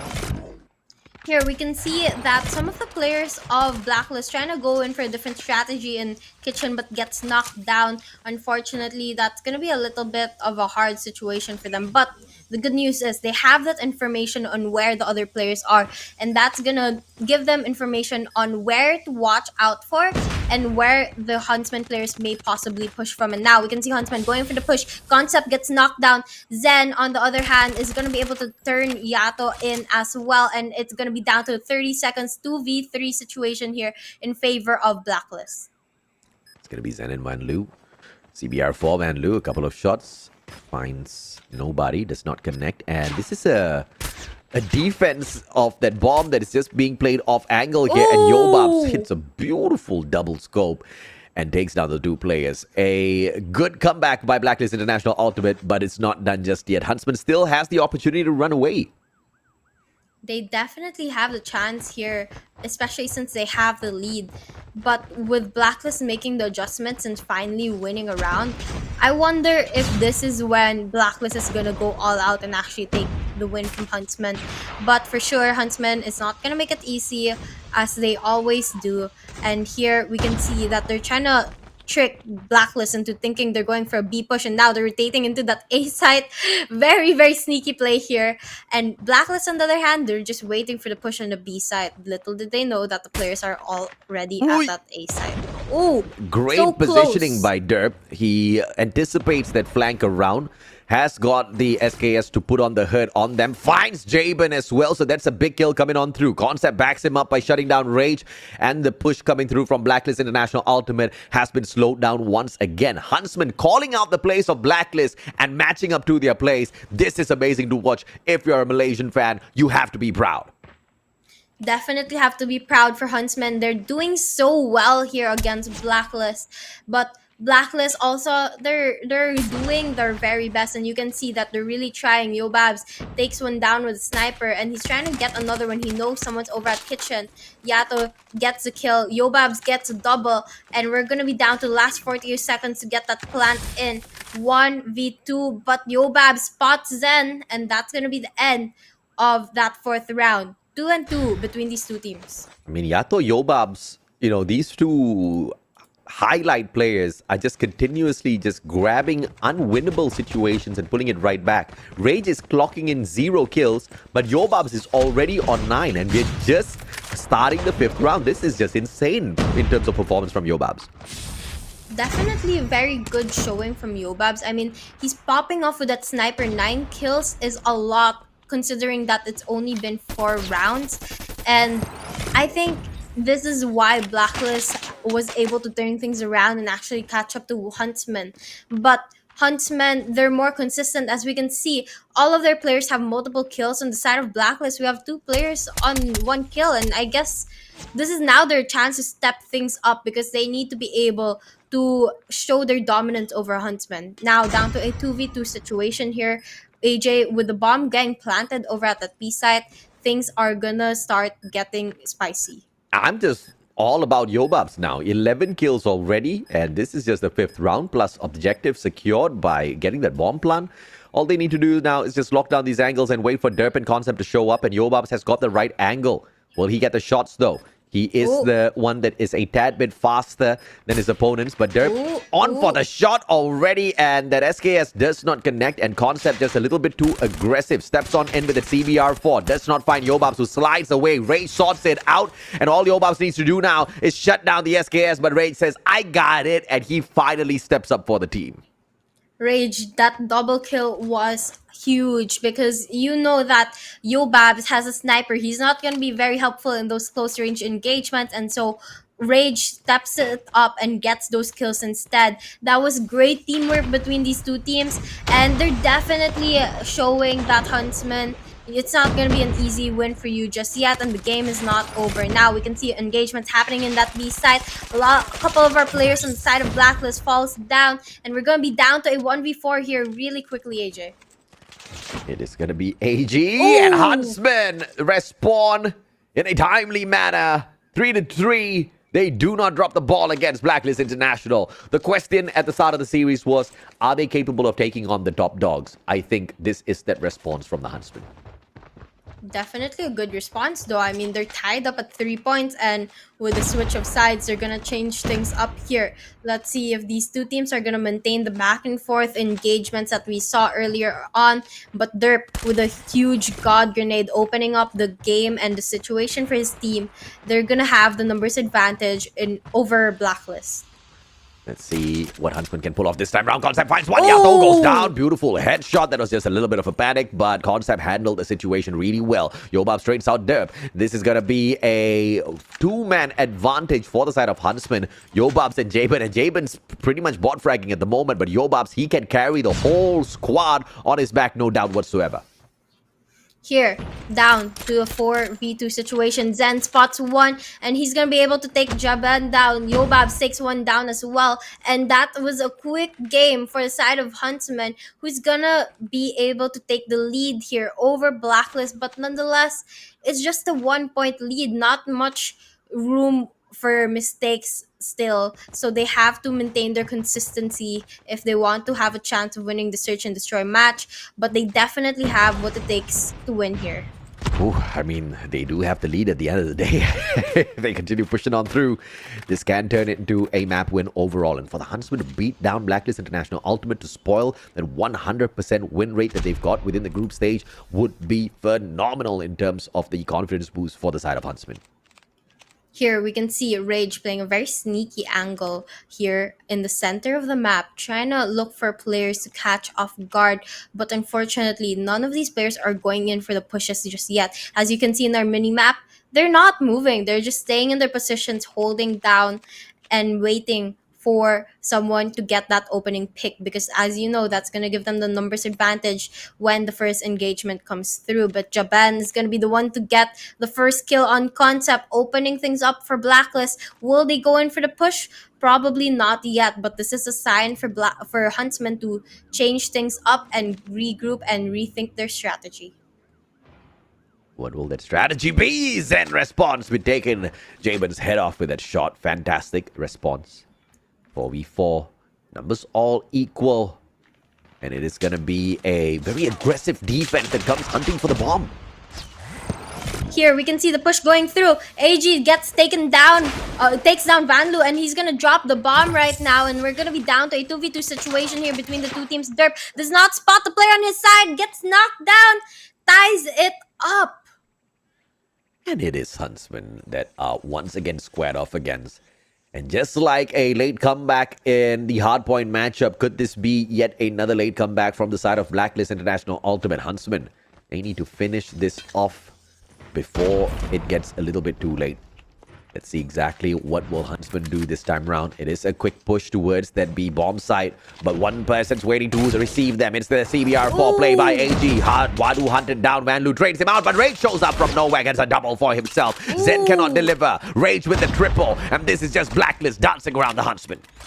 Rage is definitely popping off in this round, and Yato securing that last kill is gonna give the advantage to Blacklist. But then again, will they be able to do that job again to get them closer to match point? We have to wait and see. But if Rage pulls that triple kill out once again, Huntsman is gonna have a run for their money, and they'll have to change up their playstyle. Right now, we can see all of our players going heavy on that pool side. A lot of engagements going through. AG getting a double kill, and we're gonna be down to the last player on the side of Huntsman. And just like that, the round ends, and our players of Blacklist are now at match point. Yeah, but this is suddenly a speed run now, Blacklist. What in the world? Match point for Blacklist. Huntsmen, they did well so far, but can they push this into overtime? Zen shining with the 12 kills. The rest of them all carrying their weight. Concept struggling just a tad bit. But let's see if or not Wanlu and Wadu can step up for the squad. They desperately need to in these next two rounds. Here, we can see our players playing it a little bit more passively here, not going in for any sudden movements. Huntsman knows how important this round is. One slip up gives the win to the side of Blacklist. And our players on Blacklist, on the other hand, they're playing very sneaky with this angle that Japan is holding, which allows him to get the kill without getting much shots on him. And this is something very, very huge. If they're able to use this to their advantage, these sneaky positions and points like this, they might just be able to get the win here. Yo Babs just doing so well for the team. No, doesn't get anything. I thought he was gonna go for a couple of wall bangs there, but it is all cool at the end of the day because Blacklist International Ultimate has got all of these angles shut down already. They've got both of the bomb sites covered, and it's up to Huntsmen to find a couple of kills for themselves. Definitely need to find a few kills, but with them just hiding out in in their base and in some hard to see angles. They're gonna have a hard time getting killed there. But now we can see the engagements coming through. Our players starting to make their movements, and Huntsmen finally committing towards the side as they head towards the A site. And our Blacklist players, on the other hand, Jaban here playing very aggressively, trying to get as close as possible to the spawn point of Huntsmen. They're gonna have a little bit of a hard time here. And now the engagement's going through. The bomb getting planted over at that A site. Our players on both sides fall. We're gonna be down to a 2v3 here. Good place. Blacklist. Final round. One-man advantage. Van Leeuwen Concept can turn things around. But it's going to be a concuss first. Yato finds no hit mark on that, so he's going to just be patient. Rotation from the other side round. AG comes in. Quick access. And he looks for that locker kill. Finds it. Easy defuse for Jabin. And that match point gets converted into a victory. Once again, a final second comeback from the side of Blacklist International Ultimate. And they'll think that it's too easy. But the Huntsmen, they did put up a good fight. Definitely no signs of difficulty on their faces right now. I mean, they look like they expected to win, but they did have a good fight with Huntsmen. Huntsmen really showed a little bit of motivation there to beat Blacklist, but unfortunately, it was just not enough to claim the win despite the back and forth in the start of the game. Absolutely, man. And you know, at the end of the day, it's what is. I thought I just heard. That's the moat. I thought I heard that advertisement once again. Yeah. 13 kills out of Zen. He did really well for the team, but unfortunately, he had to go up against Yobabs and AG, who were just getting kill after kill after kill. Jabin barely needed to lift a finger as the rest of his team members just sorted the whole of Huntsman out. Great play coming on through. And Derp this time around does find the 8, but you know, at the end of the day, the Huntsmen, it was a valiant effort from them. It's just that Blacklist International Ultimate is just a little too good when it comes to SNDs. I mean, when you have Yobabs popping off with the sniper, it's definitely going to be a hard one, not to mention that he uses sneaky angles as well as the sniper that's super long range and can catch you off guard at any moment. So I kind of understand why Huntsmen had a hard time there, but then again, they had to find a way to counter. I mean, that's something that they should expect when going up against Blacklist. So they should have been prepared for that and ready to make changes to counter that play. No doubt at all. The first match at Hardpoint, it was pretty close, but this SND, I cannot say the same. It was just all-out Blacklist International Ultimate. A couple of rounds won by the players of Huntsman, but it did look like Blacklist was teasing them at a certain point. But as we go on over into the standoff control, this is a map picked by Huntsmen. The last time they went into a control matchup against each other, it went down into the 5th round. And we did see that the players on the side of Huntsmen, they started off on the attack. So this is potentially a winnable map for them. Well, we'll just have to see if they're able to win those rounds that they have the advantage on, and which are the defending rounds, and how they're able to win the attacking rounds if they're able to do that. We also have to see if they're able to bring the momentum that they had in Hardpoint to the control match. I mean, that Hardpoint match was definitely so close for both of the teams, and if we see a similar playstyle from both of them, then it's definitely going to be an interesting one. Wasabi, what's your quickest time in terms of completing a Rubik's Cube? Before, when I was actively solving a Rubik's Cube, my fastest was about 30 seconds. But now it's nowhere that close. I haven't solved one in like a long time, so. 30 seconds? You're kidding me, right? No, we were forced to learn it for school. So. Okay, Wasabi's the bomb, ladies and gentlemen, boys and girls. You heard it right here. But now we can actually see the control match starting between Blacklist and Huntsmen. So we have to get back to that game, AJ. We can see Blacklist here as the defending team, and they are doing really well in maintaining those 2 points here, especially early off in the game, as well as winning their gunfights. The kill feed is all blue, and they're making Huntsmen pay for the difficult time that they gave them in that Hardpoint match. Yeah, it looks like the players on the side of Blacklist wanted to go in there for the spawn trap, but that spawn trap has been denied. Huntsmen fought their way out of it, and now they're going to go over to cap that A control point. But can they get there is the biggest question. They are down by, what is this, 7 lives, and there's no joke at all when you're on the attack, and they are slowly starting to make their way back in here. Derp forces the issue once again with that SKS. Can he streak himself up just nice so that he will be super useful to the team this time round? This is the time for experimentation. Huntsmen doing fantastically well at experimenting, but they're a little late to the objective.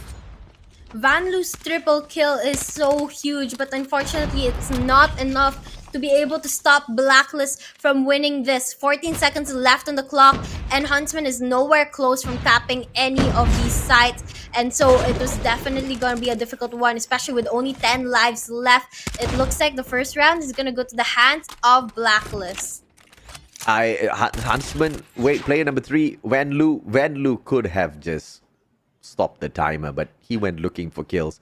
A little unfortunate, but you know, it is what it is. They are experimenting at the end of the day before we head on into the playoffs, so it's understandable. Blacklist International Ultimate, on the other hand, they're just having a little bit of fun. I mean, it's always good to try new strategies. Who knows, you might find one that's effective for your team. And that's exactly what Huntsman is trying to do before they head on to the playoffs. But right now, they have to be careful because they are going to be the defending team. And even if they have the easier side, or what most people would claim as the easier side, they are losing quite a lot of their lives. And I guess it's just because of how dominant Blacklist has been with their gunfights lately. Yeah, this is just absolutely crazy in terms of how dominant the side of Blacklist is in terms of sneaking away all of these control points. But a good defense by Zen as he hops on in towards that A control point to make sure that it doesn't get sneaked away. Zen and Derp both turn on the players on the side of Blacklist International Ultimate. 2 lives between them, and the defense almost dropped the ball here, but Huntsman recovered in time. Here, we can see 1 minute left on the clock for our players to capture a point, and our players from Blacklist are so close to capturing that A point to extend the time by a minute. But unfortunately, our players of Huntsman, they're going back and forth trying to make sure that they stay away. Rage invests in the claw to maintain that A side and to extend their time by a minute, and that is going to give them the opportunity to go in for that B side, especially since they still have a lot of lives and respawns left in them to be able to capture that B side. The question is, are they going to be successful, or are Huntsmen going to be able to find a way to keep Blacklist out of that B side? It's a question that we most definitely need an answer to. Blacklist International Ultimate making great headway here for this B control point as well, and just with a single objective player in the name of SKADI, who gets taken down by Van Loo. Just a little bit of too much room gained here by the players of Blacklist, but Huntsmen, they're down in lives. Just 6 more left now, and they cannot waste any more. They need to win every single gunfight. Van Loo and Zen surely understands the mission here. They hop on out. Wadu finds Yato as well. 3 more lives left here for the Huntsmen, and Wadu holding on to the objective all on his own. He can whip out that claw, but the question is, does he want to waste it? Because a minute 26 seconds is way too much of time for Blacklist to complete this. I mean, I think I would save that for the next round, especially how quickly Blacklist could take you down. And that's exactly what they're going to choose to do, because those investments, if you're not able to maximize them, then it's just a waste of a good operator skill or skill streak. And with a little bit of lives left, with 3 lives left, they were gonna choose to use those investments in the next round to come. So we can definitely expect them to be pulling it out sometime right now, as they are placed into the attacking side against Blacklist, and they are looking to capture these A and B sides. Let's see if or not the Huntsmen can secure this 1-round victory at the very least. Ooh. They do have that 1 life advantage, but they are on the attack. Bally can hop on in. A control point being sneaked on away by the one and only Zen. Has got the claw whipped out as well, but nobody's stepping up in front of him.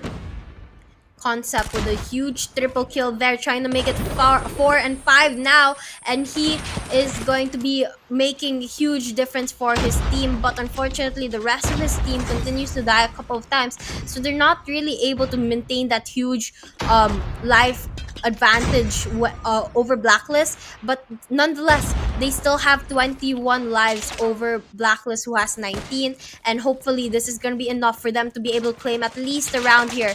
And with some of our players investing into those operator skills and score streaks, we might just see a change of tide here in favor of Blacklist. 16 to 17. And here comes the attack finally from the players on the side of Huntsmen. And it's all being done by the one and only Van Lu, who switches out with Wadu. The two Filipinos once again getting the deed done. And it looks like this A control point is going to be lost. And Blacklist International Ultimate, you can see SKADI circling around. And this is an off-angle push that catches the players on the side of Huntsmen off guard. But the completion of that control point will not come to fruition as Yato disables it with a good backstab. Yato here holding down that A site, making sure the players of Huntsman are not able to claim it and not able to extend the time, because if they only have 13 seconds left, it's definitely going to be difficult for Huntsman to be able to win this match. Now, Blacklist maintaining that life advantage here. 4 seconds left. It looks like they might just be able to close off the game here. And with 1 second left, they are going to be able to extend the time a little bit more by stepping into the point. Huntsman here has an opportunity to capture the B side. 2 lives left. They have to stay alive if they want to win this, and they are going to be able to extend the time, but 1 life left. It's not going to be an easy win for them. Zen, last player alive, gets knocked out by SKADI, and that's going to be a win for the side of Blacklist. 3-0, beautiful attempt by Huntsman, but it was just an overwhelming pressure coming out of Blacklist International Ultimate. And here you go, we have got the second team who has made it through to the playoffs with a squeaky clean sheet with a 100% win rate out of the 18 maps played. Yep, and as you can see there, they have been so good as a team. They won every single map, not losing a single thing to their opponents. And though Huntsman gave a good fight towards Blacklist in the hardpoint match, the first one we saw, they were not able to do the same in this control match and also in the search and destroy match. And as we can see here, we have the post-game breakdown with Rage racking up 27 kills and only 11 deaths. I mean, I think that's quite crazy of a performance out of Rage. And, you know, that's the perfect response out of Rage for everybody questioning the acquisition of him onto the team. This guy can step it up when he wants to step it up. He is the true flex. If you ask me, no matter where he goes, he can fill in any role. And he is doing exactly that as the Slayer this time round. And you did have Yato just dancing around the rest of the players as well. Unfortunately for Jamin, today's just been a pretty slow day for him. But on the flip side, if you look on the right hand, all of the players were doing decently well for themselves, but just nobody really cracking it up or cranking it up in terms of a notch or two and slaying out the rest of the Blacklist Ultimate squad. And that obviously has to hurt your team. Not to mention Zen getting 25 deaths. That must be detrimental to them, especially in a game like Control, which once again, you have to be careful with the number of lives you have, because if you get knocked down, that's going to be one less respawn for your team. And I guess that's where they fell short a little bit with Zen. Though he was able to get 13 kills, he risked a lot of his lives and respawns to be able to get just 13 kills. Everybody on the side of Blacklist Ultimate on a positive KD, and I cannot say the same for Huntsman. Everybody, unfortunately, is on a negative KD. And like you said, Zen almost on a double negative there.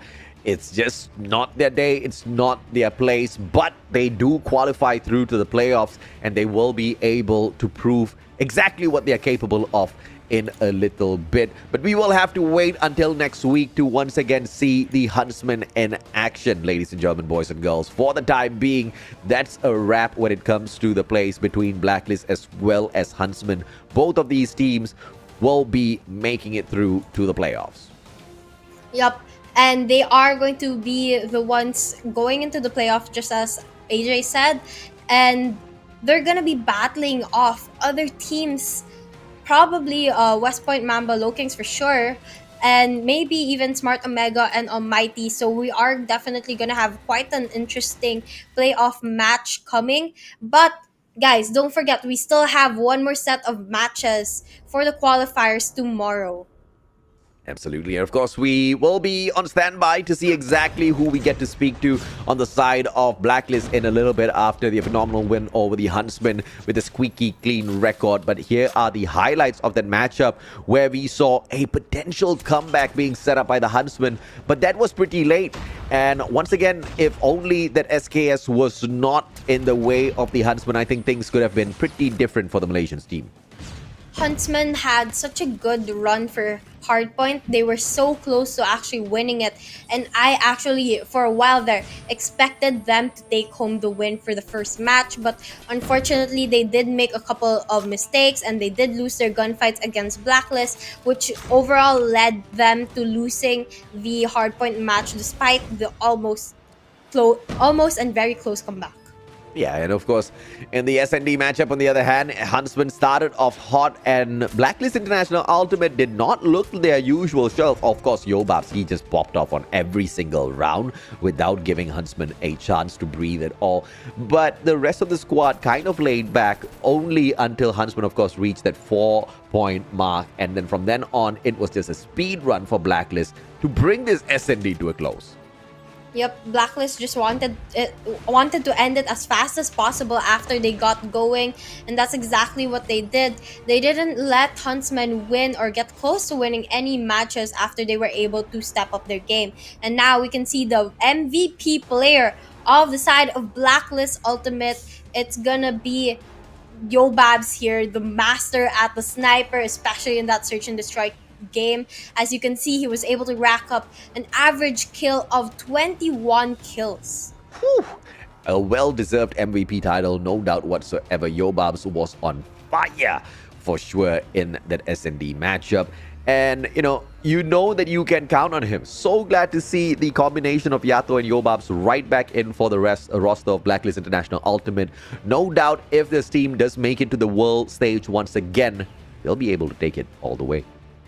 Hopefully we see that happen, AJ. I mean, I'm definitely looking to seeing what happens in the playoffs and finding out who goes to the world stages.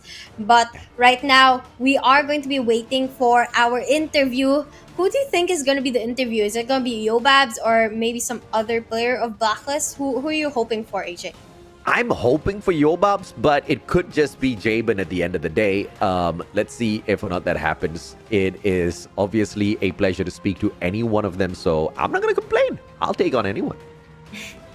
I would also be very happy to talk to any of the players on Blacklist, especially with how good of a team they have been, not only in this competition but also in the past competitions we've seen them. And these players, they're so experienced, they know exactly what they're doing, and they're just showing everything and giving everything that they got right now. I mean, okay, let's put a pause on that. Show me your Rubik's Cube. No. It's right there. No, it's You've got not. so many different types. You've got the one at the bottom there on the bottom left-hand side, which looks like it's like different sizes. Like, how do you solve something like that? These are all different sizes. This one's like if you see the different shapes, and then these ones are different sizes. And then this is a normal 3x3, and then this is a 4x4. How does it spin if it's different sizes? Oh, it spins very weirdly. I got it. Show it to me. It's like if you spin it, like it goes like that, and so when you're turning stuff, it becomes weird, which is why I hate solving it. This one takes so long. I can't even solve the basic Rubik's Cube, let alone That's solve fine. something as monstrous as that. Wasabi, you crazy smart. I always knew you had the brains, but then Callie's gonna have a tough time keeping up with you. The shade thrown at Kali. Callie's got a low processor power at the moment, but it's okay. I can tell. Can invest in upgrading it very soon. Cracking a couple of jokes whilst waiting for an interview segment from the side of Blacklist International Ultimate. I'm guessing production's having a little bit of a tough time because we saw that all of the cameras just disappeared right after the match. They're like, okay, we're done. Bye, guys. I think maybe they have other appointments to get to. I mean, these players, they have so many things to do, especially under the name of Blacklist. I know exactly how we can buy time. I know exactly how we can spend a little bit time. No. Mix up the Rubik's Cube and solve one for us. No. It's great entertainment value. Everybody wants to see you solve an Rubik's Cube. Everybody. Like, look at the chat. Everybody I guess wants that's it the right reason why they should go to my stream. That is, Soft plug. What a great plug by the smart Wasabi. That's exactly why you have to visit her on her streams. Watch her solve a couple of Rubik's Cube. A Rubik's Cube. Look, I'm becoming Cali now. I mean, you know, I'm so ADHD, so when I play Search and Destroy, in between rounds, I'm just solving sometimes. Ever since I set this up, in between rounds of Search and Destroy, I'm just fidgeting there with with the Rubik's Cube. So I totally get you. And that's why I suck at Battle Royale, right? Because in BR, I will decide to do something. And as I'm heading towards my objective, I totally forget what I wanted to do and I'm off doing something else. And halfway through doing something else, I forget what I want to do and I'm doing the third thing. Halfway through the third thing, I remember, I actually wanted to do something at the very start of this game. And then I go, and then I lose the match. AJ, I think if we play together, oh my gosh, the game would be such a mess because both of us will just get lost in the middle of whatever we're doing. We'll probably even forget that we are a duo and we'll just go off like, solo, probably die somewhere else, forget to pick up each other's dog tags. It will be a terrible story. It'll be a terrible... Wait, would it be a terrible stream or an entertaining stream? I don't know. Maybe it's one an of the two. entertaining one. I mean, maybe, hopefully, Garena could do a series where us casters... battle against each other. I think that would be quite interesting. ADHD casters running around on the battlefield playing BR trying to survive. It will make for a very good stream. But and if you add Warden there, the ADHD is gonna become even more bad. Even worse. Let's look at the current standings. It looks like we're not going to be able to get a interview segment with Blacklist International Ultimate as expected. And as you can see, Blacklist International Ultimate up at the top. 18 game wins, 0 losses, just like their brothers West Point Mamba Lowkings down in Group D. These are the only 2 teams who have finished with a perfect streak. ALMGHTY, on the other hand, with 4 losses to their name. They have 114. That is the 3rd highest, followed by SKADI with the 12. But there are obviously a couple of more opportunities here. SKADI still has got 1 more matchup to play. And we do see a couple of them who have got 0 chances of making it into the playoffs as well. So that's going to be a tad bit disappointing. But like we've talked about so many times around Wasabi, this is that learning ground. Definitely a learning ground. But I think another interesting match to watch out for, AJ, is going to be 4Kings versus SHUSHHH, because if 4Kings is going to be able to claim that 3 map wins over SHUSHHH, they are going to be taking that 2nd spot in Group D to go to the playoffs. So hopefully you guys are watching out for that tomorrow, and also the battle between these other teams who still have a chance to claim the 2nd spot in this tournament. We have got 1 more day of this group stage to complete before we move on into the playoffs. Let's take a look at the live schedule. The final day is going to be tomorrow, the 5th of March, and we start off at the exact same time as today. Painfully, 11 o'clock in the morning. Yep, so make sure you set your alarms, wake up early, and get ready for another action-packed day tomorrow, where you're going to find out who are the final teams to qualify for the playoffs. Again, only 8 will go through, and right now we have 16 of them fighting for those 8 spots. Absolutely, and everybody in the chat right now is fighting for you to solve a Rubik's Cube, so I don't know, guys. She's already said it. You gotta jump on over to her stream and check it out, man. Thank you very much, Wasabi. It has been phenomenal. It has been fantastic shoutcasting with you today. Thank you so much for having me, not only to AJ, but to Garena and the production team for having me here. This was such a fun and great opportunity for me to get into shoutcasting in Garena. All right. Thank you so much, ladies and gentlemen, boys and girls, for all of you guys who have been absolutely cute in the chat. You guys have been keeping it alive. We thank you. Y'all take care. Have a good day. We'll see y'all tomorrow.